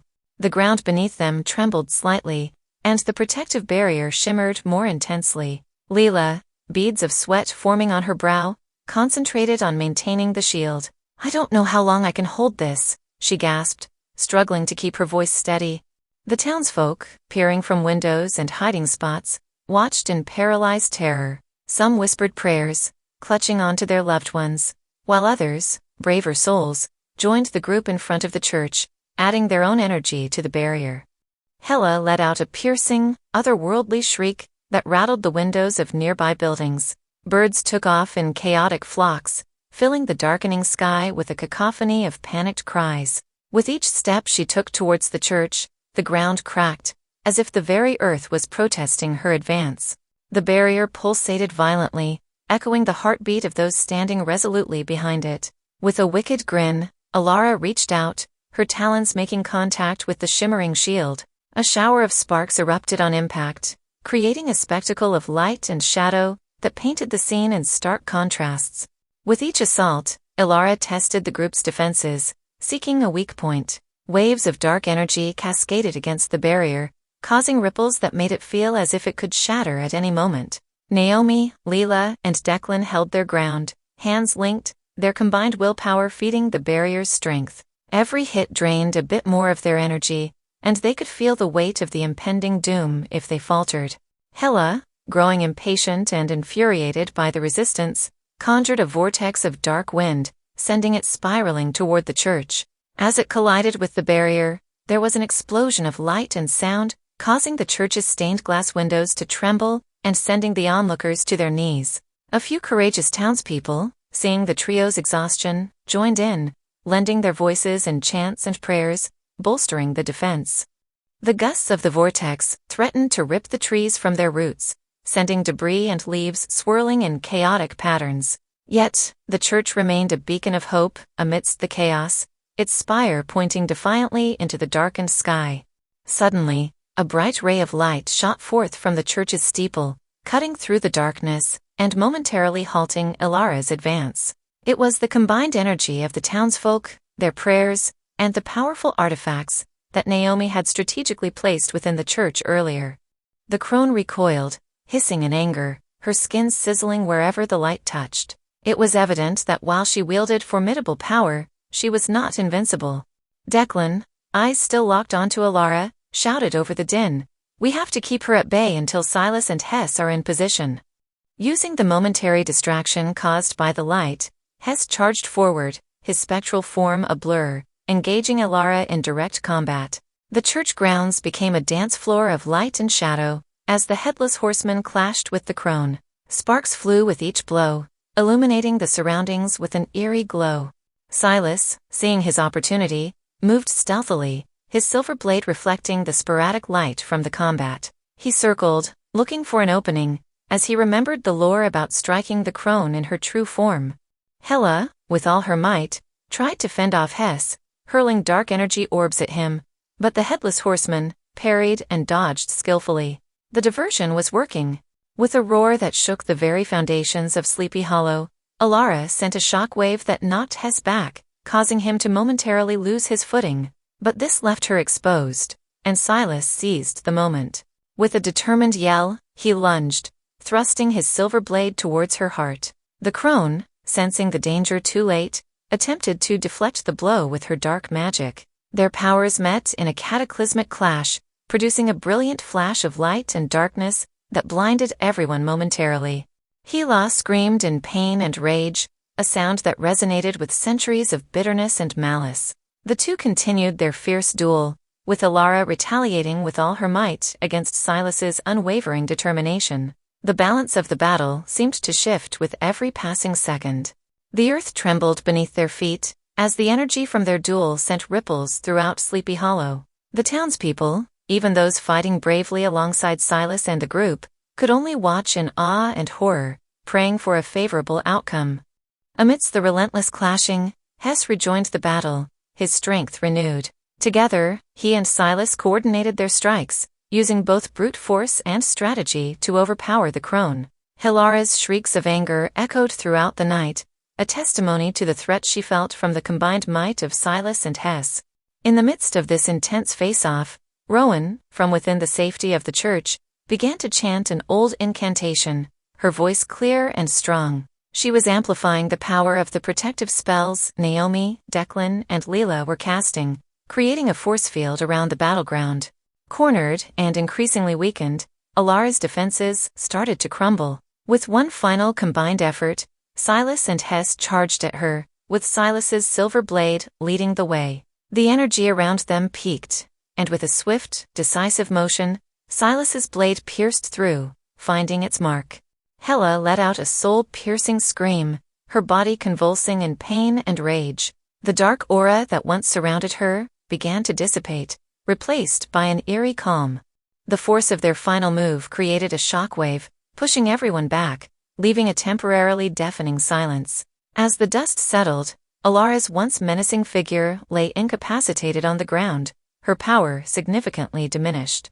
Silas, panting heavily and visibly exhausted, looked around, his gaze meeting those of his allies, silently communicating a mixture of relief, triumph, and weariness. The turning point of the battle had come, but the night was not over yet. Justice and judgment. The battleground, still reeking of the energy from the epic duel, became still once more as Naomi and Leela approached the fallen figure of Alara. The atmosphere was thick with anticipation, and the gathered crowd watched with bated breath, hoping this would be the final act to end centuries of torment. Carefully, the two women laid out the artifacts they had gathered from the Crone's birthplace. Drawing a protective circle around Alara's form, they began chanting incantations, their voices harmonizing in an ancient rhythm. Slowly, ethereal chains of light began to materialize, wrapping themselves around the Crone, binding her dark essence. The air grew colder, and a whirlwind of dust and leaves spiraled around them, seemingly protesting the ritual. But Naomi and Leela remained undeterred, their focus unwavering. As the ritual reached its crescendo, a blinding light emanated from within the circle. When the light dimmed and the dust settled, Alara's once powerful figure was nowhere to be seen. In her place lay a pile of ash, marking the end of the Crone's reign over Sleepy Hollow. A stunned silence enveloped the townspeople, broken only by the sound of soft sobbing and quiet prayers of gratitude.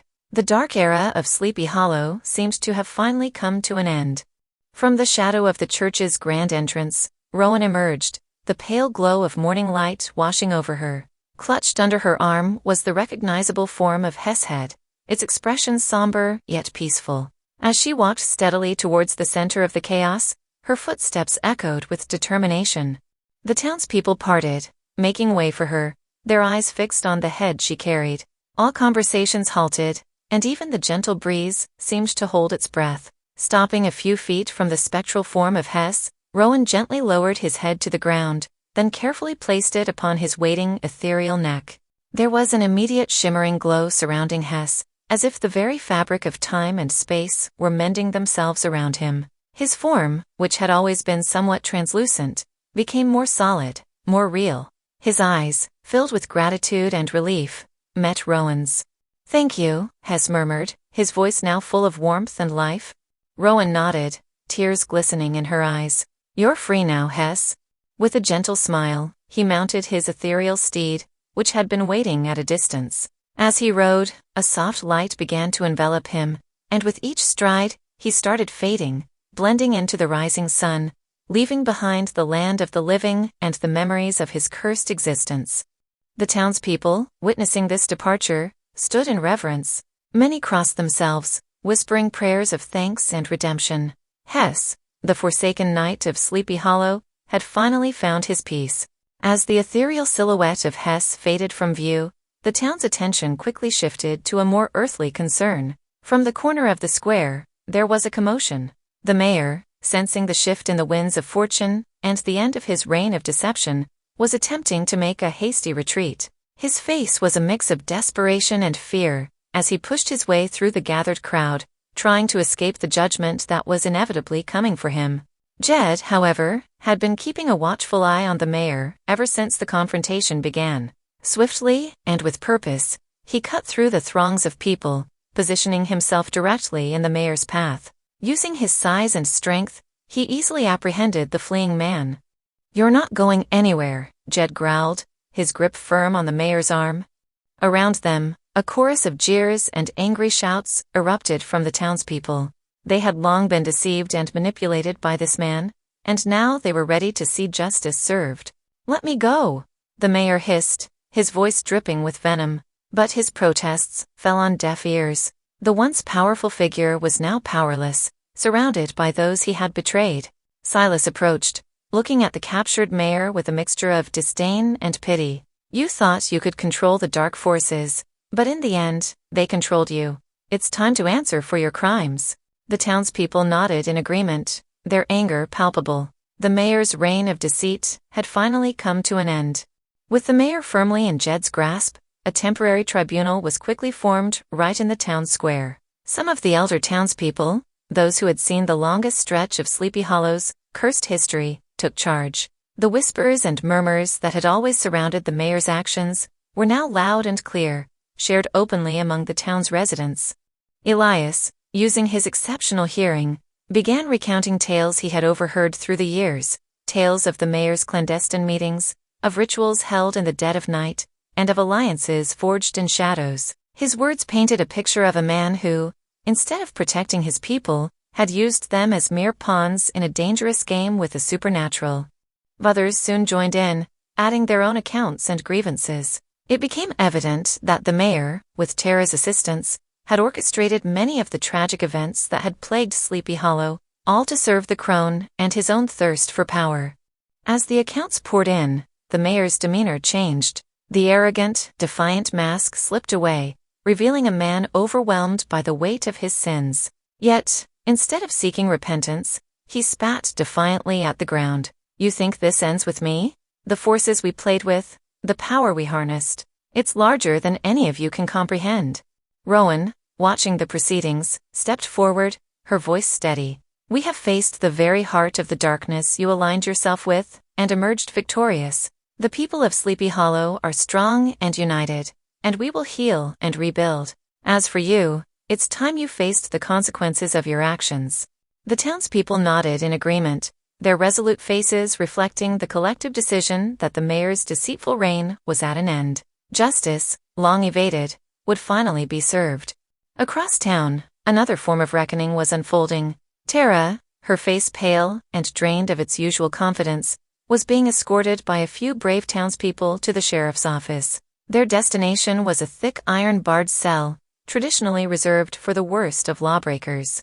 As she was let in, Tara shot a look around the room, her eyes darting for a potential escape. But there were too many people, and all exits were firmly blocked. A heavy silence hung in the room, only broken by the sound of the cell door creaking shut behind her. Mrs. Adley, a respected town elder, took a step forward, addressing Tara with a calm yet stern voice. "Your actions, in tandem with the mayor, have brought ruin and misery to countless lives. Innocent souls have suffered because of your ambitions. Do you have anything to say in your defense?" Tara's eyes flashed with defiance, yet her voice wavered as she responded. "I did what I believed was necessary for the survival of this town. The sacrifices, the rituals, they were all to ensure we remained in the Crone's good graces." Another townsman, Mr. Thompson, interrupted. "By serving her? By aiding in her dark desires? No, Tara. You chose the path of self-preservation over the well-being of the very people you were sworn to protect." Tara looked down, the weight of her actions pressing down on her. "I believed it was the only way." Naomi stepped forward, her presence immediately drawing Tara's attention. "Belief can be manipulated, Tara, especially when it's fed by fear. The Crone's power over this town is broken, and so is the hold she had over minds like yours. You'll have time to reflect on your choices and, hopefully, find redemption." With that, the townspeople slowly filed out, leaving Tara alone in her cell, surrounded by the heavy silence of her own thoughts and the consequences of her deeds. A new dawn in Sleepy Hollow.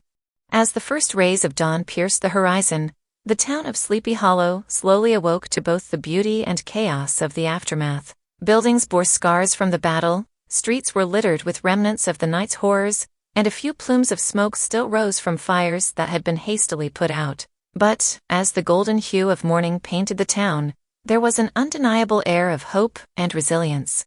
Children, their costumes tattered and dirt-streaked, emerged cautiously from their hiding places, their eyes widening in awe at the transformed landscape. Parents rushed to embrace them, tears of relief and gratitude streaming down their faces. The terror of the previous night had given way to an outpouring of community spirit, as townsfolk began aiding one another in cleaning up and taking stock of the damage. In the heart of the town square, the statue of the Headless Horseman, once a grim reminder of Sleepy Hollow's cursed past, now stood illuminated in the morning light. Where it once represented fear and dread, it had taken on a new significance. To the townspeople, it was no longer an icon of malevolence, but a symbol of protection and valor. Whispers circulated that some had even seen the spirit of Hess nodding in approval as he rode off, a guardian ensuring that his town was safe before fading away.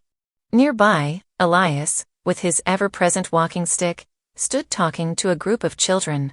With animated gestures, he recounted tales of old, not of curses and despair, but of hope, bravery, and the indomitable spirit of Sleepy Hollow's residents. The children listened in rapt attention, their eyes shining with wonder, realizing that they were now part of a story that would be told for generations to come.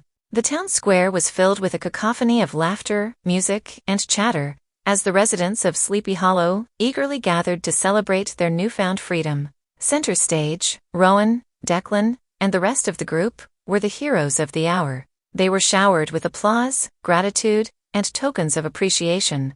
The air was thick with joy and admiration. However, amid the revelry, the group exchanged knowing glances, silently communicating their shared need to step away and regroup. One by one, they discreetly made their way to a quiet corner of a nearby park, hidden from the public eye by the shade of ancient oaks. As they settled in a loose circle, the weight of everything that had transpired began to sink in. Rowan was the first to speak, her voice soft. "I can't believe we made it through all that." Declan squeezed her shoulder. "It was a group effort. We couldn't have done it without each and every one of us." Silas unsheathed his silver sword, now marred with battle scars, and placed it on the ground in front of him. "I've fought many battles," he began, "but none quite like this." Naomi, her fingers still stained with the remnants of her protective symbols, nodded. "The energy in this place, the power of the Crone, it was unlike anything I've ever felt." Leela, her spirit still connected to the energies of Sleepy Hollow, whispered, "The town will need time to heal, but the worst is behind them." Rowan, looking around at the group, smiled. "We've been through so much together. Wherever our paths may lead, we'll always have Sleepy Hollow." Declan, taking a deep breath, added, "And we'll always have each other. No matter where we go from here, we're bound by this experience." The group agreed. Their bond was forged in the fires of adversity and solidified in the heart of battle. They were a team, a family, and though the world was vast and full of mysteries, they knew they could always rely on one another. The sun was at its zenith, painting the town in a soft golden hue. Silas, his silver sword strapped to his back, mounted his motorcycle. With a nod of acknowledgement and gratitude, he revved the engine and sped off, leaving behind a trail of dust. Naomi and Leela, their bond stronger than ever, left together, whispering about the ancient tomes and spells they'd delve into next. Jed, with his bag of technological gadgets slung over his shoulder, headed to the train station, already thinking of the next mysterious signal he might intercept. Back at the inn, Rowan and Declan busied themselves packing their car. Every now and then, they would exchange amused glances, chuckling at the absurdity of their unexpected adventure. "You know," Rowan began, as she stashed away the last of their belongings, "when you said this trip would be memorable, I didn't quite picture cursed towns and supernatural showdowns." Declan smirked. "Well, it certainly beats a run-of-the-mill road trip, doesn't it?" Rowan rolled her eyes playfully. "Oh, absolutely. Battling ancient evils is just my idea of a good time."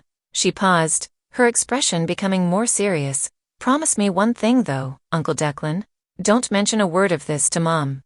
Declan feigned shock. "What? You don't want her to know her little girl played hero in Sleepy Hollow?" Rowan laughed. "More like, I don't want her to know her little girl almost became a Crone's sacrificial offering, thanks to her adventurous uncle." Declan raised his hands defensively. "Hey, in my defense, I had no idea what we were getting into. But I promise, not a word to your mom. Especially since I'd like to live to see another day." Rowan nudged him, laughing. "That's what I thought." They got into the car, Declan in the driver's seat, and Rowan beside him, the open road ahead. As they drove out of Sleepy Hollow, the rear-view mirror reflected the fading image of the town, its dark history now behind them, and a brighter future ahead. And as the car melded into the horizon, all that remained was the echo of their laughter, and the promise of countless adventures yet to come. Hair sweat in the dark. No head, just a spark. This brings us to the end of the episode. Thank you for listening, and I hope you enjoyed the story about the mysteries shaping Sleepy Hollow. If you would like to support the show, consider visiting www.midnighttales.org, where you can support the show by buying the story as an ebook. For only $1, you can get the ebook version of this story, and many other stories from the podcast. It is a small amount, but allows us to keep producing the podcast for you. Your host today was me, Ruth, and soundscapes and production was by Stig Christensen. Until next time, take care, and don't lose your head. Hooves down like thunder. Wake from your slumber. Gaze out the window. See the ghostly show. No one knows why. Ooh, he rides past the sky. Oh, the chilling thrill of this nightmare still. Oh, Hess rides through the night, bringing fear to the light. Oh, Hess with no head, leaves the town in dread.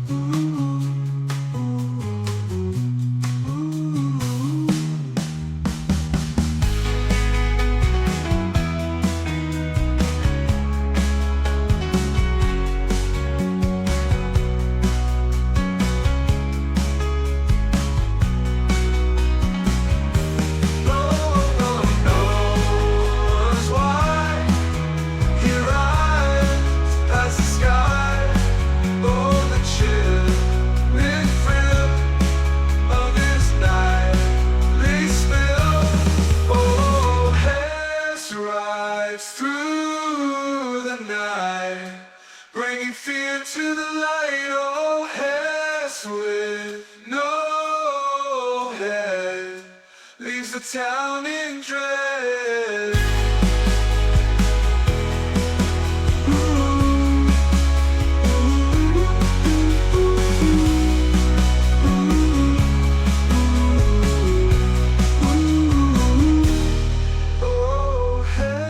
Rides through the night, bringing fear to the light. Your Hess with no head, leaves the town in dread.